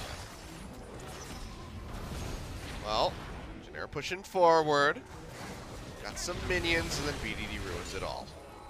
Zaya's piling on the items. It was Crit Cloak as the last purchase working towards the Infinity Edge. Kind of being gifted items, given that the laning phase was so horrible for Teddy and Snowflower after the constant attention of Cuz and Prey and Gorilla playing aggressively. Because Prey halted his build to build a QSS that hasn't been relevant, because there hasn't been any hard engage in the past 5 to 10 minutes. Teddy is catching up on the damage front. It's getting there. Get that IE completed. Don't spot the vision here, so there is information for Jin Air that's starting, and teleport's already channeled. Yeah, TP's coming in from behind the pit, over by the red buff. They could just chase onto him as a 5-man unit. I mean, they could just try to go ahead and lock him down, as you say. Coon connects in onto Cuz. Hero's entrance help keep him alive. Not going to get much from pop-up, and Snowflower goes in deep, and he is going to go down as Prey finds yet another kill. 4th of the game, I do believe it. Teddy is just burning alive. Nethergrass goes down onto Khan. It's Prey. He stays alive, has the Zonias, and Prey is just resetting all over the place. Explosive. The will charge will go off. A triple kill over to him. Can he get the quadra? The answer is going to be no. BDD scoops that one up for himself as Umti makes it out on the other side of the pit, but Prey is still on the hunt, jumps over, and he should be going down. Death sentence to lock him into place. He's going to get popped. Delayed quadra kill, I do believe, there for Prey. BDD coming back in with the TP. That's Baron over to Longzhu. And ironically, we were waiting for the action, but someone completing his teleport is what baited the action to come in, Achilles. Both these teams were more comfortable kiting back, especially Longzhu. Only really had Gorilla for engage, but the situation engaged itself in many ways. So if he cancels his teleport, would have been too far out and was worried about the Baron being rushed. We saw so many hooks go wide that it felt like the action would never come. But Longzhu, as 5, try to chase down the Renekton. They think they've caught Cuz in transition, but the hero's entrance is there. The box is there. There is no threat onto Prey. He gets hopping mad, and that means people are going to start dying on the side of Jin Air. Yeah, and then they find they think that they have this big opening to get rid of Khan, but the Zhonya's is there to keep him alive, so they all turn back around rather than exiting to try to complete that kill, and in the end, it's just going to be the Quadra, delayed one over to Prey, plus now the Baron and Longzhu are going to be accelerating this game. And what do we say? Longzhu's comp is built for team fighting. Jin Air was so dogged in not giving them a team fight for the longest time. Longzhu get the team fight happily. They have the QSSs, like you say, the Zhonyas, to disengage going down early in the fight for Khan, and now the Baron is achieved. And Baron power plays have been the bread and butter of Longzhu game. Yep. For good measure, they go ahead and pick up that Cloud Drake as well as they start pushing in, looking for these inner turrets. Mid lane, 4 members collapsing in, just gonna have to be surrendered. Breaking the base is what Longzhu will be shooting for, but still could be some delayed tactics from Jin Air. But now it's just the easy objectives. Here's entrance back off cooldown, still the chance that we'll see some Rambo shenanigans from Longzhu. Have been so controlled this game by their standards. Prey's got to be careful. Explosive charge goes off under the turret, so gets the aggro, takes quite a bit of damage there, especially from the Malefic Visions coming through as well. But BDD in the meantime, he's just going to go ahead and Justice Punch a turret. 1 kill away from Legendary as Prey, but only has Warlord's Bloodlust for lifesteal in this game. Or so uppercut, whatever it is. Uppercut's fine. Yeah, the uppercut. Explosive charge. First one gets the AoE, gets a bit of chunk, and okay, Renekton. Comes in, plays back, forces out the Dominus, keeps himself alive. Oh, just to keep them off the turret. Yeah, BDD just joining in from the mid lane. Gustas go dangerously low, but it seems like they will still be able to go ahead and break this inhibitor turret line. Maybe even just take the inhib as well. So on, getting healed back up to full as Prey fires away. Be a bit dangerous for the overstay. Flashes away from the grand entrance, keeps himself alive, and the dark passage is there to drag BDD out. TP will be canceled by Khan, which means he has to run back. So Longzhu. There's not going to be a real chase from Jin Air, though, Achilles. Not a serious one anyway. The quickness was already down from Snowflower, so Rumble can just go pick up the minions in top. Prey knew his summoners were up, his QSS was up. He's got a bit greedy, but still picked up the bot lane inhibitor. So on their first Baron, once again, the Baron buff power play represented mid lane inner, bot lane inhibitor turret, and the inhibitor going down. And there's still a little bit of duration left. That's a pretty good checklist. Well, we've seen some teams that need 3 Barons to close a game, and it does not take Jin Air, does not take specifically Longzhu more than 2 Barons to close a game. I was going to say, historically, Jin Air is one of those teams. This season, they've been better. But Yes, you're right, we yes. have seen 3 to 4 Baron games from Jin Air, as recently as that famous Yasuo series. I still have to go back and watch that one. It happened while I was in China. You But, missed a barn burner. I heard that some words were said. There were some strong language. It's got everything that you could possibly want. Do you at least know what the yakety sax are? Of course I do. Okay. You and I have referenced it many a time. There you go. Well, then you know everything you need to know. Yep. Yakety sax, Benny Hill theme, whatever you want to refer to it as. But Longzhu just exploding in onto the game, 9-3, now stretching over a 7,000 gold lead here above Jin Air. We'll stretch their game lead I mean, to 6 games clear of the next, so head-to-head is only the 3rd tiebreaker in Korea. The game score is the 2nd tiebreaker, so they win their matches. They are guaranteed to be first place in the regular season. If they go even, their game score is so strong, they're in a good spot. So as long as they're not 2-0 at any point, odds are on Longzhu actually being first place regular season team. yeah, that's their future games, not this game, just Yep. so in case anybody was going to get confused and thought. Equalizer this would once confirm it. again used to zone. Yeah, just going to go ahead and push them back. So Khan very much having a better performance here on the Rumble, despite the really rough start with all of the visitations that he got from MT. He's having a much better game than we saw from Marin. Where did this Longzhu team come from? Because when it comes to I don't know, man. analysts like me, they're kind of a godsend, Achilles, because normally it's SKT, who you know exactly what you're going to get, and that hasn't been the case for us in summer season. Getting excited about any other team just ends up being painful because you get one-off games from Samsung KT where suddenly they don't play the same cell, suddenly they throw in the mid-game. I love watching Longzhu because they know what they're doing. They know what their win condition is. They play around Tristana so they can take down turrets, and then the moment they get Baron, everything flowed from the moment that Cuz focused around bot lane while Khan lost the minimum in top, and we were going to revisit that question of, is holding down Rumble going to be an actual win condition for Jin Air? I was skeptical about it, and you can see very clearly that it hasn't really achieved anything in the grand scheme of this game, and somehow Khan is ahead in CS. I mean, the thing that I just love the most about this Longzhu squad is that they didn't really have to swap anything around like we've saw from them in the past. You know, they basically had an A squad and a B squad that they would just flip between back when the likes of Coco was on the squad in the mid lane. But instead, it's just been this roster starting things off. They've had success, and they haven't felt the need to swap in the likes of Rascal, Justice, Jin, and Zeus, who these guys are still on the roster. They're still, you know, waiting for their time to shine, but it just seems like it's not going to happen because Longzhu are just doing so well with this unit. And ironically, probably the reason why we didn't see subs is the only guy you would have considered subbing at the start of the season was Cuz, and he's the only player they didn't have a substitute for. That's true. They trusted in a true rookie trying to Royal Road his way to a championship in his rookie season. Started off weak, but he needed time. You know, was one of these rank 1 solo queue players just like BDD who needed time. He was afforded the time and has been so much better in the second round robin, and as a unit, Longzhu have lost precious few games in the second round robin, so the confidence there, just like Umti's re-emergence on Jin Air, he's been able to never really have as pronounced a drop-off in performance with his team being so strong around him, and then it's just superstars really in every other role, Achilles. That's going to be the engage as they just go straight in on to Prey, and they delete him.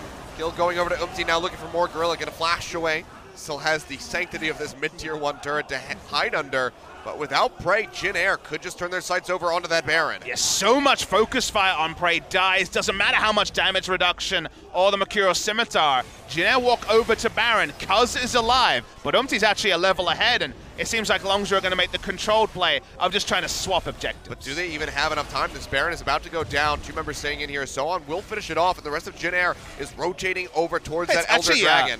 It's actually healing while he's doing damage. It was going up for quite a while there. Okay, well, here we go. They only got it down to about 5,000 HP, and Jin Air, they could just take this as well. Seems like that's going to happen, and suddenly the game is not in Longzhu's hands.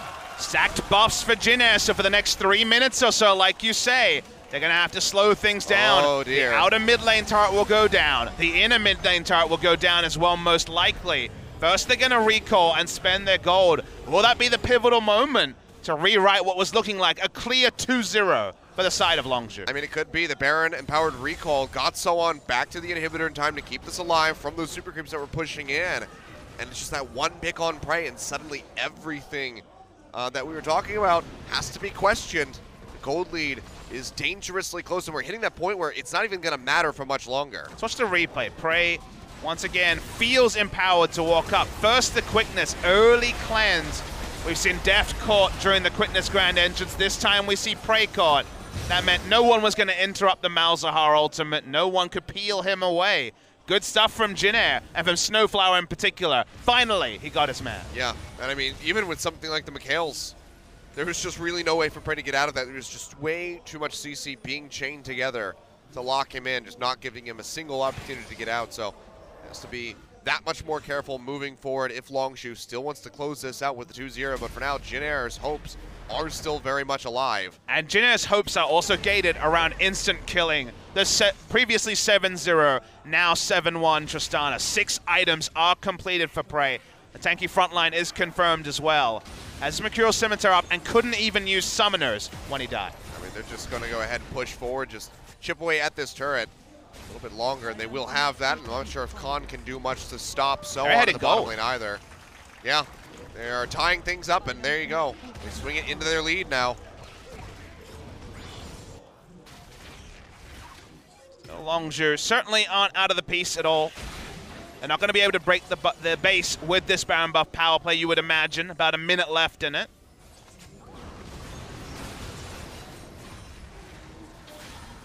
Jin Air trying to flip the script. Trying to stop the Longzhu love in and force us to a game 3. Unclear if they've done enough to make that happen, but you find a way to repeat the pick onto Prey, and Longzhu just don't have the damage to win a team fight. Yeah. Now, Prey is not going to be as far up after that. That's definitely the warning shot that Longzhu have not inked this game to, and unfortunately for us as viewers, we'll probably return to what we saw before Achilles, where the low engage from Longzhu is going to stop them from being able to push forward because they have enough turn and pick power to turn off a Baron, to turn off an Elder Dragon, but both are off the map for a very long time. So that will mean 6 items going the way of Teddy, who's only short of the Mercurial Scimitar now at this point. It'll mean probably a much more competitive final fight. So Longzhu have basically extended this game, we imagine, by 7 minutes, unless there's a big mistake from Jin Air that gives Longzhu the fight they're looking for. But I mean, right now Longzhu doesn't even really have the total vision control that they need to try to pick somebody off here. They're also just getting pushed in because the Baron buff is still here. That sentence goes out, but it's not going to connect, and another turret goes down in favor of Jin Air. That's all of the inners taken. I mean, every time you see Jin Air in the mid lane grouped as 5, there's no way for Longzhu to really force a fight. It's suicide at this point to dive in alone, even with damage reduction from the Galio ultimate. You will likely give up your front line fast, and then it doesn't matter how many kills Prey has if he can't free auto. So when you play the mid lane force style, which the Baron buff and the Elder Dragon stacking together has afforded, it really does feel like the game is intentionally delayed by Jin Air until the 3rd Baron is on the map. The buff has expired now. So Longzhu, knowing this, will just go ahead and start pushing forward, laying down some vision, trying to create some pressure inside the base. They still do have that open inhibitor in the bot lane that they can try to target out, but instead they're going to be bringing up the wave in mid. No adaptive helm yet from BDD. I thought it might be a rush item, but he went Abyssal Mask like he has previously. Tried to throw a bone to Khan, who really had a rough laning phase, and they wanted to get the most value out of the magic damage from the Rumble, who, to his credit, has a death cap now, so it's in a good spot. Has put together 5 nice items, but no adaptive helm means that, okay, is he still largely unkillable against a Malzahar? Certainly, but the adaptive helm gets a lot of value against both Elise and Malzahar. May just be a 6th item, but I don't know if that's impacting the positioning. At the end of the day, Prey is level 18 Tristano, the longest auto attack range short of Biocane Barrage in the game. So he's trying to feel strong enough to poke forward, but doesn't want to repeat the pick from before. Speaking of picks, the engage going through Cocoon does land. Cuz gets chunked out to about half HP. In the meantime, Khan being focused out here by Soan takes a hell of a lot of damage and feels forced to flash away. Now BDD looking for it, flash away. Will take Umti out to safety. No one going down on either side, but Longzhu definitely going low. Preferential trade for both teams almost, because you get Snowflower's Splashdown and BDD's Flash, so the true engage from both sides is now predictably going to be a bit more limited. Suddenly it becomes a battle of vision again, Achilles, because now it really is going to be the short-range turn CC or the turn-off Baron. So positioning around Baron with the relative safety of the Flash being down on the AoE engages ramps up, and we're already running into the territory where there is limited item spots. Notice that Jin Air are able to put together multiple control wards, and we're already at the point where BDD is prioritizing a Ruby Crystal over control wards, and that means more limited vision for Longzhu game. I mean, they have 9 control wards in the inventory right now for the side of Jin Air. Bug comes through, they do find Soan. He doesn't have a flash. Can they get the kill, however, is going to be the question. Plenty of shielding comes through to keep him alive. They'll get knocked below half, but they still can't find it. Force him back to base likely, but he's got the TP, and the Baron is coming up now in 20 seconds, so he can still rejoin. Budget vision control from the Rex site, and a single control ward can be placed from Gorilla. The Ruby Crystal might actually be a relevant thing, Achilles, that BDD picked up instead of control wards. We've criticized players many times for similar moves. Doesn't go the team route, and that means that Longzhu have very little control around the Baron. They're just going to try and force it, though. This is one way to force the enemy to come to you. It's going to be the do or die time here. Control ward not in the pit. The hook comes down on the Soan yet again. They flame in. The box falls. Cuz going up into the front line will go low. The Nethergrass bound onto him, but the hero's entrance is there to keep him alive. Now Kuzan going low, has to flash away as BDD cheats forward. Takes a hell of a lot of damage, and he's going to be the first one that falls. Umti finds the kill, so Jin Air coming out on top. Longzhu are going to have to try to retreat back over to the base, but Jin Air are bringing up the minion wave in mid. Yeah, Longzhu had to turn because they didn't have the vision behind the pit to be able to evaluate how to stop it. And then they fought away from Prey. Prey was fighting onto the Renekton. No one else was. Jin Air is going to barrel down mid lane and take this mid lane inhibitor. Yeah, there's going to be nothing that Longzhu can do to stop this in time. They find that everything that they did to try to take out Sohan completely negated. He TP's back in, and now Jin Air very healthy outside of Kuzan. Just going to start rotating over towards this Baron. BDD has teleport of his own. Respawns in 25 seconds. Predictably, Jin Air going to run straight onto Baron. There's already a control ward down for Jin Air. They have so much damage to be offered up. Look at this thing just absolutely melt without a Mountain Drake. Cuz going to go into the pit, tries to get it, but he does not have the steal. Will make it out the backside of the pit, but now, yet again, Jin Air has a Baron buff to try to close out the game with super creeps in the mid lane. The team fighting comp was relevant at 30 minutes, but now we're getting to the ultra late game. And if Prey and the rest of Longzhu can't force down the first member, they start running out of damage. And a person like Teddy, who should not have been a relevant damage dealer in this game, has gotten to the 6-item mark because of Prey's overextension in mid lane. It was very much a Prey giveth, Prey taketh away. Now we're in that awkward scenario where, again, Longzhu can't put down much vision control. They still only have a single person with control wards, and we're getting to that point with Jin Air as well. But Longzhu gonna, I imagine, just start up the Elder Dragon and try to force a fight again. I mean, yeah, 1 minute on the clock before we see that spawn. And that is gotta be Longzhu's win condition right now. Get that true damage coming through from the triple buffs that they do have. Still 50 seconds away. They start pushing through, looking for wards to clear out. Hell used. Baron empowered minions being pushed forward here. Things are so tense. Crowd has been largely quiet, as when it comes to teamfight action, we have been denied that for the majority of 46 minutes. But the next teamfight surely must decide the game. We expect so for either side. The minions still pretty far away from the mid lane, so if Longzhu want to fight, they have an opportunity to. Kuz is spotted. Yeah, a little bit of room to breathe, but like you say, spotted out by that sweeper is Kuz, so can't have that flanking position. Has to play a bit closer to the base anyway. Jin Air will peel back, but this is going to give them a fast track onto that Elder Dragon. Spawns in 10 seconds. They will not be moving. They want to try to stop Rek'Sai, but now realize there's a lot of artillery behind the Rek'Sai. They also realize just how much damage they have. Tristana is actually way back in the mid lane, so it's going to take a while to group. They haven't started up yet. They're just trying to poke out, trying to whittle away at Kuz. Free damage onto Kuz. Prey trying to kill the mid lane minion wave before they turn onto the fight. All right, well, the Elder Dragon getting leashed out. Prey chunking out the minions where he can. Really using the death sentence onto the dragon. No Flower has flash up. He has a lot of threat onto Prey. Prey is tanking this at the moment. Redemption coming down here from the side of Longzhu to go ahead and top themselves off. So approach this one so carefully if they want the win, but the dragon is leashing back into the pit. So tense at the 47-minute mark. We're waiting for the first skill shot to hit, maybe even the smite. It might decide it. It's a massive wave pushing up into the top side. Kuz is going to go in. Equalizer gets dropped, but it's not really hitting anybody. But it's going to be Gorilla, the first one to fall. They're able to trade back. They get rid of Kuzan, but they need so much more than this. Khan trying to retreat. Will be taken down as Teddy just goes ahead.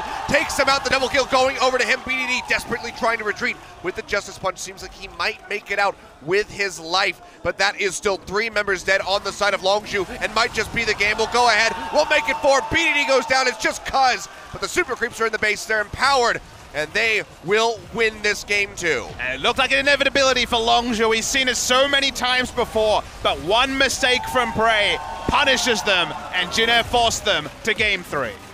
So very close. Longzhu, that slow mid-game, not going for any engages, not really having a way of finding them.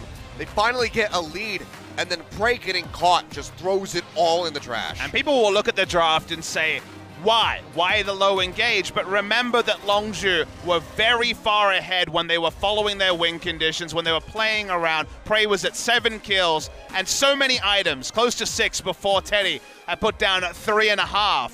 But the moment they made a single mistake that they haven't previously on Jace comps, on other hard-to-execute early game comps, Jin Air did have that window they could crawl back through. Crawl back did they just, and then in the late game, having multiple damage deals, the Malzahar ripping through members with that late game AoE. Watch the replay here. We finally saw the fight so much used to begin. The equalizer onto Kuzan, but that AoE, just the null zone underneath, is killing multiple members, and it doesn't matter how many items Prey has. Nobody is hitting Teddy. Uses the Feather Storm to dodge out on the Flame Spitter from Khan as he went into the Zonias, but then he's able to just go straight forward and he just rips through everybody. I mean, Jin Air could even hold on to cooldowns to turn on to Prey right at the end of the fight as well. And the moment Prey was dead, so were the hopes of Longzhu Gaming. Okay, we're going to actually get a series here. Longzhu, with their fate in their own hands, lose game 2. A series win will still put them game score ahead of the opposition at 14 match wins, but suddenly, for the first time in 12 games, they find themselves with a loss. That they do. All right, well, things getting heated up. I mean, it was so tense in this room. The audience being very quiet, except for those team fights. How does Longzhu bounce back from this loss? Something that they haven't experienced in a little while, and Jin Air, they're going to be hungry for that victory. We'll see what happens. We're going to go to a quick break. When we come back, we'll have the conclusion of this series, see who's going to come out on top, and see if Longzhu can retain that first place spot.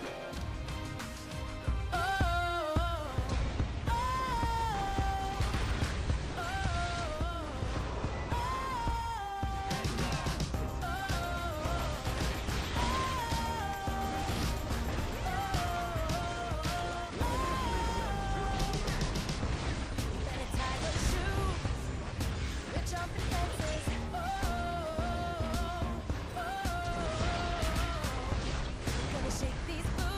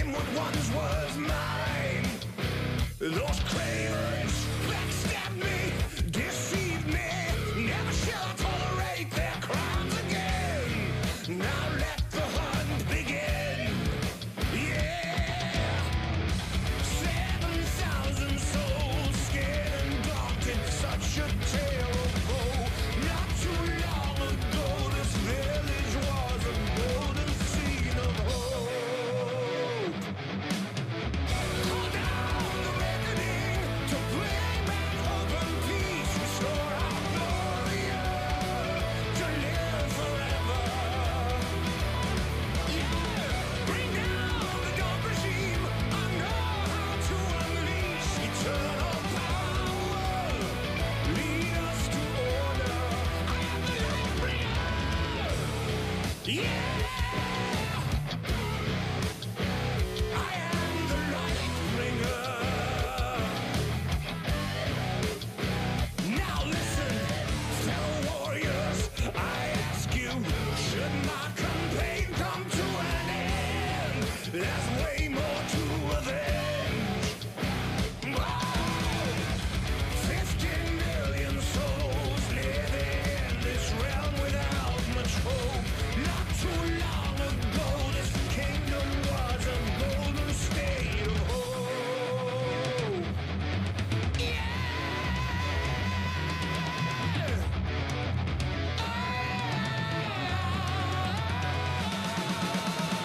Call down awakening to bring back hope and peace, restore our glory to live forever.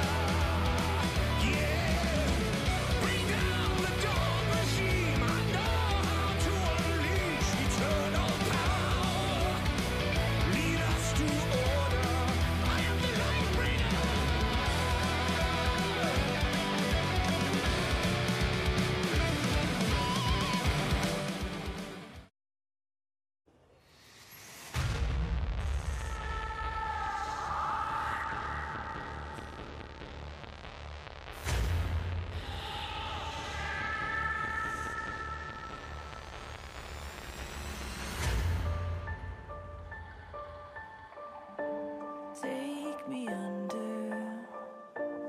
Take me under your wing, crack of thunder, as the wild birds sing, a sonic echo that leaves no room for doubt. All the shots bring it back to what it's now. As the world climbs tears in our hands, are we all part of a bigger plan? All the shots bring it back to what it's now.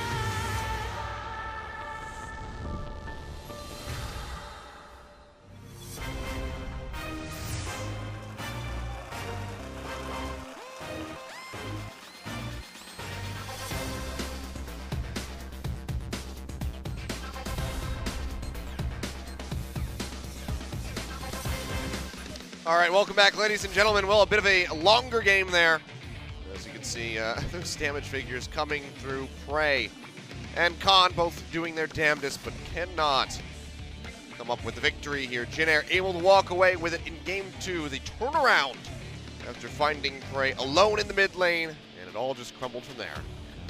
Interesting game, because it did feel like one of those impeding victories for Longzhu. Their first Baron was such a massive Baron play. They were playing around Prey, who was 1 kill away from Legendary. And then that turning point happened, like you say, where Prey was caught. They got Baron and Elder Dragon from that.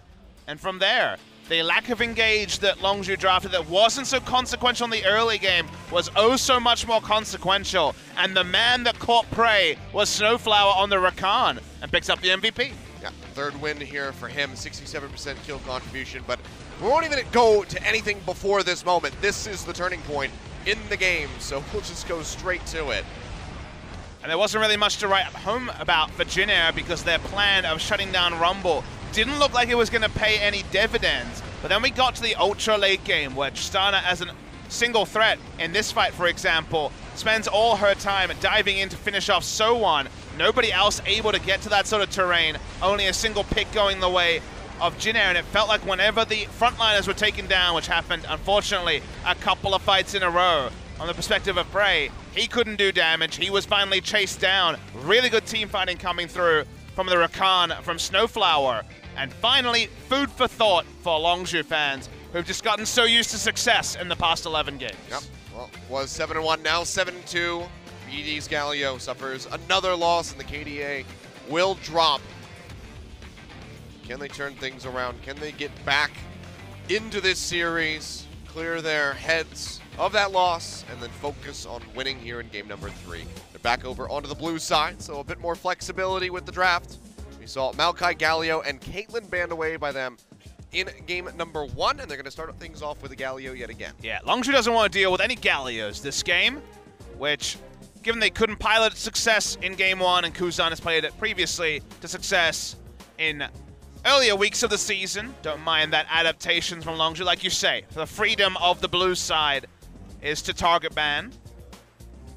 Maokai was, like you say, a ban in the first round of Game 1. It was available through all of Game 2 in the draft that no one picked. It just seems like Longzhu maybe doesn't play it. I mean, when you come to Khan's champion pool, Maokai doesn't really feel like a plug-and-play. They're close to tanks he's played previously, things like Renekton, which are more about pressure and the bruiser side of things than a true engage tank. And when he wants to engage, he plays Jarvan. So Maokai, at least as of the evidence of Games 1 and 2, doesn't seem like a pick for Longzhu. And okay, a Jace blue side ban. So it feels like Longzhu don't want to play these Jace comps on patch 7.14. Yeah, they don't want to do that, and it's going to be the Caitlyn ban as well. So two things to note, the Kalista and the Gragas, both available here for Longzhu. Kalista definitely going to be the higher priority, but the Gragas could be taken by either team. They've banned this away twice now, Jin Air, but they leave it open this time around. I don't feel like Jin Air are going to take an early rotation Thresh to answer the Kalista as high priorities before. I felt like they wanted to deny Kalista Thresh in Game 1, and Thresh didn't find much value from Gorilla in Game 2, so like you say, really rising priority for Gragas, given how good Kuz has been on it in previous series. Not the bounty in the face of the Kalista, but you don't want to deal with Gragas engage after the Fate's call either.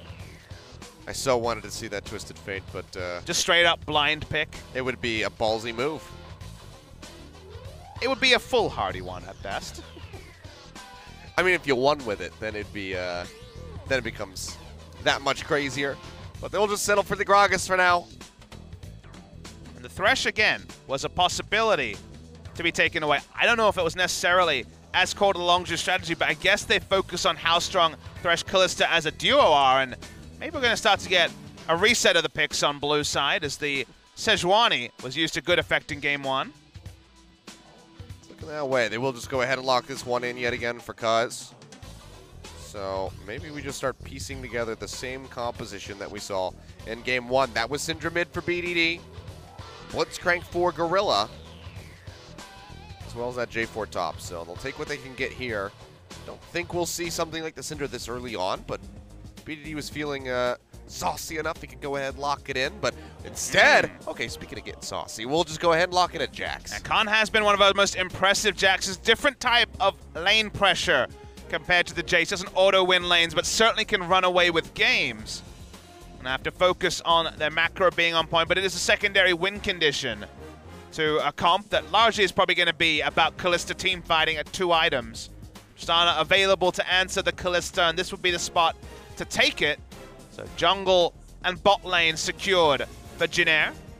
I wonder what theory Longzhu will take with their bans in the second round, because when it comes to picks against Jax, a lot of things can do well on paper, and yet he can run away lanes with Snowball.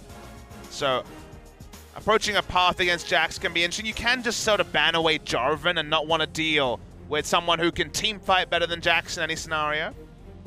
Well, for now, it's going to be the Blitzcrank, targeted out onto Gorilla. Get rid of him, so no hooks available for him. And then the Lucian yet again, despite the fact that the Galio is banned away. You kind of talked about it, you know, decent blind pick into that mid lane, so they'll just go ahead and take that away from Kuzan. I think with Sejuani, Jax, Longzhu don't want to blind pick Lucian, so they don't want to leave it open as an answering or a blind pick for Jin Air GreenWings. They would have just been too overloaded on physical damage on the blue side, so they decide no one's getting a hold of Lucian. As Wry Smile from Gorilla, trying to work out which engage support he's going to be pairing with the Kalista. I feel like maybe we just see another LeBlanc ban by Longzhu here. Definitely a possibility, given that LeBlanc has been banned a lot against FLICKR recently. Such a much bigger pick in other regions in Korea, but a staple of Kuzan's champion pool. It's a good call. In the same spot in both drafts, we have the LeBlanc banned. Just don't want to give him that comfort if he wanted to, you know, blind pick it here and allow for a counter pick in the top lane. So just go ahead, ban that one away. Mid lane counter pick seems to be the higher priority for Jin Air. Cho'Gath would represent most likely a top laner, but of course could be flexed to mid as recently as in the LPL today. Icon was playing in the mid lane, has been situationally a counter pick there. This is true. So some ambiguity, and Kuzan does strike me as one of those mid lane Cho'Gath players. I mean, it could also be in the jungle if the Gragas goes top. You're right. There's a lot of flexibility here for Jin Air. In the meantime, Longzhu maybe looking for the Braum. This is one that was banned away by Jin Air. But Taric. Okay, instead we will flip over to the Taric. Taric with Ardent Sensor, no doubt incoming here, as the mid lane is going to be the blind pick given all those ramifications. And it's going to be the Taliyah return from BDD. These are his two most played players. The Galio in Game 2, and now the Taliyah in Game 3, 8-3 in LCK history on the Taliyah, but 8-2 over the course of summer season. We won't talk about that one other loss. Oh, no. That was on a different org. I don't even know what team he was playing. Well, Jin Air seemed to be settling on it being no Cho'Gath mid lane. Single tier rolls down your cheek. It's going to be the Corki as the answer to Taliyah. Very common matchup we saw all throughout Rift Rivals 2017. But where does the Gragas and this Cho'Gath go is going to be the question. Let's see, 20 seconds where they will go ahead and wind up with these picks. I would imagine Cho'Gath is going to be top lane, but I'm not 100% clear on that. I would like to see that. That is what I think would be the more interesting matchup here. 6 seconds remaining. They haven't flipped anything yet. Maybe just going to be the Gragas. So my first instinct was wrong. It's going to be Gragas top lane, which strikes me as the sort of matchup. There's going to be a lot of latitude for Jax to pick up a lot of CS. And Longzhu, if they can actually get a level 1 going and ward up for the Jax, they have traditionally been very strong at playing around Khan's split push pressure. First time this series that Khan is actually empowered to play the side lanes. He was very much on team fighting duty in Game 1 and 2. I mean, you think about, Afreeca in Game 1 versus Samsung earlier today, Tristana and the Cho'Gath. There was no opening for that Cho'Gath for Spirit to make it in for the ganks because the Tristana was contained under the turret, couldn't control the wave. So could be similar troubles here for unless he can get out to a lead, because the mid lane is not going to have any CC whatsoever, so might just have to rely on Gragas up top. But all right, this is it, guys. The final game of this series that has delivered a bit more than we thought it would. Let's go ahead and load in.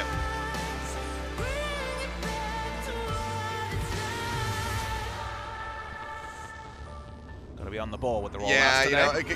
Castrogen, he wants to get out of here. So he's just throwing it straight into the game, so. The crowd on both sides are throwing their lungs into cheers for Longzhu and Jin Air. Remember that, sure, Longzhu are on the trail for first spot, which may not be decided by the match victory in this particular game. But Jin Air are also fighting for 5th spot. If they move to 8 match wins, they will match the record of Afreeca Freecs. They have an inferior game score, so they will be behind, as another Prey fan is in the audience. There's plenty of those. Well, it might not be a cowbell, but got some speakers. So Jin Air winning, they will be behind a couple of games behind Afreeca, but not matches. So they will be able to potentially unseat Afreeca Freecs and make that late charge into 5th spot. So for both teams, a lot on the line.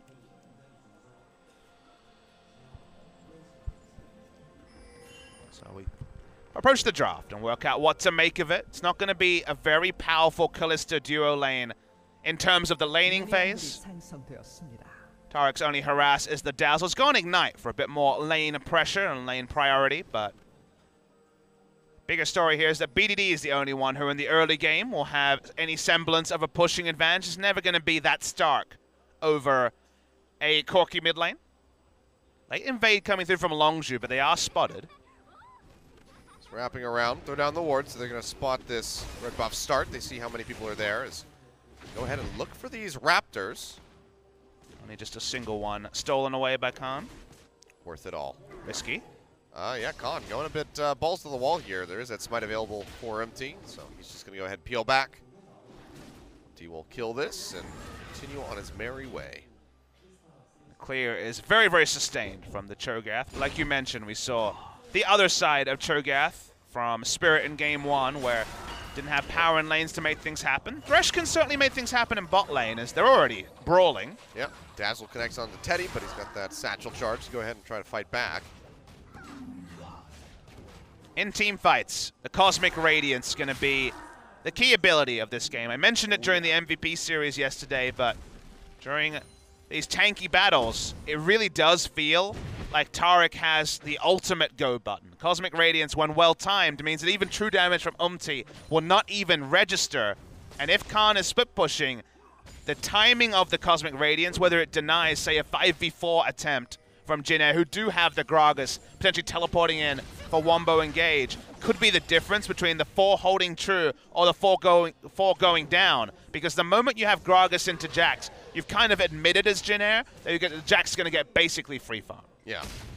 Already taking a bit of an early lead there as he's going to take the Blast Cone over the wall for a little bit of a ride. So on does have the lane pushing at the moment with that barrel going off. So this could be a very early gank here from the side of the Sejuani. So ward thrown down over the wall would be spotted, but is it enough of a reaction time? I mean, Longzhu, vertical jungling has basically happened given the Sejuani's top side, so Khan is free to do whatever he wants in this lane against the Gragas. He's going to get spotted now. So this comes wrapping around, looking for the stun. Flashes in for it. Someone has his own flash. I'll just go ahead and flash away from the Arctic Assault. Yep, they get a little bit of damage in. Passive will proc, but can they kill him off? The answer is going to be no, and now they could be looking to turn things around as Kuzan will cancel the TP. He was just hanging back. No purchase yet from Kuzan, and mid lane Corki often can get a pretty big tempo advantage in CS doing that as Khan finds So1 by teleporting back into lane, but that's been denied by Kuzan having to relieve pressure from his top lane. Oh, anti-climactic. That was kind of the subtext of Series 2, you have to say, for Game 2 at least. Where I mean, it got pretty exciting on the turnaround, you know. Well, this time we have Weaver's Wall, Fate's Call, Dazzle, and Sejuani, so Engage has certainly been beefed up for Longzhu. Umti right now sitting here in the mid lane. Gonna be looking for BDD, but he's already cheating his way to the opposite side of the lane. Because in the meantime, coming back over the wall, looking for So1, knows that the flash is down, but the stun's not going to register this time out. Should still be able to get the passive. Will get locked in. So1 will fall. First blood goes over to Khan. Yeah. Extra marks for persistence coming through from Cuz. Did a lot of power farm Sejuani jungles, Ambition in particular. But it's actually just the focus on the top lane that Longzhu was setting up for by Cuz, taking the Krugs early and pathing around top lane multiple times. Game 1 we mentioned, stay away from Khan. He's on the Rumble. He's on the Jarvan. Game 2, same story, on the Rumble. Just allow him to be pushed in. He'll get his items. He'll be relevant. It's a very much different story when it's the Jax. And you notice Cuz's jungle pathing adjusts accordingly. You know, it's as they say, if at first you do not succeed, then gank again, that flashless Gragas. And a famous adage. Yes, that is a direct quote. Inscribed in Hebrew. Mm-hmm. Interesting language choice there. I wasn't sure. Like Latin probably would have been. Both, actually. They were trying to be really inclusive. Okay. You know, just so multiple peoples and cultures could read it. Oh, Cuz. He's having a gank party today. He's not done yet. Blast going over the wall. Taric can apply the melee auto attacks very fast with the passive, 100% attack speed. So you get that first hit from the Sejuani, and then it's basically a CC train from the Dazzle and also the Permafrost.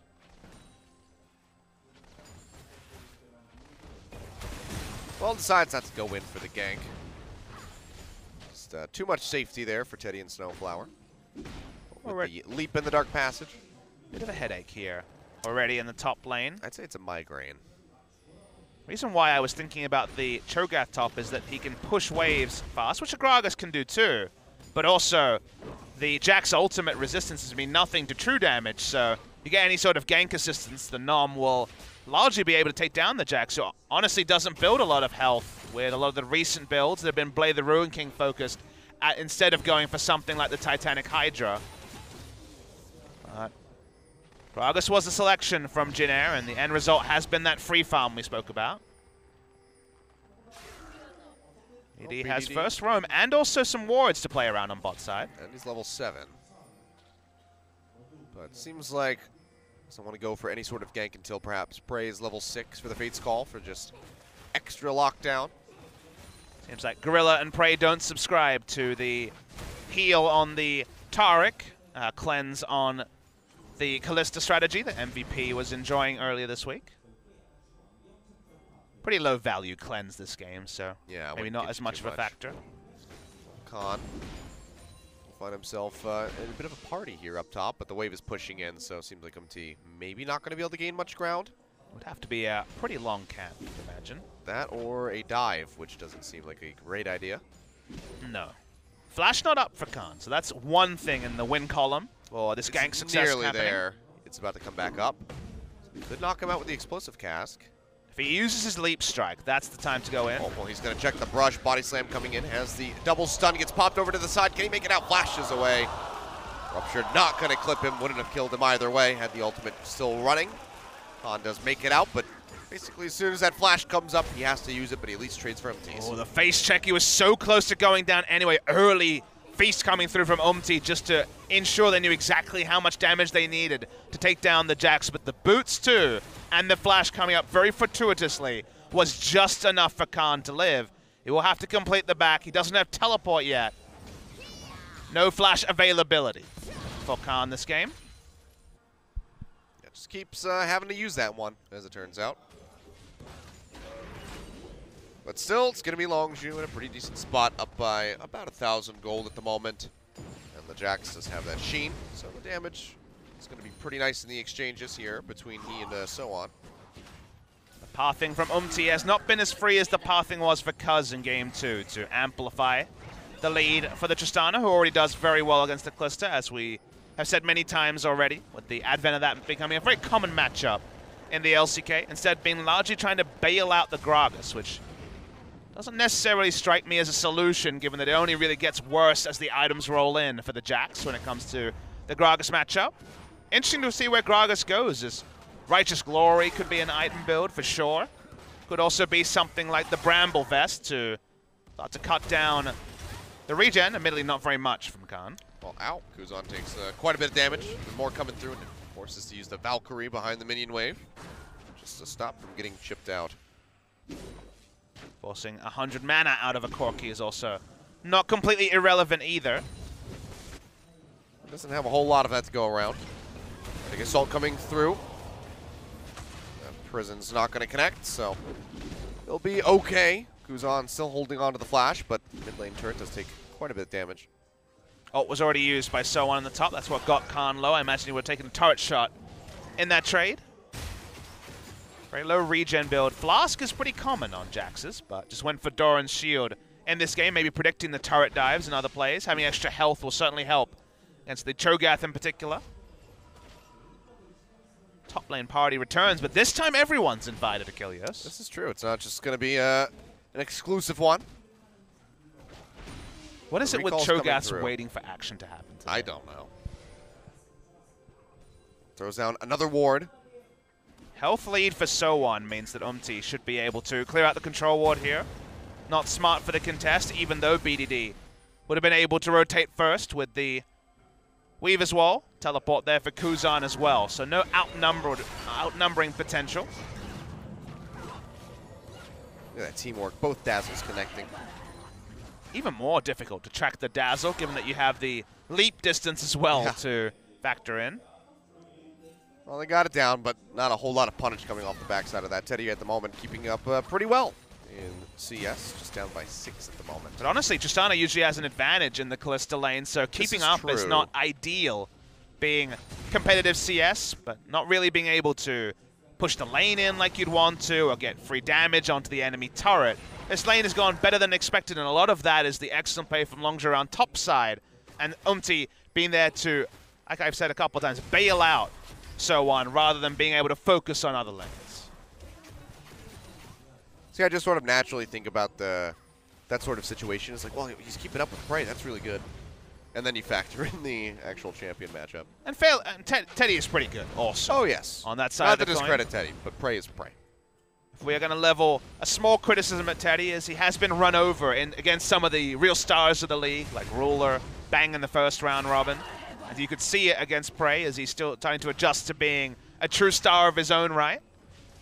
But love to see Teddy get a full year under his belt as we're close to the end of the summer season. So much promise, you'll remember, in the Kesper Cup last year, and then squandered a lot with the struggles of Jin Air in spring, even if Teddy himself looked great. And he definitely settled for a summer where, sure, he wasn't by far the best player on his team, but his team leveling up around him has allowed him to be a relevant factor in the whole league.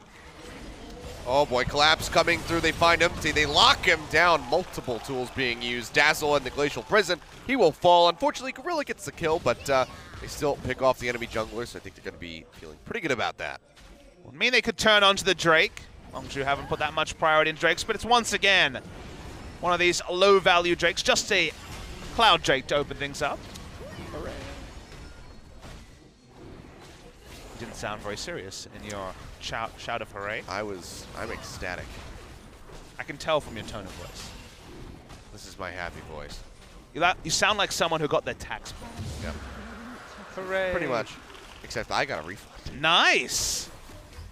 Not today. That was actually a couple of months ago. Yeah, that was a very long time ago. Turns out tax season is done right now. I'm happy. It's one more year without having to think about tax season. Yep.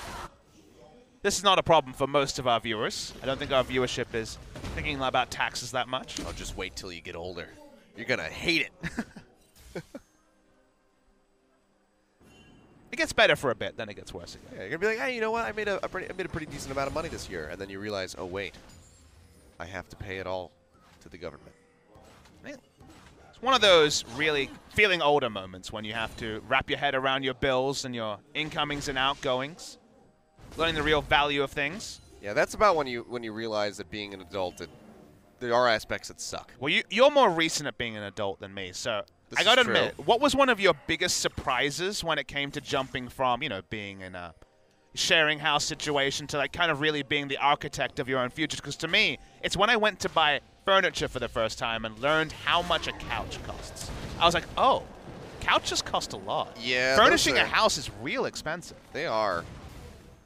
But I'm trying to think. Paying bills, What, a famous one. Tax, for example. Yeah, any kind of bill, something like that. Probably car insurance. Oh. When I had to have my own car insurance. That kind of was bad. Hard dive coming here because Corki was taking time to get back on. It's actually Gragas teleporting finish this in. one off in time, and we'll go down here. So first brick over to Longzhu, but see how long they want to stick in the fight. All of Jin Air joining in, but arriving just a little bit too late to the party to turn things around for them. And a consequential one, because mid lane outer turret going down against a champion with a global, or semi-global in the Weaver's Wall. Usually can spill over to other lanes. A nice rotation from Longzhu, and Jin Air caught napping a little bit. Kuzan and So-Won not wanting to use teleport, and then So-Won basically wasting his. Not that Khan won't be doing too much team fighting, you'd imagine. Oh, for the wraparound now. Not spotted yet.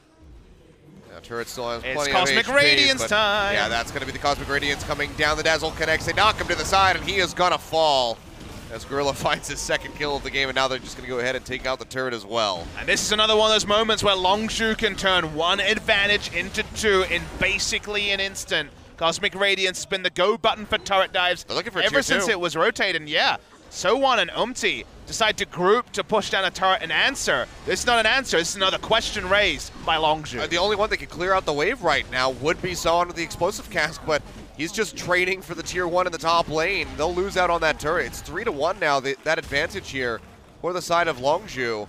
And they're just going to keep on moving. 4K in the lead at 16 minutes. Herald will be started by Jin Air. But the Will of the Rift Herald represent more than, say, a inner side lane turret. It might represent mid lane turret, but even making that happen is going to be difficult without any sort of vision. So Jin Air will pick up the Rift Herald unanswered. You'll notice that Longzhu are going to reinforce the top side of the map. Kalista and Taric heading there already. Big gold lead to Longzhu from the objectives they picked up, but they have the kill lead as well. All right, well, getting things started. Here is Longzhu. Bit of a faster-paced game, you'd have to say, compared to game number 2. So this is looking a little bit more reminiscent of game 1.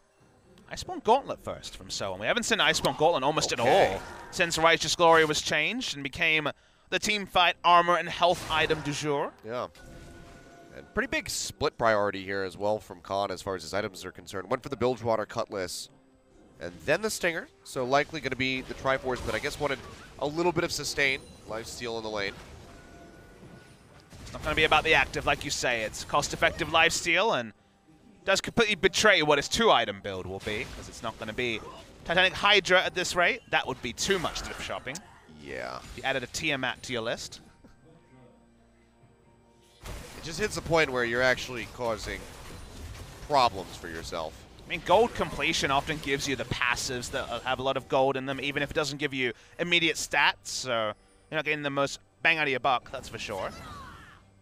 Snowflower spotted out by that control ward. Because it's just going to go ahead and clear this vision out. So do we see another early Baron attempt from Longzhu, like we've seen in both games, pretty much? Well, Weaver's Wall is a bigger insurance tool than what Longzhu has had access to before, so I think that's very possible. Seismic Shove does not connect, and Kuzan has the flash away from Khan in time. Might have been one rotation if everything landed there from BDD. Yeah, one more hit, I think, and he probably would have gone down, because even the Jax at this point, it's going to be doing quite a bit of damage. Jin Air have a lot of early word about what Longzhu want to do. The moment you see Sejuani cutting through your jungle and the duo lane and top, you know that top lane outer turret and Baron is on the menu, and here's the first of that too. I mean, this is mostly going to be for the turret, you'd have to think, because of Prey's the not escape interested. tools there from Jin Air. So yeah, Prey just going to go ahead and keep hammering away at this turret. They'll run out of minions, but Gorilla is perfectly willing to go ahead and take this one up for his squad. The Dazzle not going to connect, but the Glacial Prison does.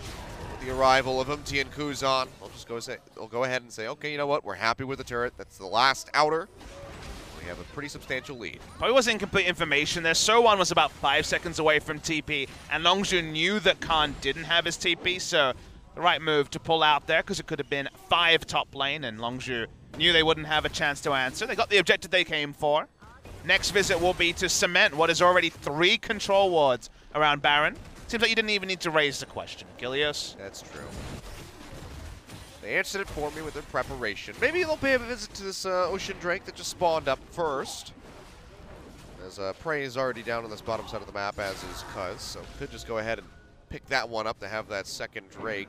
That would be kind of weird. They put so many control wards around Baron and then abandon them all to start a Drake. They may react to a Drake start by Jin Air, but Aaron spawning in 15. It's fine. They don't expire. Just leave them as long as you want. Seismic Shove.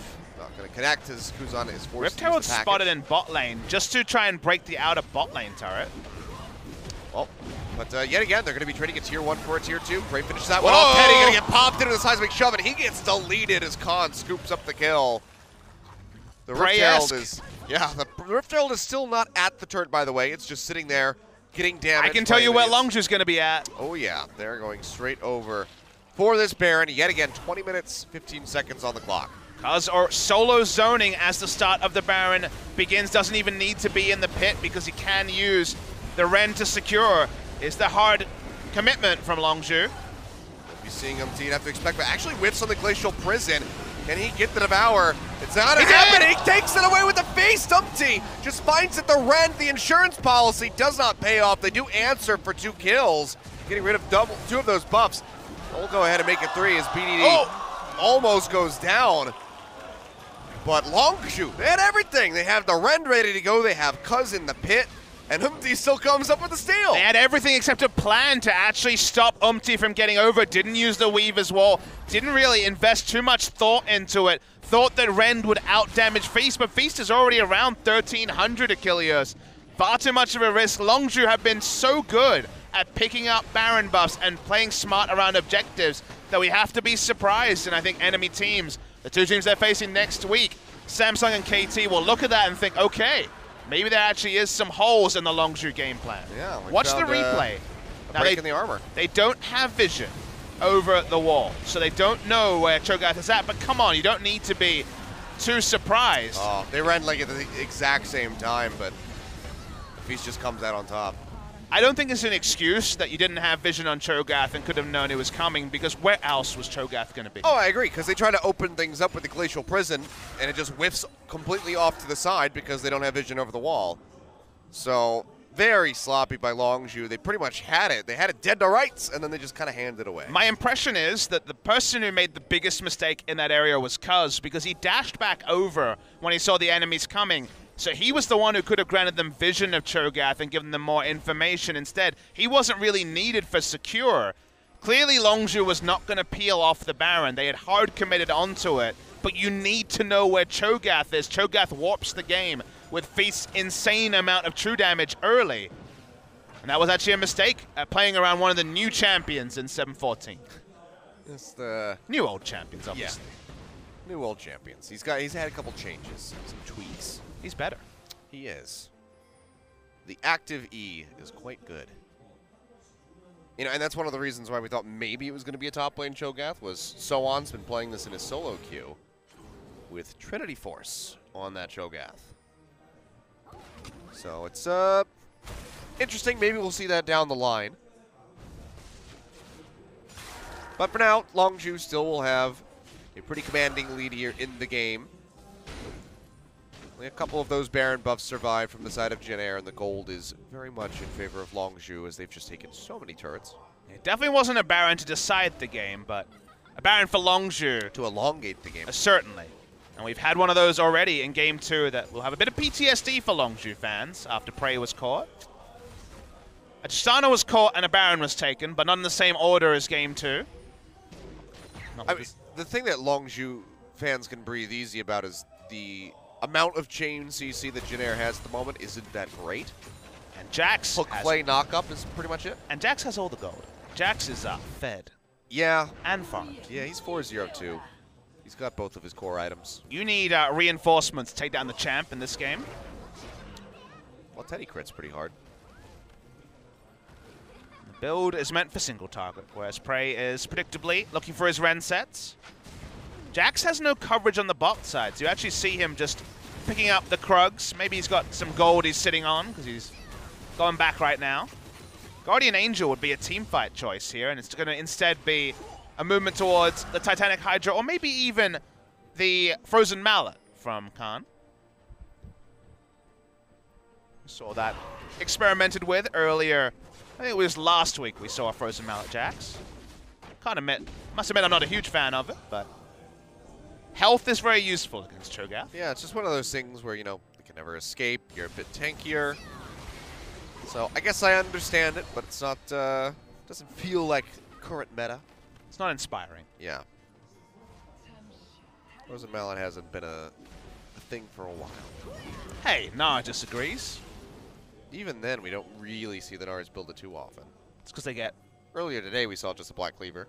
We do see a lot of double buffs going against Nars, and Nars having bigger problems than building for lane, but I think it's still the staple I want to crush lane build for Nars. Sure.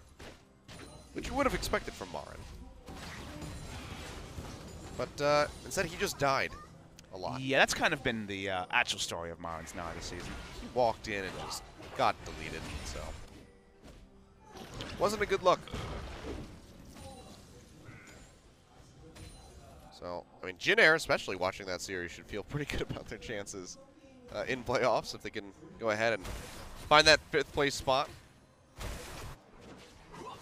Which they would be taking a gigantic step forward to doing if they were to take down Longzhu in surprise fashion in this game. Certainly a game that's not written anymore. We thought Game 2 was largely inked to be a standard Longzhu victory. And Prey being caught, Jin Air lapped up that opportunity and were able to win the game. This time Longzhu have engaged. This time Longzhu have options. Oh, well, they're not going to find the Dazzle. Actually grouping with their Jax. So Jax not playing side lane. Well, he's going back over that way. Jax on top side suggests to me that Longzhu want to spend the next minute and a half setting up for a safer Baron than the last time. Maybe this time with some vision over the wall. You know, that's an opportunity. That's something they could think about. Oh, dear. That's going to be a fun part of the VOD review. They have double warding trinket and also some control wards in the inventory, so it can't be worse than last time, you'd imagine. I would hope. I can imagine it. It hurts, but I can. Here's the last shopping trip before Baron for Prey and Gorilla. More Malmortius going to be the next item for a bit more team fighting. Try and ignore one of those magic damage crits we know about. Trying to keep himself alive. Again, gone are the days of the Sterix Gauge Callista, thankfully. Sejuani didn't have backups. Didn't want to use her sweeper without anyone in the area holding on to that cooldown. And Tarek will have his up as well. Looking for Longzhu to have a much more ordered play around Baron unless they can pick up a pick and then just try to rush it down. Well, it's available here in 5 seconds. Cloud Drake on the board, but, well, you know, it's Baron, so everybody wants this. No control ward on the Baron, though. This is true. They have one in the vicinity up near the Krug Brush, so not going to be getting them a whole lot. They have one down in the pit now, as I can spot that one out on the mini-map. I'll say that Longzhu are too dogged in holding on to things like Dorans and Dark Seals instead of buying control wards to take down objectives that will probably win them the game. Okay, well, right now, just kind of playing towards this bottom half. They have the majority of the team waiting in the river, or in the mid lane, rather. Keeping tabs on Jin Air's members as Khan just goes ahead and solos this one out. Sort of thing that other teams haven't been able to punish because of how much snowball has happened in Longzhu games, but now with the benefit of a longer series, we have been able to note that weakness in the Vision game. It's relying too much on Gorilla and the Rek'Sai also in Game 2. 7-0 in kill score. I mean, so the kill score certainly tells one story, and the gold does as well. And yet, after the Baron kerfuffle, we're still not sure. Yeah, so how do they want to approach this one? At the moment, it's going to be Khan splitting into the bottom lane, where there is not that inner turret. Instead, they're going to find engagement here onto Cuz, but he is insanely tanky as a Sejuani, so instead he's just going to force the flash from Snowflower. Release pressure, no Thresh engage going to come through. They didn't have to use any resources Longzhu to make that happen, except from shifting the Bastion onto the Sejuani, looking for a dazzle there from Gorilla with the chain link. They're walking in. There's only two here. Yeah, almost found Kuz on there, but the dazzle's not going to connect. Didn't quite have the right angle. So now just looking to take away the red buff. We'll be able to do so with that Ren. Do they want to stick into this one? Glacial Prison comes down, but they're not going to find the lockup. Gorilla goes forward, finds one with the dazzle. In the meantime, Snowflower has been taken out. Now they're going to be pushing forward here. Nice Buster Shot. Yeah, Buster Shot just goes ahead, knocks them back. So keeps Teddy safe, but that's both of his summoner spells down his ultimate. And Longzhu, they're all going to take a ride. So this time they know Ulti Flash. Doesn't make it. BDD doesn't make it, but maybe he can just zone away the Cho'Gath. Cho'Gath does not have Flash this time, so should not be allowed in the pit. But for now, they still have no vision over the wall. And somehow Cho'Gath's going to walk up. He's been spotted. It's going low.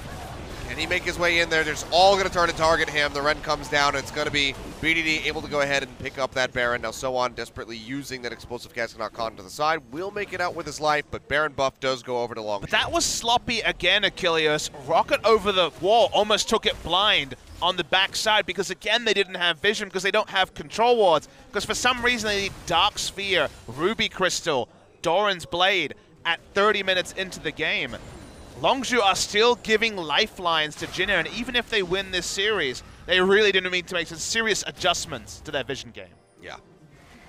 I mean, Prey rending to kill Cho'Gath as opposed to saving it for the Baron for that possible seal is just not a great way to approach that take on the Baron buff, but especially because to do that, he turned off, put damage into the Cho'Gath, still rendered the Baron, and Baron was sitting there at 400 HP, up for grabs.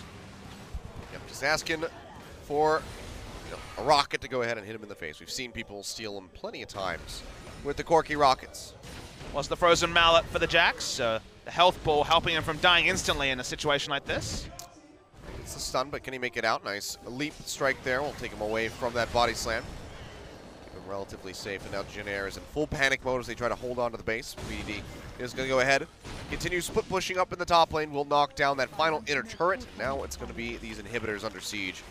Just about 12,000 gold in the lead is Longzhu, and even then they're still playing a little bit measured here. Not rotating as 5, just under the turret. Scott's going to have to dash away. Some bit of damage, but Khan is going to go ahead and knock down this bottom inhib turret, so now that one's going to be exposed. Mid lane going to be falling shortly thereafter. They're looking for the kill in onto the Jax. He gets popped away, and that's going to be enough distance for him to get out safely. Has the Baron empowered recall and the TP to rejoin. Yeah, no punishment there because he's able to flash like you say. BD turning onto Kuzan, not getting the kill, but they'll get the turret. And he's just going to go straight back into the bottom lane, try to knock down that inhib. So all 3 turrets now falling, all 3 inhibitors exposed, and Longzhu will be trying to finish this one off considerably cleaner than Game 2, cleaner than Game 1 as well. So a nice high note to finish out this series with. Cosmic Radiance coming down. They go ahead and deny all that damage coming through. So-On's going to get jumped on. He's just going to disappear. Prey rending him to death, now looking for a little bit more. Intermission gonna go ahead and get a little bit of damage in, but it's not gonna be enough. As Prey just keeps firing away, and everybody on the side of Jin Air disappears. And just like that, double kill here for Prey at the end. They will finish off these Nexus turrets. They'll finish it off 14-0 for Longzhu. They close out this series 2-1. And 14-0 is certainly a clean kill score, but the game was not as clean as Longzhu fans would like. The sort of game where watching it, you saw gaps from the side of Longzhu that you hadn't necessarily seen in previous games, and that is going to be a bit of a query. Their dogged resistance from getting enough vision around Baron was almost punished in 2 straight games. Game 2, they were taken down by a pick on Prey, but vision around Baron was Cho'Gath's earlier steal, and this time Cho'Gath didn't have flash. So sure, the chances were lower, and yet you have to ask the question, why not a bit more reinforcement? Why not a bit more tight play around Baron? Longzhu are no longer being scrutinized about it as a team with young players and a team with characters that we know and love. They're being scrutinized as a team that may actually be the champions of LCK Summer, so you have to adjust your expectations. And when it came to the vision game, they did let us down a little bit in Game 3. Yeah, that and just the general approaches to those Barons, not investing everything that they had into confirming it, but you know, going for the kills, greedily using that rend on the side of Prey. We'll go ahead and get a replay of the end of the game here. Cosmic Radiance was armed as the Permafrost was onto the Gragas, so they were always going to pick up 1 kill, but right at the end, Fate's Call in to get the pop-up. And it all stacks up. Watch for the seismic shove here coming through when the Weaver's Wall was in, and the Minefield as well. My goodness, the E there ripped through them as well. Nice, clean stuff, and again, the kill score, one-sided. The game, the victor, was probably always going to be Longzhu Gaming in Game 3, and yet you still wonder about what-ifs, and you steal the players. They're not celebrating, even though they do once again go 1 match clear at the top of the table. Yeah, would have liked to avoid that loss in game number 2 and play a bit cleaner in 3. But at the end of the day, it's going to be Longzhu retaining their spot in first place, and Jin Air a bit further away from those playoff hopes. Valdez, one of the casters at Gangnam, talked about how after the series, the 2-0 earlier this week, all the players stayed grouped afterwards and were still talking about how they could have improved. And I think we're seeing the same sort of thing from the players here. Finally smiling, but this time once again with measurable things to work on for the next series, because it only gets harder for Longzhu Gaming. KT and Samsung next week, and in a couple of weeks' time, whether it's in the semi-final or the final, it will probably be Longzhu versus one of those teams again, or a rampaging SK Telecom. So now, all the easy opponents are gone. It's only top 5 teams for Longzhu for the rest of the season. Yep. Well, as has been the theme here for the duration of this series, it's going to be BNED taking the lead as far as the damage is concerned yet again. Going back over that to that Talia. Didn't see it from him in Game 1 or Game 2. Brings it out here in 3 and helps staple down that win. DPS Talia at the end, rather than the Weaver's Wall inch forward Talia that we've gotten used to we saw the past month. So few Weaver's Walls actually in that game. Never really was riding into the side lanes to try to go for those big ganks. It was mostly just about him smashing rocks into people's faces. And I think that's kind of a product of what you have around the Talia. Because if you have Caitlyn, if you have Siege, absolutely, it's the walls behind the turret to take objectives, but it was a Jax Sejuani comp. It's very much more about split push or hard engage. Kallista's not a great Siege champion at the best of times, so a different type of Talia. Pumping out the DPS, and Gorilla on the Taric for the first time this season will win the MVP. Yeah, and I mean, Jin Air, they did their best to try to take away those crucial Fates Call champions that he could play the Blitzcrank and the Alistar, their final 2 bans. But they didn't see the Taric coming, just got patched up and buffed up on 7-14. He brings it back out, and he plays it oh so well. The Dazzle accuracy, for the most part, was very good. And it's the second time we're seeing Kalista Taric this season, actually, before all the buffs came through for Taric and the change in the meta for Kalista. BBQ Oliver's played it to a victory as well, with really, honestly, the same sort of results here. The core interaction is that you start the Dazzle right as you're about to be Fates Called, and then it's usually going to be a Wombo engage for the ages, even more so than just a Fates Call, and a guaranteed Dazzle afterwards. Cosmic Radiance also to shrug off damage against a Cho'Gath gets maximum value. So they used the Taric, who's strong. It was Ardent Sensor again from Gorilla, who's in love with that item, as are many other supports right now with its power level. this was the time they were smarter at going over the Baron, but you notice how close it was to a steal, and that would have just extended the game again. I mean, if that rocket had been a big one, then could have been a completely different story there. For Kuzan going for that steal. But yeah, this is just going to be the cleanup. As Gorilla did get tossed back in. He's just able to set up for the big lockdown. They just suffered heavy losses on the side of Jin Air. And I hope fans understand the only reason that we're being so critical in a 14-0 kill game is because Longzhu are shooting for the top. Some things to work on in Game 3. Yeah, for sure. But for now, we'll go ahead and hear from our MVPs. So Joel, take it away with the translation. Thank you very much, guys. This is Joel with your last interview translation of the day, and we're here with Longzhu Gaming. Despite Jin Air's best efforts, they couldn't get it with this win this time around, and Longzhu get another win in their series. 2-1 this time. We're here with BDD and Gorilla for the interview. How do you feel after that win? I think we were especially afraid and nervous the day before today's series, and I think that really showed in today's performance. I think we were a little bit nervous than we were supposed to be. And a lot of people are really just considering you as the best player in the tournament right now, in this entire series, in the entire season. How do you think about that? Yeah, I'm really happy for BDD because he's doing such a marvelous job in every department. I think, but just BDD is one of those players that always has room for growth, and he's developing at a very quick level right now.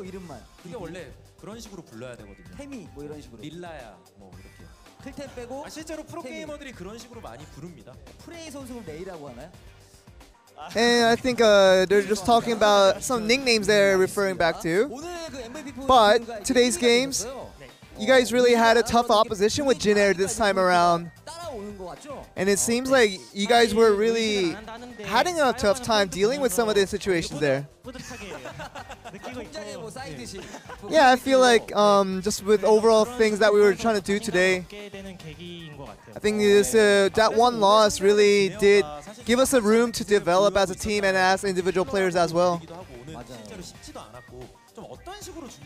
And how did you prepare for this particular series?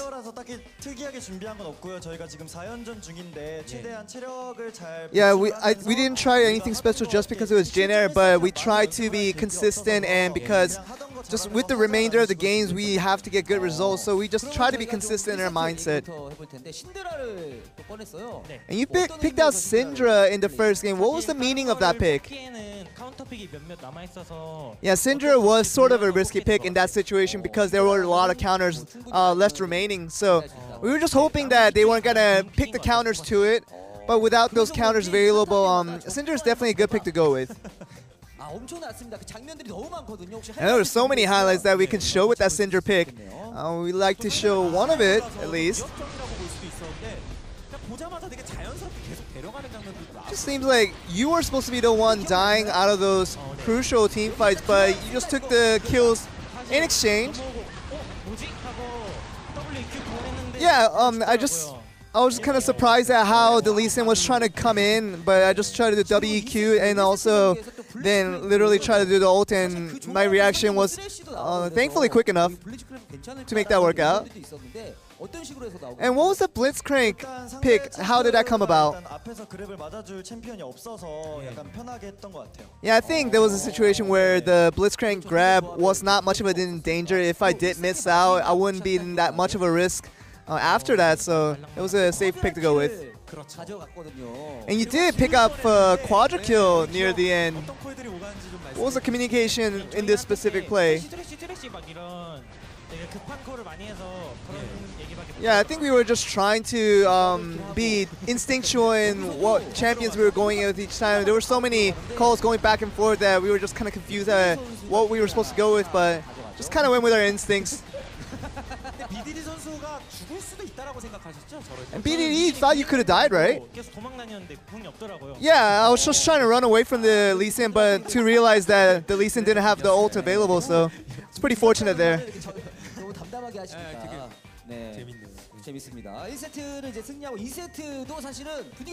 After coming up with a win in Game 1, you guys went to Game 2 and basically had a free time for most of the game. I'm sure when Prey died near the end, I'm sure that was the big moment for you guys. Yeah, I think we got a little bit greedy once we had a lot of advantages towards our way. I think we just got a little bit greedy and overstepped it into that situation where we crucially lost Prey in that battle. And what was the communication after the game, after you guys lost? Yeah, Prey got about 5,000 damage in game 1, and he really wanted to redeem himself personally, so I think he just tried every single situation possible to get more damage in game 2. I think some of that situation we couldn't protect him as far as we could, so felt sorry for not being able to protect him as well as enough. BDD, what do you feel about that situation? I'm sure you had to protect him as well. Yeah, I think I could have protected him a lot better. So it's definitely our fault. It's not Prey's fault by any chance. Yeah, Prey had, I remember he had Flash available. He had so many ways to escape. Yeah, if I was Braum, for example, I definitely could have protected him, but it's definitely my fault for not protecting Prey. So it's everybody else's fault other than Prey's, supposedly. But keeping your mentality was important after losing that game 2 and reaching game 3. What was the mindset heading into that game? Yeah, we just try to reset back to game 1 and thought that we're just starting new, fresh start, and we just wanted to treat it as if nothing happened, and we just try to play our usual game. And it seemed like game 3 was sort of a stable match where you guys weren't really going back and forth, but not doing anything crucial in both sides. Yeah, with Tarek, you always have to look out for level 6 along with Kalista, especially because the ultimate chains really can get us a lot of favors and get a lot of advantages, but we had to wait until that timing. 다른 팀원들한테 본인이 MVP인데 확실히 또 팀의 어머니다운 그런 모습을 보여주고 있습니다. 그래서 요즘 이제 나오는 이야기가 이제 이 롱주가 And the word that's coming up recently is that the possibility of Longzhu Gaming going a straight path, a free pass all the way to the finals. And how do you predict that kind of statement for you guys right now? I'm sure you guys talk about that in the team as well. Yeah, I think all of us individually as players, I think we're really reaching towards the win. Actually, just getting the first place, becoming champions of LCK, I think that's realistic what we're looking at. Yeah, I think, you know, you want to be humble at times, but you just can't win over that expectation and really that excitement of possibly becoming the champions of LCK.